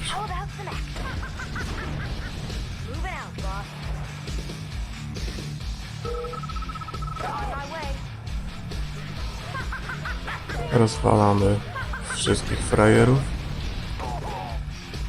Pieski. I kończymy tą misję. No i mission accomplished. Także dzięki za uwagę i cześć. Siema, witajcie w 17 już odcinku Zagrajmy w Red Alert 2. Dzisiaj zmierzymy się z misją chyba 6 albo 7 aliantami na hardzie. Misja ta jest dość trudna dla początkującego gracza. Początek może wystraszyć, bo tutaj zostajemy od razu srogo zaatakowani i ponosimy pewne straty. Tak jak widzicie, tutaj najeżdżają na nas czołgi i niestety poza tymi wieżyczkami to nie mamy w tej chwili żadnej innej możliwości obrony. No tutaj o właśnie najechało nas sporo czołgów, także trochę tych tutaj wieżyczek stracimy i niestety nie mamy na to żadnego wpływu.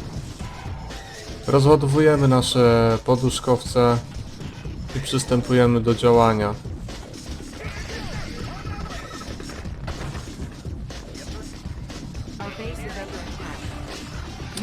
Więc tak, w misji tej naszym zadaniem jest obrona Pentagonu przed zniszczeniem. Czyli jest to z pozoru misja typowo defensywna, jednak nie do końca, ponieważ jest to tylko jedno z zadań. Oprócz tego musimy w tej misji zniszczyć wszystkie siły wroga. Tak więc będzie to długa misja, stosunkowo długa. Unit ready. I myślę, że no jedna z dłuższych, znaczy na pewno najdłuższa jak do tej pory misja. Więc tak, zaczynamy. Tutaj już wysłałem tych żołnierzy. Niech oni tutaj bronią, myślę, że powinni sobie dawać radę. Trochę ich potem jeszcze wesprzemy dodatkowym wsparciem, jak się tutaj troszkę rozbudujemy. Ten murek tam wzdłuż stawiam po to, żeby ruskie czołgi mi właśnie nie jeździły tam. To znaczy, żeby mi nie jeździły tutaj do bazy, tylko żeby tam stały sobie na brzegu i były ostrzeliwane przez moich żołnierzy.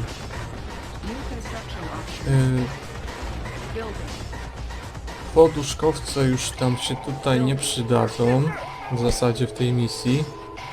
Przynajmniej ja nie znajduję tutaj dla nich jakiegoś tam zastosowania szczególnego. Dlatego one niech sobie już tak stoją. Tymczasem wysyłamy żołnierzy na północ. Tutaj jest taki przyczółek, będziemy go sobie zajmować. I tutaj co na razie trzeba troszkę rozbudować ten murek. Tak profilaktycznie, żeby nam się tu ktoś nie pałętał.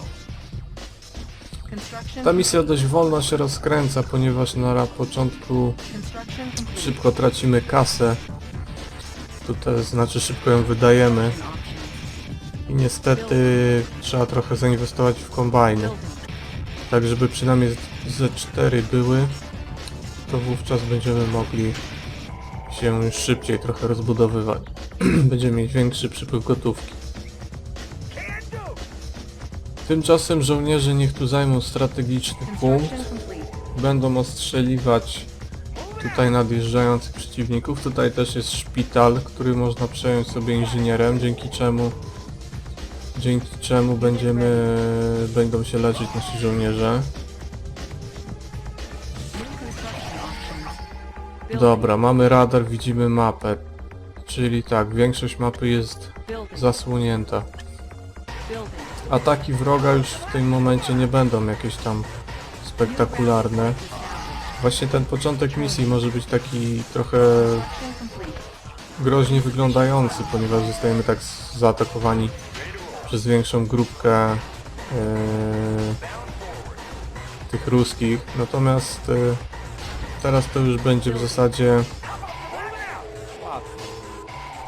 Będą co jakiś czas, co zresztą zobaczycie, będą nas tutaj najeżdżać fale nieprzyjaciela, ale poza tym nie powinno już być jakichś większych problemów. Przede wszystkim trzeba się teraz będzie skupić na przygotowaniu ataku. Tylko że do tego właśnie potrzebujemy kasy. Jak widzicie, na razie jestem bez grosza.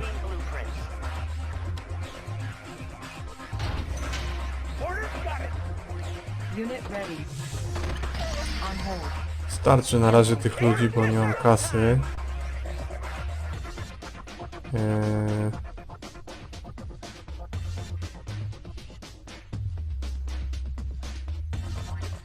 On musi tam dobiec do tego szpitala. Mogłem go w sumie... A niech biegnie już. Nie będę się... Te kombajny zanim się trochę rozkręcą, to... trochę im się zejdzie. A tymczasem żołnierze sobie dobrze radzą. Jest to misja, trochę tak ją porównuję do misji tej obronną laboratorium u ruskich. I oczywiście zdaję sobie sprawę, że jest to misja nieciekawa do oglądania. No jednak to był błąd, żeby ich tam wsadzić, bo ten budynek niby fajna fortyfikacja, ale jednak poza zasięgiem, że tak powiem, i no i po prostu jak oni tam wyjeżdżają, to przejeżdżają sobie swobodnie i właśnie wjechali do mojej bazy, także kiepski to był pomysł. No nic, trzeba się uczyć na błędach. Ale to na szczęście te transportery są puste, także spoko. Tylko coś mi się zdaje, że oni zabili mojego inżynierka. Teraz go wyślę poduszkowcem. To może wtedy po prostu... No nie, jeszcze tam kurde mi się wpieprzyły czołgi. Unit promoted. Unit lost. Ale Murak jednak zdał egzamin i tak z grubsza ich trochę zatrzymałem, także spoko. To trzeba będzie zalepić dziurę. Chociaż nie. Unit ready. No, Unit lost. na razie daję radę. Construction complete. Unit promoted. Building. Wsiadł on. Wsiadł, dobra. To teraz wysyłam go tutaj pod szpital. Construction complete. A jak wspominałem, ta misja jest trochę podobna do tej misji właśnie z obroną laboratorium. Czyli jest mało ciekawa taka do oglądania, bo jest taka Training. dość statyczna, się wszystko dzieje tutaj w obrębie tego Pentagonu. Natomiast, no jakby to powiedzieć, no misja do grania jest fajna. Stanowi jakieś tam większe wyzwanie niż taka prosta misja, jak to widzieliście wcześniej. Także gra się w nią nawet fajnie. I tak, ogólnie są tu dwie bazy ruskich. Są czerwoni i są tacy kurczę brązowawi, tak jak ci inżynierowie dwaj na dole co biegną.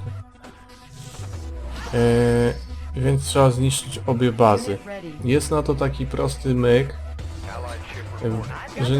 że jeżeli zniszczymy MCV, baraki oraz War Factory, to wówczas Tech building. oni mają takiego skrypta, że wówczas jak stracą te 3 budynki, z tym, że oczywiście najpierw trzeba zniszczyć MCV, żeby nie mogli odbudować. Jeśli zniszczymy na przykład baraki, to potem oni mogą je odbudować, także najpierw trzeba zniszczyć MCV, potem to już kolejność dowolna, czy baraki, czy War Factory.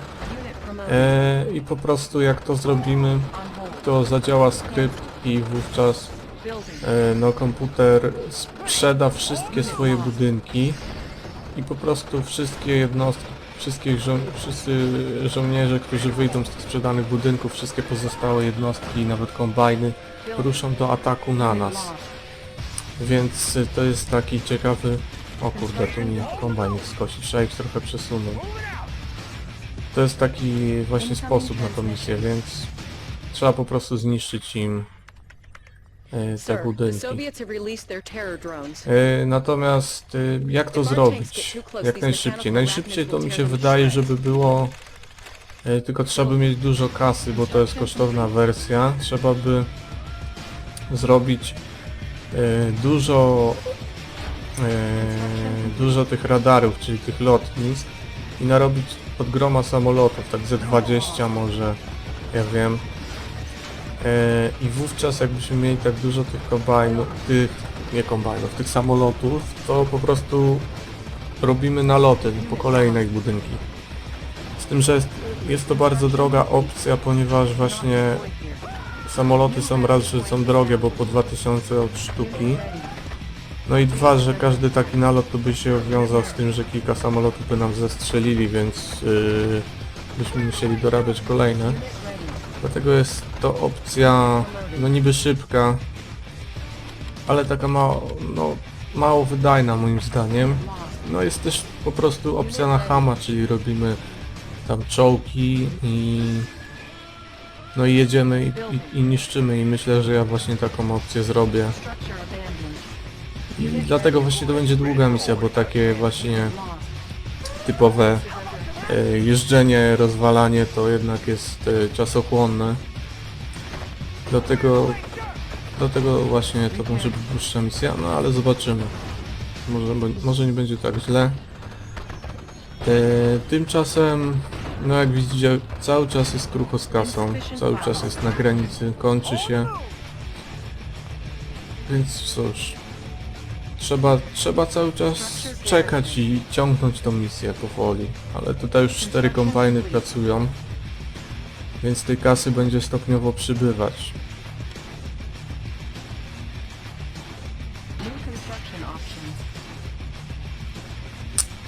W sumie to laboratorium to było niepotrzebne, bo bo i tak nie mogę jeszcze robić ani czołgów tych pryzmatycznych, ani tych jak on się nazywa, miraż tanków, tych co się w drzewo zmieniają, także strata kasy. Dobra.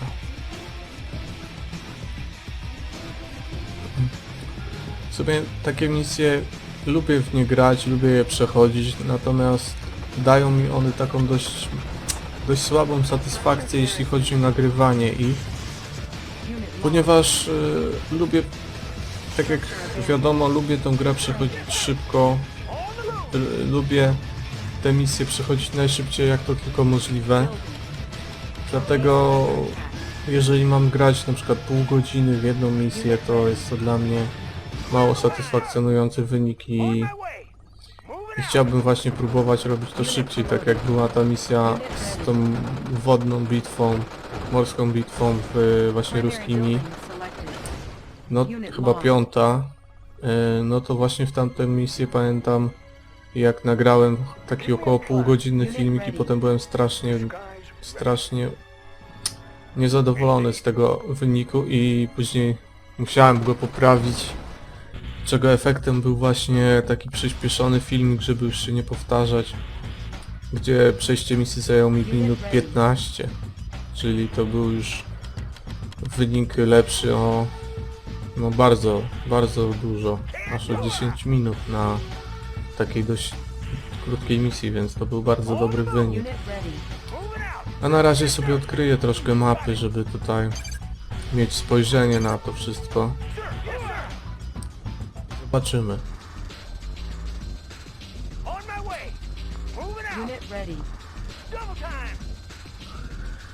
No jest to... Nawet jak sam kiedyś będę chciał sobie wrócić do tych filmików i obejrzeć to zagrajmy, to myślę, że właśnie może być to jedna z takich najmniej ciekawych misji do oglądania. No niestety. Chociaż ta z obroną laboratorium no była jeszcze mniej dynamiczna, bo tam się tylko w zasadzie broniliśmy. Nie było tam jako taką opcji, że atakowaliśmy, to nas atakowali, a tutaj mamy i to i to. Jest to taka, można powiedzieć, typowa misja dla takich właśnie staroszkolnych strategii, czyli rozbudować bazę, bronić się i na końcu zaatakować. Czyli jest to taki typowa misja, można by rzec. Dobra.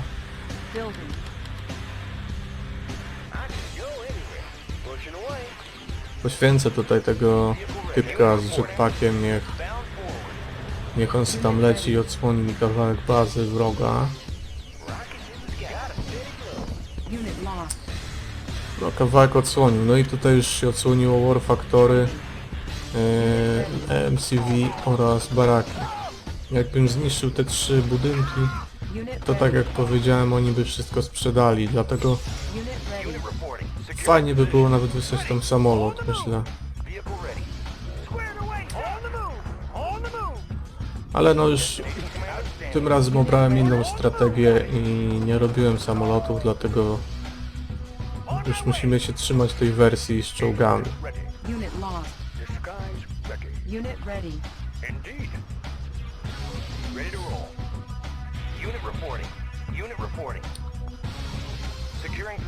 Tutaj oni tak systematycznie przesyłają jakieś jednostki, ale jak widzicie są one na tyle tam jakoś słabe, że nawet moi żołnierze ufortyfikowani, sobie okopani, dałem sobie z nimi radę. Jednak te karabiny mają zdecydowanie za słabą siłę rażenia, nie ma sensu. To już lepiej wysadzić tych żołnierzy, niech oni sobie siedzą w okopach. Mają wtedy o wiele większą siłę uderzenia niż z tego pojazdu. Co jest trochę głupie moim zdaniem, ale niestety tak jest.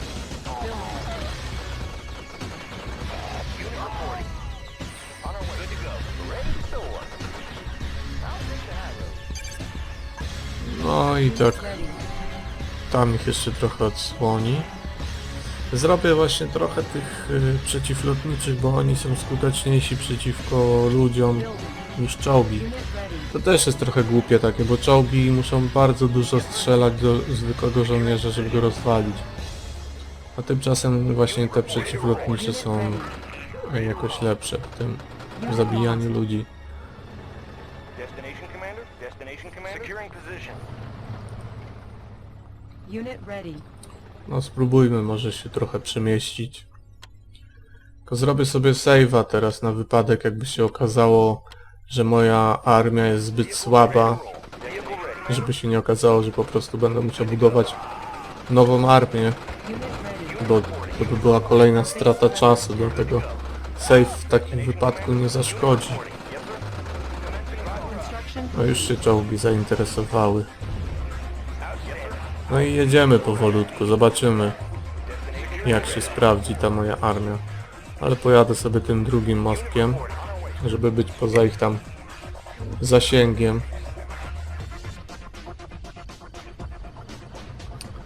No jeden i tak się musiał wpierdzielić w pierwszy mostek, ale no... Takie są już niestety ta ich sztuczna inteligencja. Kombajny wbrew pozorom potrafią też nabrudzić, to ich działko jest stosunkowo silne. To by mi się szpieg przydał właśnie, niech wyłączy prąd. Bo ta Tesla też może mi trochę napsuć krwi. Building. Unit promoted. Już się nim piesek zainteresował, Building info. ale nie zdąży. A, Enemy base powered down. dobra, jedziemy na Teslę, tylko kurde, to jest trochę zagęszczenie ludzi, więc nie obejdzie się bez strat. No niestety amerykańskie jednostki mają raz, że małą siłę rażenia, a dwa, że słaby pancerz. Jedyna ich zaleta, że są troszkę tańsze, ale to i tak w starciu z ruskimi wypadają blado. I teraz moja strategia w tym momencie. Jeszcze jeden War Factory, żeby się szybciej czołgi budowały. W tym momencie tutaj czołgami niszczę budynki, natomiast ludzie niech są niszczeni przez właśnie te moje przeciwlotnicze. No i w sumie, tak jak, znaczy ja powiedziałem, żeby najpierw niszczyć MCV, ale ja najpierw zniszczyłem War Factory. Po raz, że było po drodze, a dwa, że po prostu, żeby mi tutaj czołgi nie wyjeżdżały, także to też zdał egzamin, ale jak widać nie odbudowywali MCV, bo odbudowywali Teslę, która już mi trochę popiściła, ale zdążyłem ją zniszczyć w porę. No i teraz patrzcie teraz, o, jest to, o czym mówiłem, że sprzedali wszystkie budynki. Teraz walczyć z nimi czołgami to jest nieopłacalne, bo byśmy spore straty ponieśli, więc najprościej będzie ich po prostu rozjechać. Training. Unit ready. I niech na razie sobie tutaj Unit ready. siedzą i odpoczywają. A tymczasem wyślę tutaj Unit ready. jeden ten przeciwlotniczy samochodzik, niech tam wsiądzie inżynier. Wtedy on mi będzie naprawiał tutaj moje uszkodzone jednostki. Bo trochę poniosłem strat w tej batalii, ale już się Unit w ready. międzyczasie dobudowało trochę nowych czołgów, także jestem już gotowy do kolejnego ataku. Unit ready. Pajączki też potrafią napsuć krwi. Unit reporting. Unit reporting. Yes, sir. Good to go. Unit reporting. Dobra, jestem gotowy. Możemy jechać. Building. Unit lost. Ale niech czołgi się jeszcze robią na wszelki wypadek. Unit ready. Yes, sir. On our way, sir. Vehicle ready. Securing Dobra, position. to jedziemy dalej na północ. Yes, sir. Rozwalać. Unit ready. Securing position. Outstanding. Vehicle ready. High speed, no drag. Unit ready. Ten niech trochę tu ponaprawia. Bound 4, unit reporting. Dobra. O, no i już pajączek Unit skoczył. lost. W takim wypadku wolę zniszczyć własny czołg, niż ten pajączek miałby przeskakiwać mi kurczę z jednego czołgu w drugi. Unit ready. Też wkurzające jest, że nie da się przejeżdżać tych typków Tesla. No ale niestety. Trochę nonsens, że czołg nie może go przejechać. Co z tego, że on ma lepszą zbroję, to tak czy siak to jest tylko przecież żołnierz. No i tutaj dostanę srogo po dupie. Tesla jest.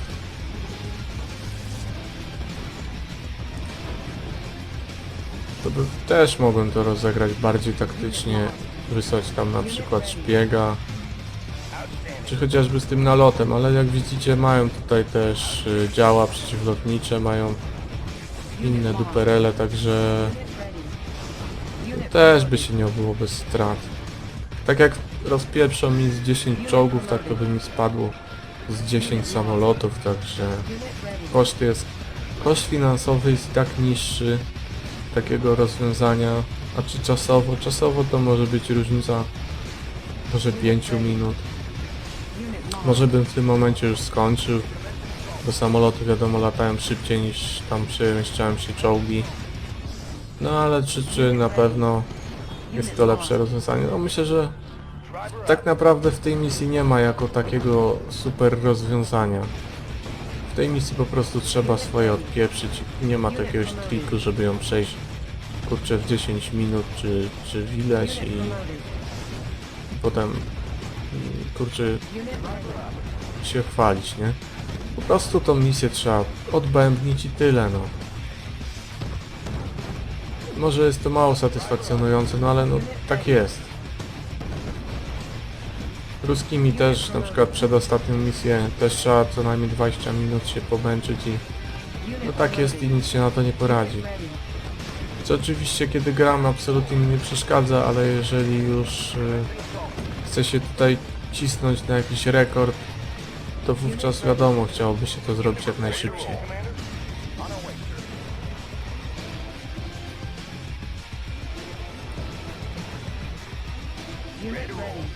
No oni to już... Dobra, niech jadą w zasadzie. Nie wiem po co, ale...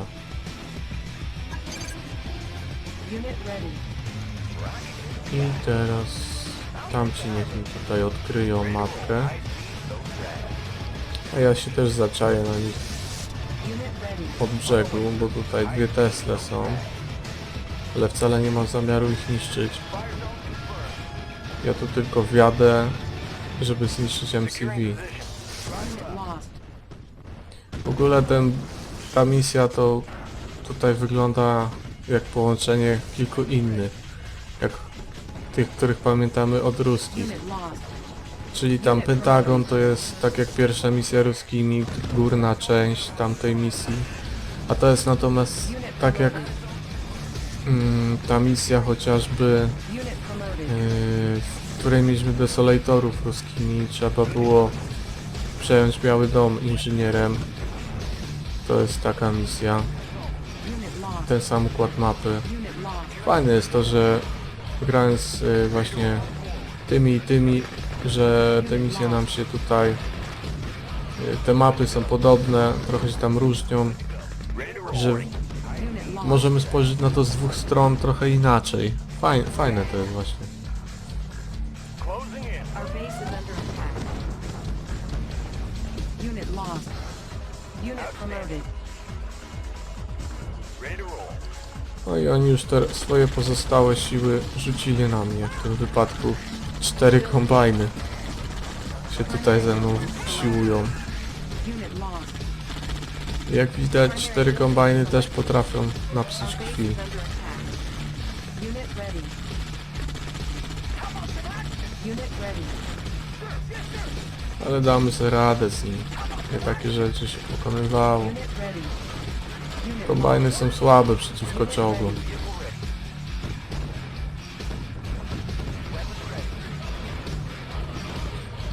Także ta misja się już kończy, dobiję te pozostałe niedobitki i to wszystko. Lost. I na tym się skończy ta misja, no więc wynik czasowy nie będzie jakiś zachwycający. Tak około 25 minut. No ale tak zapowiadałem tak na początku, więc nie ma tutaj jakiegoś zaskoczenia. Nie jest to zdecydowanie krótka misja, także trzeba swoje odbębnić. Jakieś te kombajny nie dają za wygrane. Trzeba się z nimi dłużej posiłować.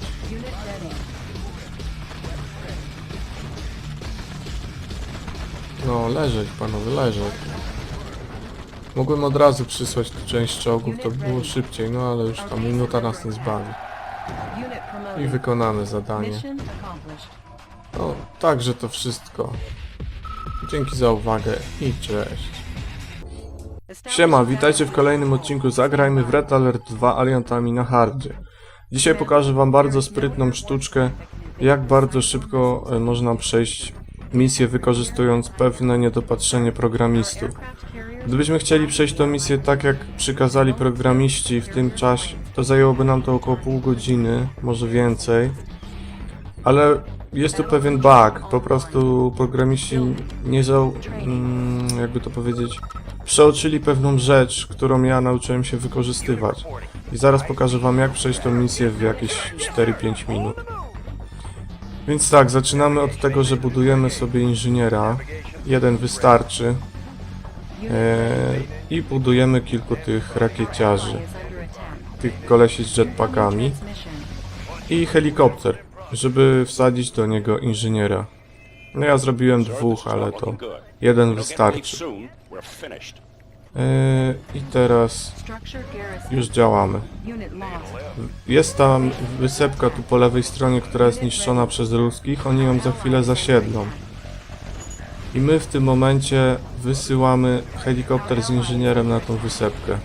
Unit lost. Scenariusz założony tutaj przez programistów jest taki, że tutaj oni niszczą tą wyspę, przysyłają tu swoją armię i się rozbudowują i potem ta wyspa jest bardzo mocno ochroniona i trzeba trochę tam poświęcić czasu, żeby się przegryźć przez to wszystko, żeby ich rozwalić. Unit lost. Więc jak mówię, jest to dość czasochłonna opcja. Ale programiści, robiąc tą misję, nie zauważyli jednej rzeczy. Otóż ja się wycwaniłem. Podobnie jak to miało miejsce w czwartej misji z ruskimi, że zanim ich armia przybędzie, ja już tu czekam, żeby ich przejąć z moim inżynierem. Unit lost. Już jedzie MCV, jak widzicie, na dole, żeby rozbudować ich bazę, więc już Unit ready. wysyłam mój helikopter do akcji. Unit lost. Szybko lądujemy Unit lost. i szybko wyładowujemy inżyniera i zgarniamy ich MCV. Captured. I to wszystko. I oni już są udupieni w tym momencie, bo nie mogą rozbudować swojej bazy. I to jest właśnie ten błąd, który popełnili programiści, bo nie pomyśleli chyba o tym, że ktoś może być na tyle tutaj przebiegły, żeby tak ich uprzedzić. Więc jak mówię, normalnie ta misja trwałaby jakieś no sporo czasu. Natomiast teraz jest taki schemat. Teraz już tak naprawdę nie musimy nic robić. Tutaj jedynie bronić się w tym domku, bo tu będą przychodzić tam żołnierze wroga jeszcze przez chwilę.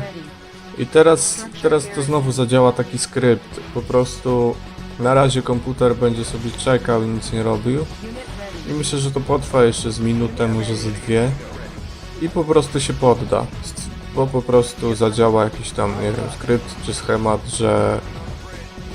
że komputer stwierdzi, że nie ma już szans i się po prostu podda. Więc tak naprawdę w tym momencie można, jeżeli zrobiliście to co ja, przejęliście im to MCV, to możecie sobie wyjść teraz, zrobić herbatkę czy coś i wrócić za 3 minutki i misja będzie skończona. Bo w tym momencie oni już nic nie mogą zrobić. Jeżeli te jednostki, które tu idą, przejdą, zostaną zniszczone, to dosłownie za moment komputer powinien się poddać więc jest to bardzo sprytny sposób. Oczywiście kiedy chcemy się bawić, no to takie granie zabija trochę zabawę, bo jest to wykorzystywanie tutaj błędów gry. Więc jeżeli ktoś nie chce grać tak jak ja, czyli na takim speedrunie jak najszybciej, to niech sobie po prostu nie leci, nie przejmuje tego, niech pozwoli im się rozbudować i niech uczciwie tą misję rozpyka. I wtedy będzie na pewno większa satysfakcja, ale też znacznie więcej czasu potrzeba. Ja natomiast chciałem wam pokazać najszybszy z możliwych sposobów i tak to właśnie wygląda. No i już poddali się, tak jak przewidywałem. Także dzięki za uwagę i cześć. Siema, witajcie w kolejnym odcinku Zagrajmy w Red Alert 2 aliantami na hardzie. Dzisiaj misja stosunkowo nietrudna i niedługa, w której na początku dostajemy taki zrzut spadochronowy. Mamy tutaj agentkę Tanię, która oczywiście musi przeżyć, oraz 2 inżynierów i małą grupkę żołnierzy. Jak widzicie, wszyscy mają tutaj już maksymalne 3 rangi, co jest ciekawe, bo normalnie inżynierzy nie mogą zdobywać rang, więc ta ranga tak naprawdę do niczego im nie jest potrzebna, więc w tej misji to jest taki bajer tylko. Wysyłamy wszystkich na mostek i biegniemy do końca tym mostkiem.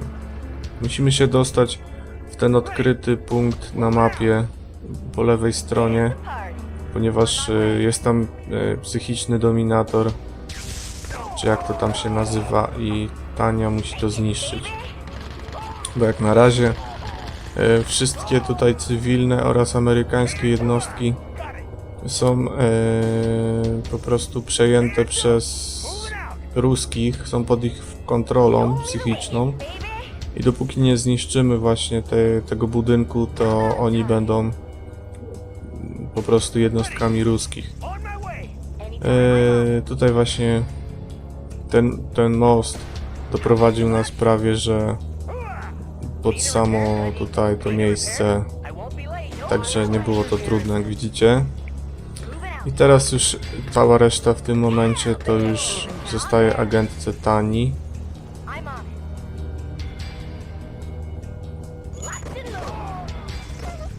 W walce z ludźmi jest ona absolutnie niezastąpiona.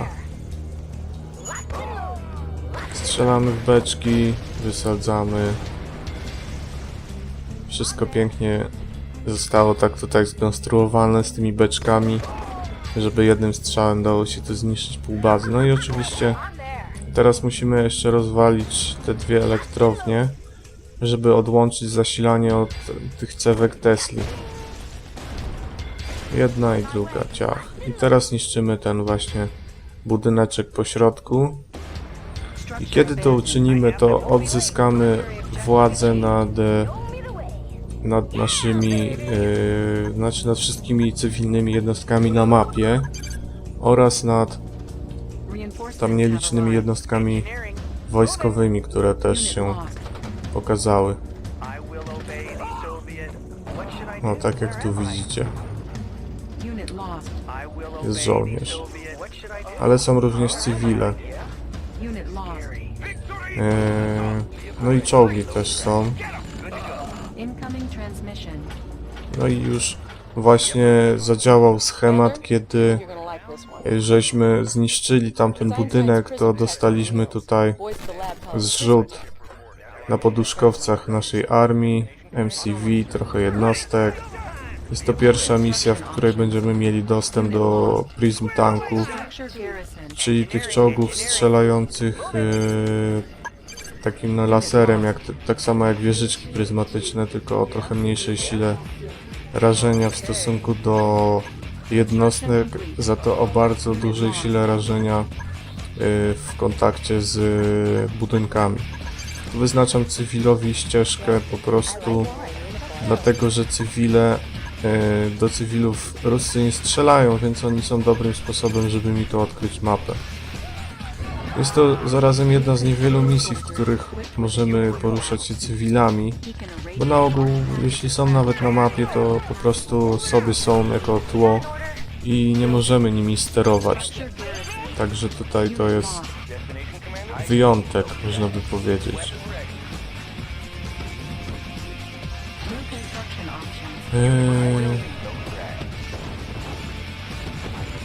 No te czołgi tutaj to na wiele się nie zdadzą. No i właśnie już pajączki mnie czuję, że załatwią. No tak, dokładnie. Jeśli mamy pajączka w czołgu, no to w tym wypadku jedyne wyjście to go po prostu zniszczyć. Wtedy pajączek zostanie rozwalony razem z czołgiem. No i Tania została sama na placu boju, więc niech ona sobie po prostu tam stoi i nic jej się nie powinno tam stać. Construction complete. W tym momencie już jej misja jest, można powiedzieć, zakończona. New construction options. Building. Robię 2 inżynierów, ponieważ w dolnej części mapy są 2 budynki, które mogę sobie przejąć. I potem mogę je sprzedać i mieć kasę. Także jest to zupełnie opłacalna rzecz.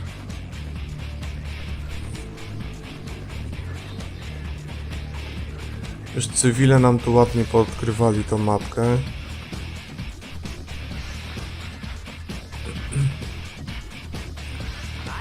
No i dobra, wsadzamy naszych inżynierków. Construction complete. Tymczasem Construction options. zbuduję sobie ze 2 kombajny, żeby nie zabrakło mi kasy. Piesek to mi się nie przyda. Structure abandoned.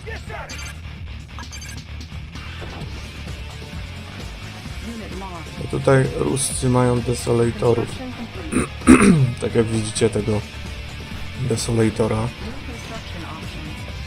Building. Teraz robię laboratorium, ponieważ jak je zrobię, to będę mógł robić czołgi pryzmatyczne, które są niezastąpione w niszczeniu budynków, także przydadzą się. Natomiast one są bardzo słabe przeciwko czołgom wroga. I jeden tam ruski czołg potrafi zniszczyć mi kilka tych czołgów pryzmatycznych, także trzeba bardzo uważać, bo one są drogie, a można je łatwo stracić. Najlepiej, żeby nie jeździły same, tylko miały jakieś wsparcie. Training.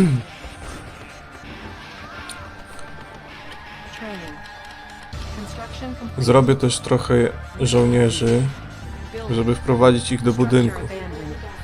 Za tym budynkiem postawię moje czołgi pryzmatyczne i dzięki temu Sold. po prostu Unit ready.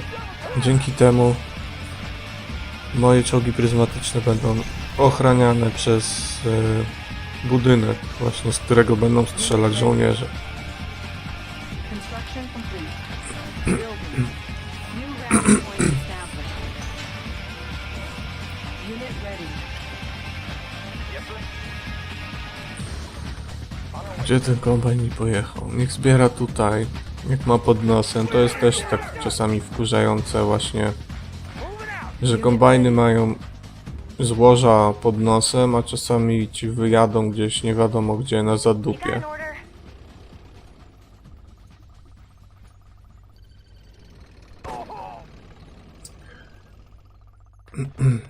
Squared away, sir! Unit ready. No dobra. Na razie chwila spokoju. Unit lost. Przygotowujemy się do ataku. Structure abandoned. Orders away, sir!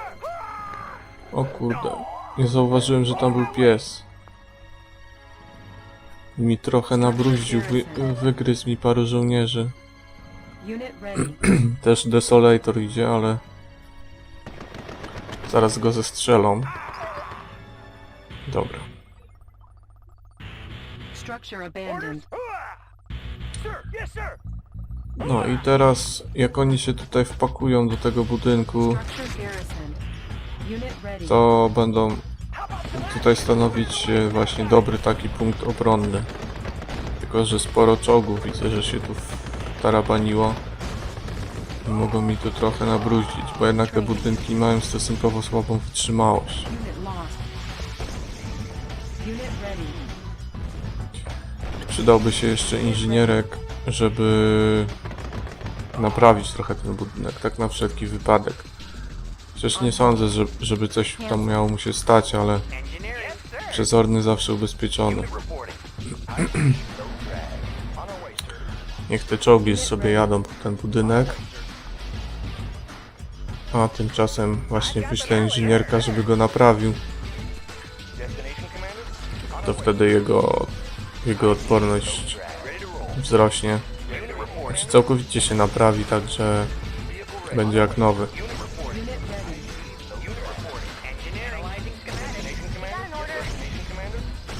No i teraz tak naprawdę już gówno mogą mi zrobić. Jak widzicie, te czołgi pryzmatyczne mają zajebistą rakietę. Mają bardzo dużą siłę rażenia w stosunku do właśnie budynków. No ale są bardzo słabe przeciwko czołgom. Unit promoted.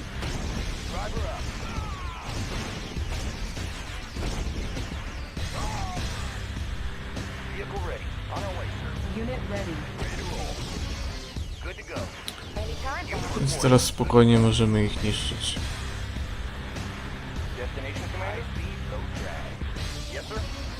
Teraz tak naprawdę to już końcówka misji, bo oni już nam nic nie mogą zrobić. Więc ja ich sobie spokojnie rozwalę. Unit ready.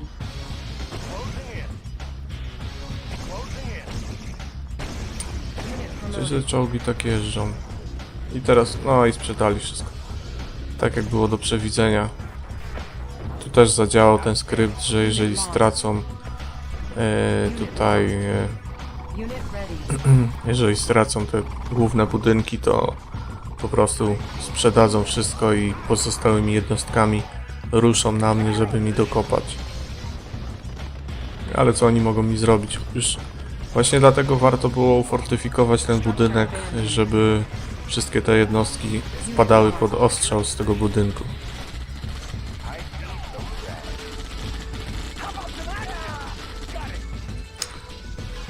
Tutaj prawie przeoczyłem, bo gdyby te kombajny zabiły tych właśnie moich żołnierzy, to później mogliby zaatakować Tanię. A Tania nie miałaby szans z kombajnami.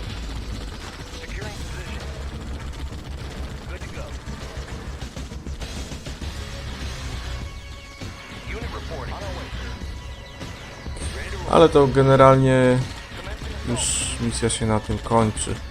Rozwalam tylko ten kombajn i jesteśmy w domu.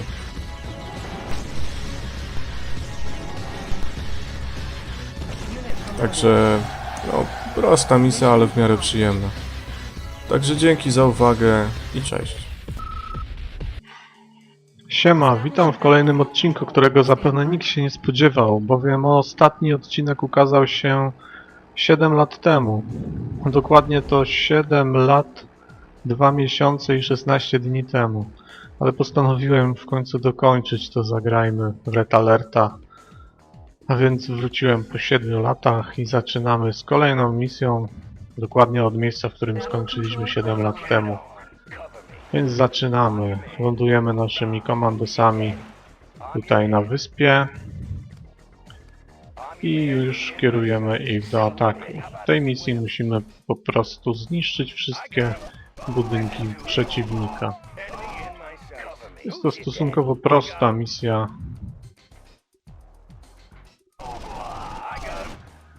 Więc tak, tutaj rozwalamy bez oczywiście żadnego problemu żołnierzy. Kiedy rozwalimy tych przy siatkach, to nasze jednostki tutaj uwięzione Incoming transmission. odzyskujemy nad nimi kontrolę. Ja tutaj sobie wysyłam jednego The SEAL team komandosa has z liberated boku, a group of local bo tam freedom będą fighters. przebiegać They were kind enough to give us żołnierze location wroga. of the Soviet research Już facility tutaj in resztę exchange komandosów, for the żołnierzy i opportunity czołgi to fight kieruję for na our dół security. I didn't think w stronę ich bazy. Tak samo zabieram inżynierów do helikoptera, żeby tam ich ktoś nie zabił. I już przemieszczamy się na dół do bazy wroga, żeby zacząć niszczyć ich bazę.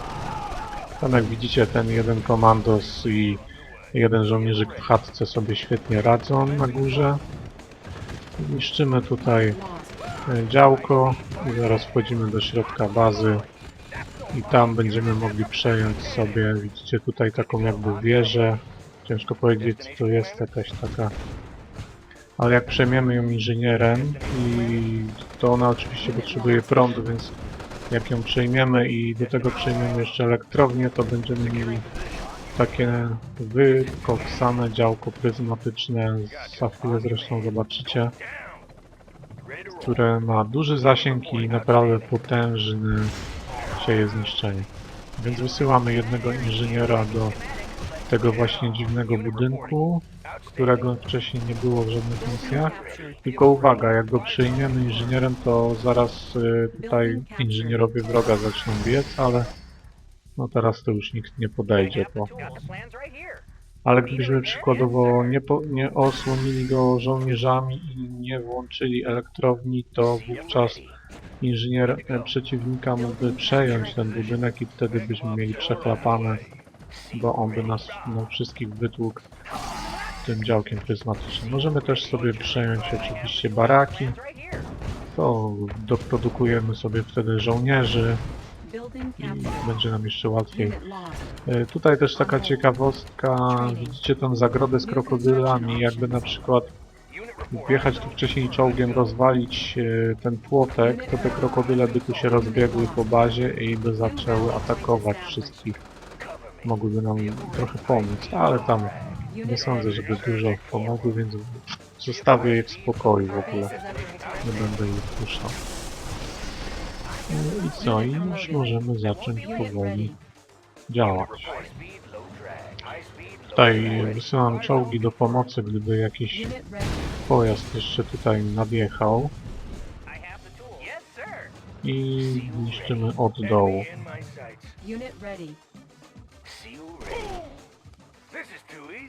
Najłatwiej oczywiście rozwalić beczki. Po co się tam męczyć. I tutaj przejmijmy sobie może jeszcze tą drugą wieżę, to będziemy też tutaj na dole mogli wszystko niszczyć.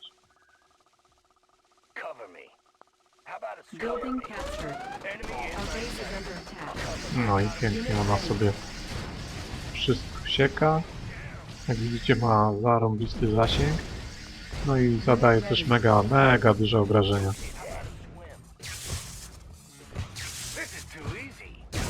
To zostało nam jeszcze kilka budynków, tam czołgi.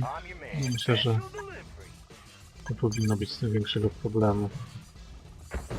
Tak jak mówiłem, misja stosunkowo prosta.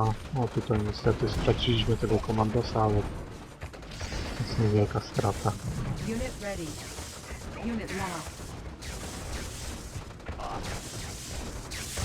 Narobiłem tych żołnierzy Tesli, ale oni są w sumie dobrzy przeciwko żołnierzom, bardziej chyba niż przeciwko pojazdom. Nie grałem też bardzo dawno w tą grę. Zresztą jak widać po 7-letniej przerwie. No ale może w końcu uda nam się skończyć.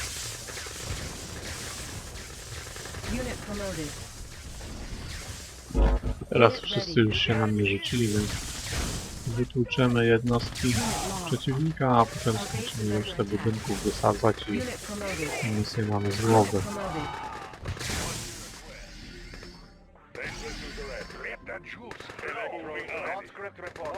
Niech on rozwali beczki, co prawda zginie, ale w szybkim czasie rozwali elektrownię.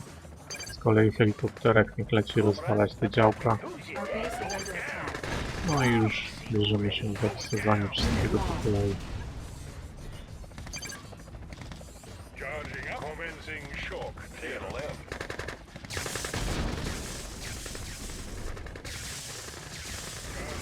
Dobra, zostało nam tutaj na dole Tesla już wybucha. Działko zaraz wybuchnie, zostanie nam tylko radar i misja będzie zakończona.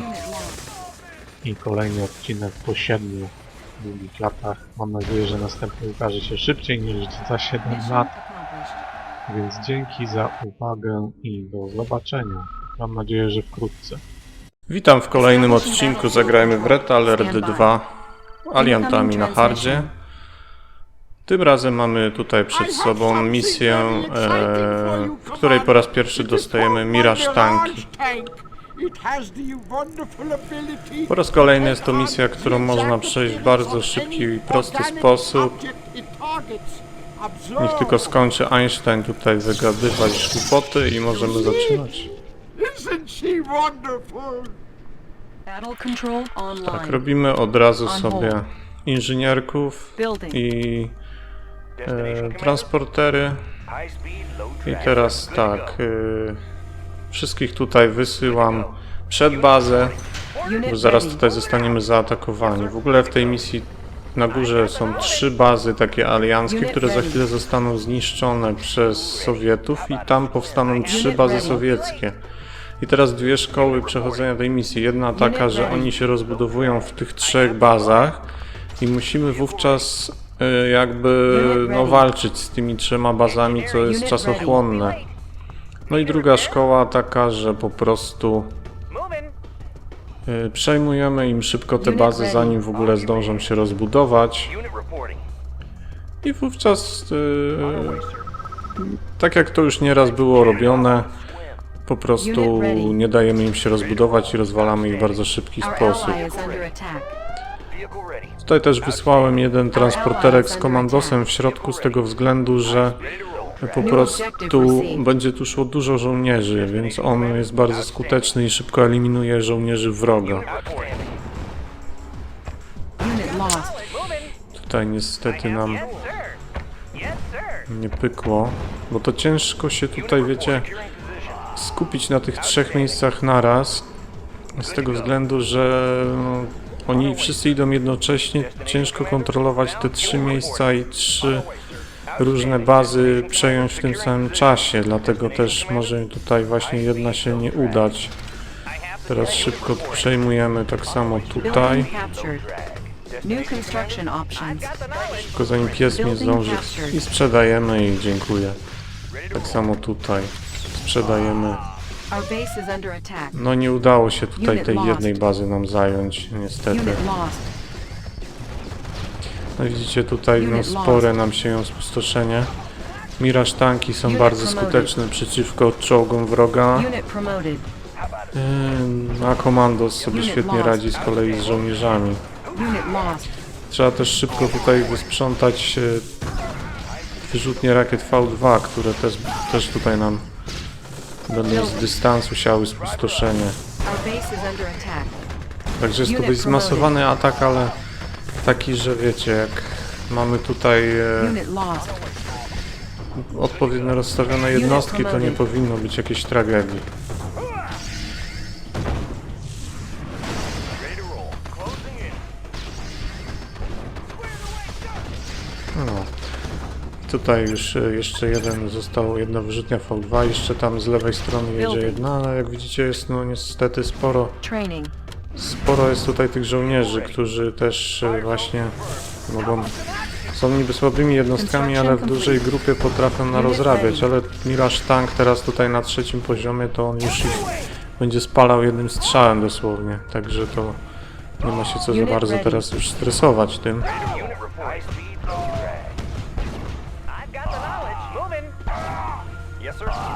Unit ready. High speed, low drag. Unit ready. Dobra, próbujemy robić nowe podejście do tej bazy, której nie udało nam się wtedy zająć, bo nam zabili tych inżynierów, zniszczyli ten transporter, także zobaczmy w ogóle na jakim etapie oni już są tutaj, jeśli chodzi o rozbudowę tej bazy. Czyli jest tu trochę żołnierzy. Outstanding. Unit lost. Destination. Najlepiej by tu było wysłać mimo wszystko Mirage Tank, Yes, sir. Unit reporting.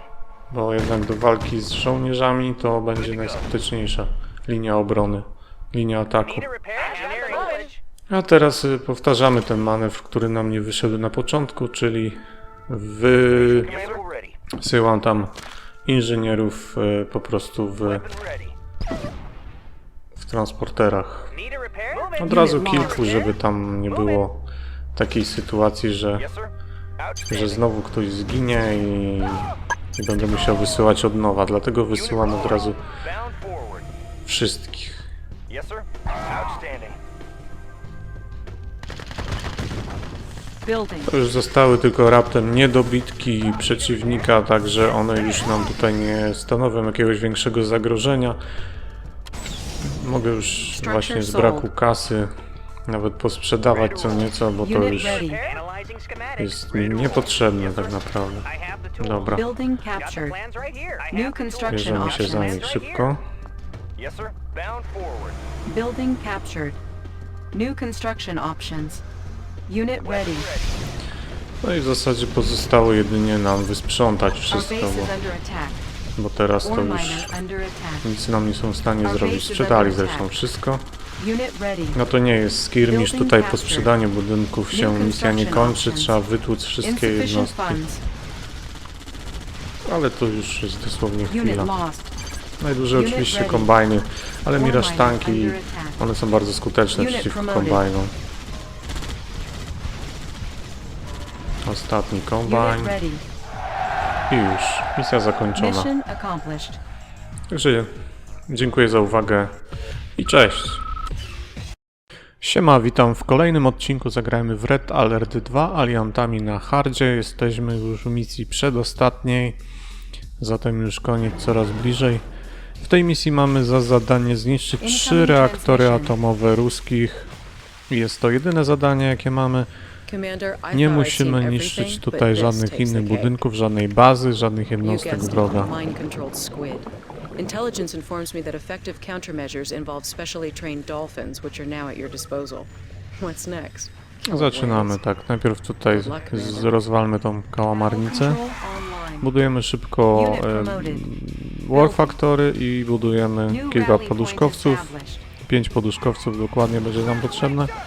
I teraz rozsyłamy te grupki żołnierzy, które mamy, żeby się tutaj rozlokowały. Jedne na góry, jedne do tego budynku, bo tam będą zrzucani spadochroniarze, którzy będą nam przeszkadzać, i jedni tutaj na dół do tej latarni morskiej. Dodatkowo jeszcze tam się karabinek może przydać. I budujemy w opór komandosów, ponieważ oni będą nam głównymi jednostkami. Structure garrison. I jeszcze do tego przesyłamy, tak jak widzieliście, już posłałem na dół delfiny, Construction complete. ponieważ tu z dołu zaraz zostaniemy zaatakowani przez 2 niszczyciele, te z tymi takimi rakietami V2. I wysadzamy most, co też jest bardzo ważne, żeby tutaj nas nikt nie zaatakował, bo będą jednostki tutaj przez most próbowały się wedrzeć do naszej bazy i nas zniszczyć. Ja tą misję będę przechodził według takiego sposobu, że zbuduję sobie szybko tutaj chronosferę,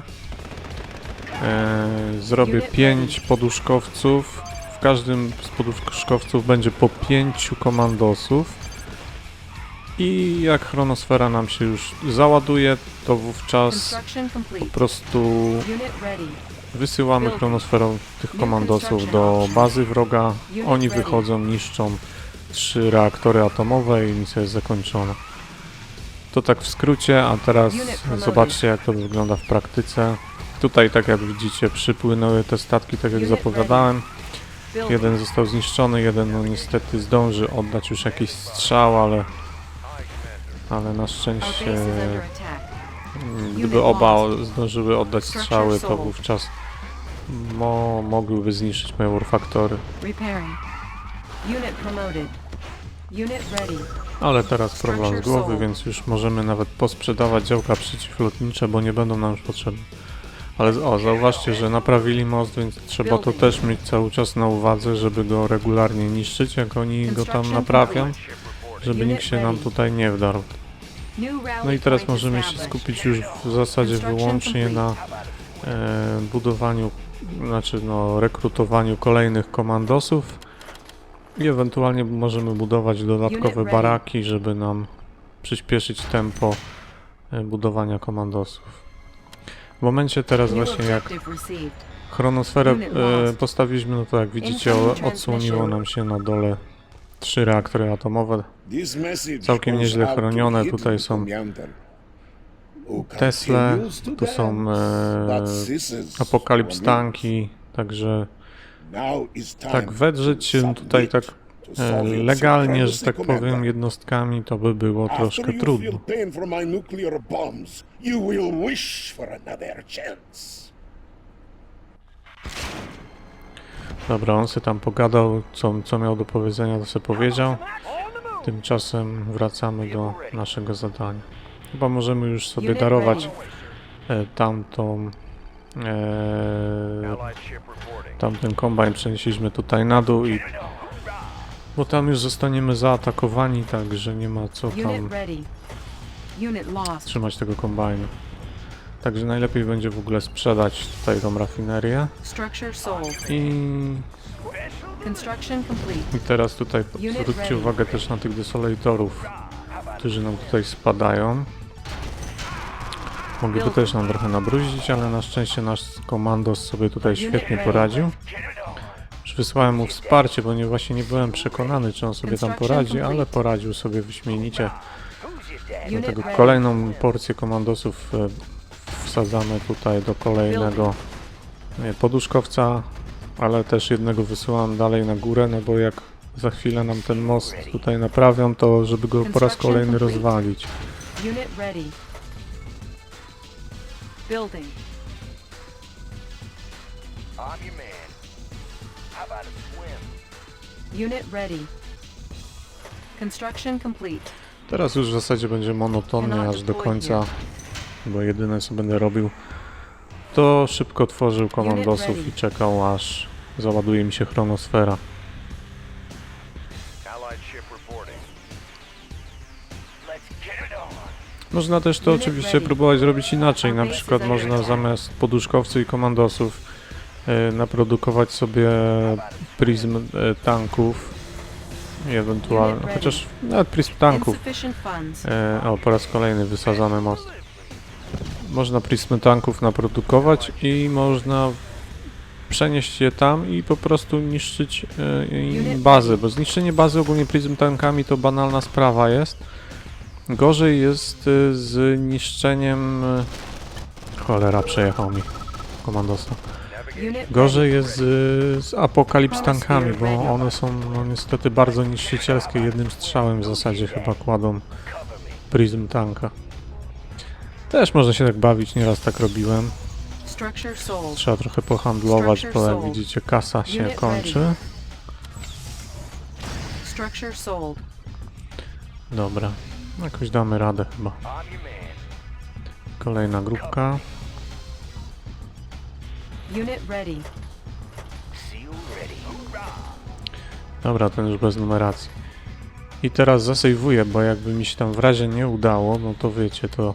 No bo to nie jest powiedziane, mogę jakoś tymi komandosami źle się tak rozbiec po tej bazie, że mogą mi ich wytłuc, także lepiej mieć save'a.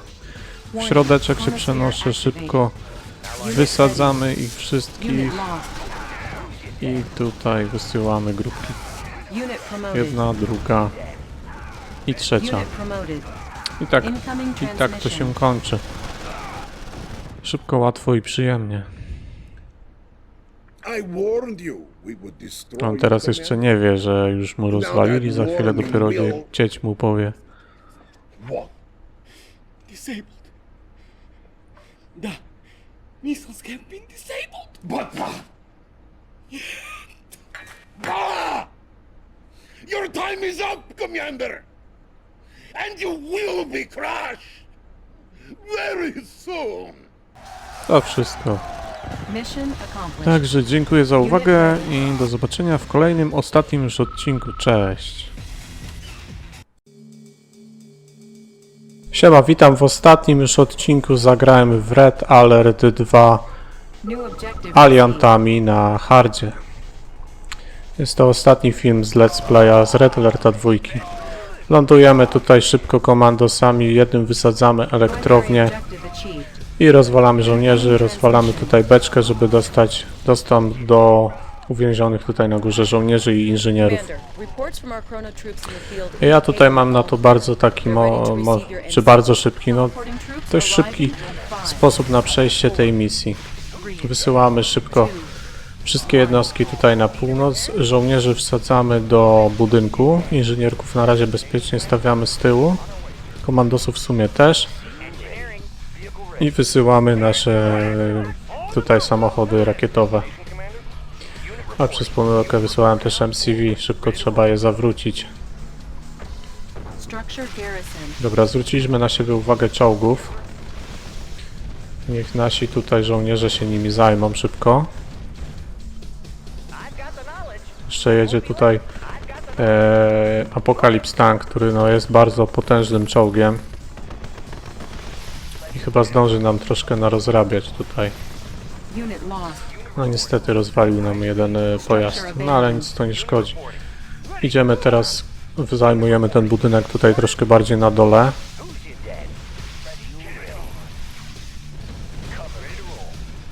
A powoli przemieszczam. Chodzi mi o to w tej misji, żeby tutaj w bazie ruskich zająć szybko baraki oraz laboratorium wojenne, dzięki czemu będę mógł rekrutować Jurich, którzy bardzo mi ułatwią i przyspieszą przejście tej misji.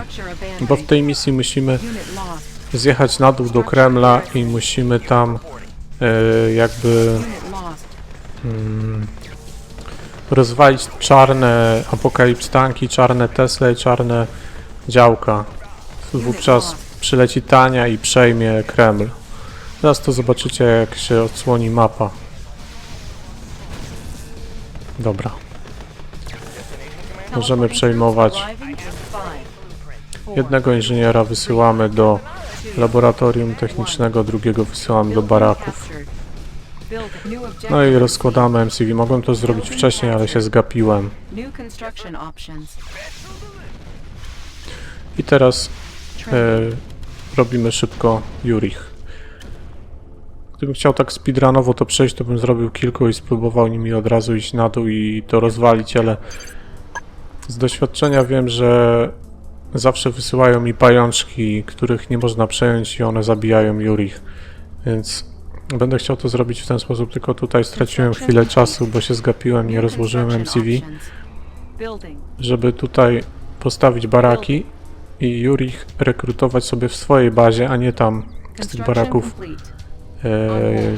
ruskich. Czyli tutaj biorę Primary Building Selected, czyli tutaj Juri będzie wychodził w mojej bazie. A tamte baraki sobie szybko zabuduję, żeby ktoś mi ich tak za szybko nie rozwalił, żebym zdążył jednak kilku tych Jurich sobie zrekrutować. Dobra, i teraz trzeba tu sobie zająć baraki, bo tu zaraz przyjadą czołgi z złączonym żelazną kurtyną. Trzeba troszkę tą bazę teraz zabezpieczyć.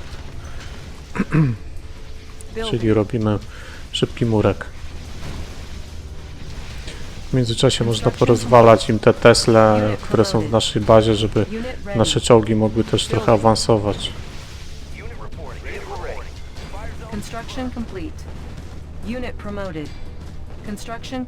Dobra, jeszcze obuduję laboratorium, może to coś da, zobaczymy.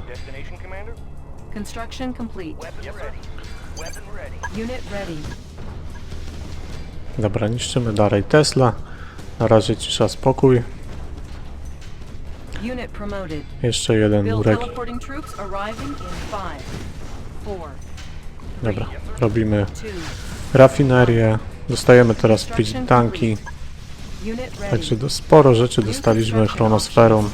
Jesteśmy dość dobrze chronieni.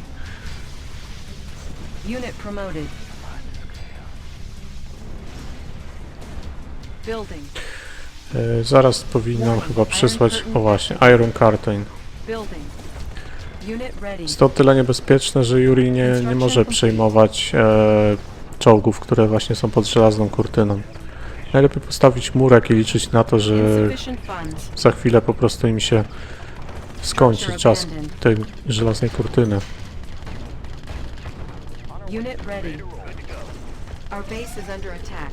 Dobra, skończyło im się, mogę ich przejmować. Ale kurde, tu z dołu widzę, że atakują mnie. O. I po co ja te murki stawiałem?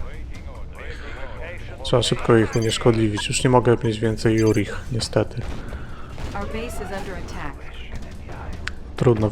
Wydaje mi się, że ta ilość, jaką już mam, jest wystarczająca, żeby przejść tą misję, ale co to z góry? Co to się kurczę porobiło?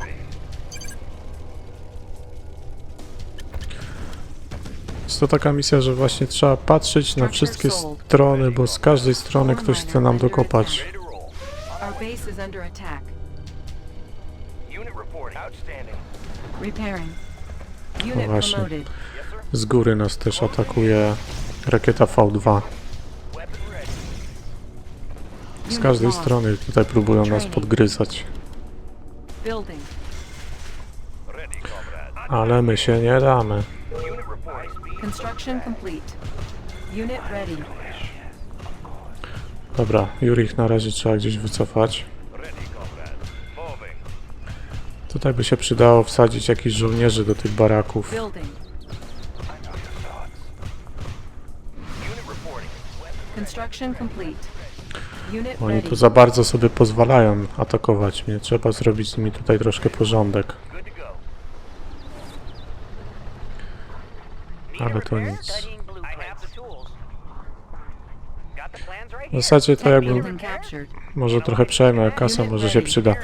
W zasadzie jakbym popakował tych Jurich i wysłał już na dół, to może już byśmy mogli to powoli zakończyć.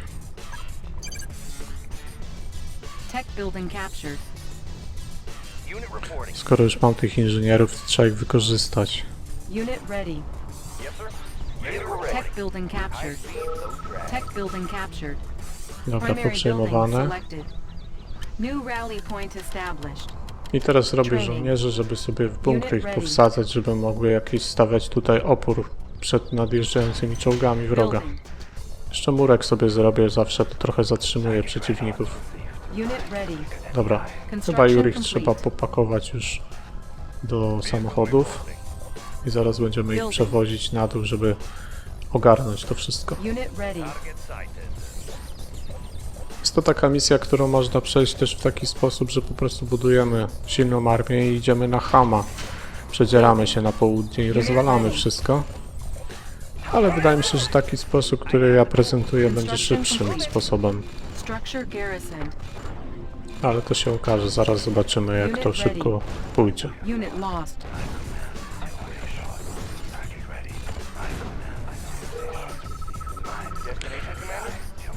Dobra, pakujemy tych ziomeczków. Niech oni tam zawsze bezpiecznie i szybciej się przede wszystkim Juri przemieści, jak będzie siedział zamknięty w pojeździe, niż jakby miał tak iść z buta. Dobra, ten bunkier już mamy zapchany. New construction options. Mamy radar. No i teraz widać na południu, że mamy Tech tam building captured. odsłonięty ten Kreml. Structure garrisoned. Tech building captured. Target sighted. Sir, yes, sir. Dobra, Training. jeszcze paru żołnierzy spróbuję zrobić, może się przyda. New rally point Ktoś już tu established. podjeżdża nieśmiało do nas. Unit lost.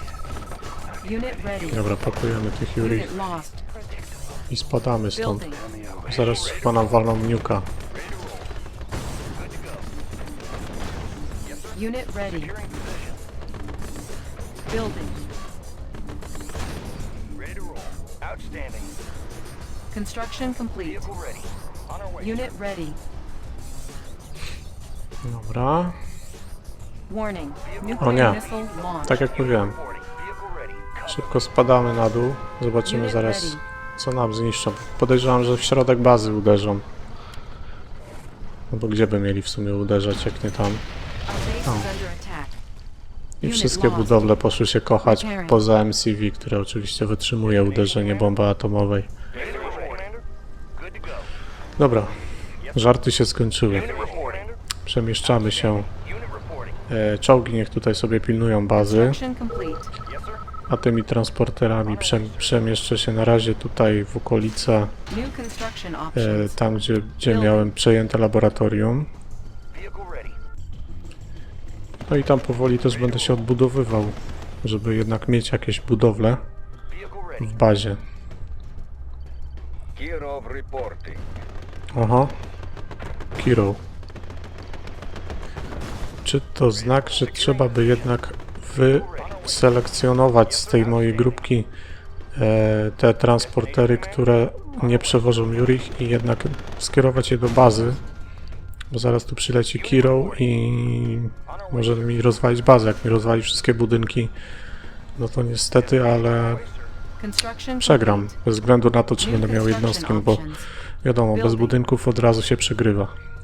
Więc trzeba zwrócić na to uwagę, żeby była jakaś obrona przeciwlotnicza w bazie.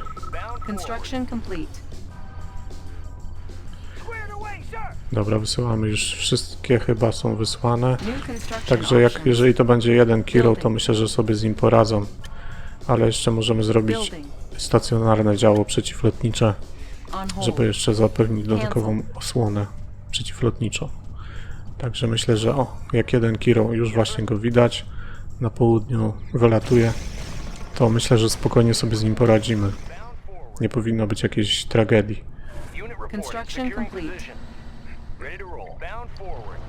Dobra, odsuwamy czołgi, żeby on na nie nie spadł.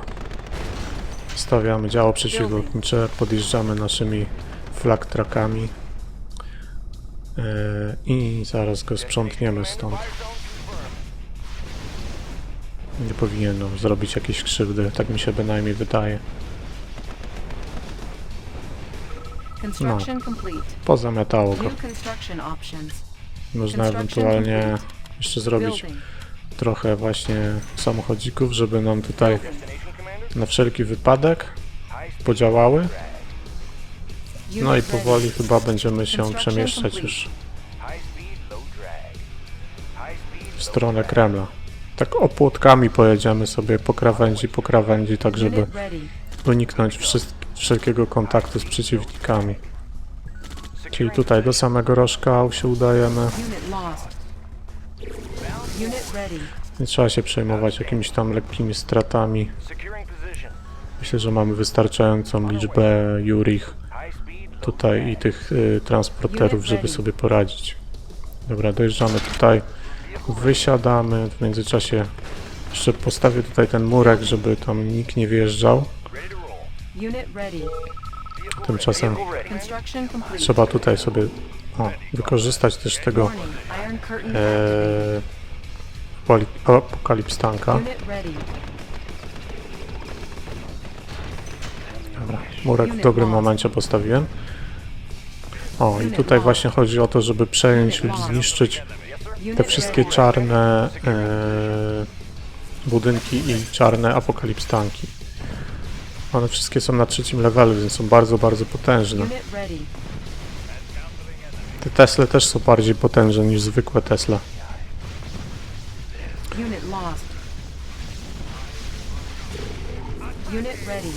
Najlepiej właśnie poprzejmować te apokalipstanki i wysłać je tam właśnie na tą Teslę, żeby ją rozwaliły. No dawaj, dawaj, dawaj. Teraz to już wszystko nie ma znaczenia, idziemy na żywioł. Przejmujemy apokalipstanki. Oba, dawaj. Dobra, i one już dokończą dzieła chyba. Jedno. I już. Tak się kończy. Tak troszkę podstępem weszliśmy do ich bazy i tak oto się kończy gra Red Alert 2. Wcześniej przeszliśmy ją ruskimi 8 lat temu, teraz kończymy ją aliantami. Tak się oto kończy gra Red Alert 2. Filmik bardzo niskiej rozdzielczości. Prizmy tanki ładują swój promień. Chociaż to nie było tak. Można przejść to w ten sposób, narobić prizm tanków i pojechać ich wszystkich rozwalić. Też można tak zrobić, ale to byśmy się z godzinę czasu bawili. I teraz chronosferą tutaj nam przyjeżdża Tania i wbiega do budynku Kremlu. I zaraz misja skończona i zaraz dostaniemy końcowy filmik kończący grę. Ruscy tutaj mają sobowtóra Romanowa. Myślę, że Tania da się nabrać.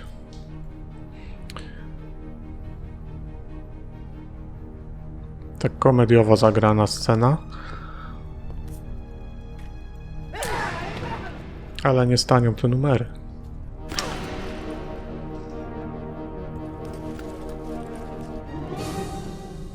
Trochę słabo się schował. After months of brutal fighting, Allied forces have captured Soviet Premier Romanov and his Kremlin command post late this afternoon in a dizzying show of high technology and good old military discipline. Much of the credit for the amazing success of the Allied Ośmieszyli campaign goes ruskiego to a premiera. little-known commander from... Dobra. Tak się oto kończy gra. When you're done patting yourself on the back, I have a little proposition for you. The president has invited you, us, to his victory gala at the White House tonight. I thought maybe you'd want to ride. Just listen for the sound of the helos. Oh, and for heaven's sake, get the showers, soldier. Dobra, to wszystko. Dzięki za uwagę i cześć.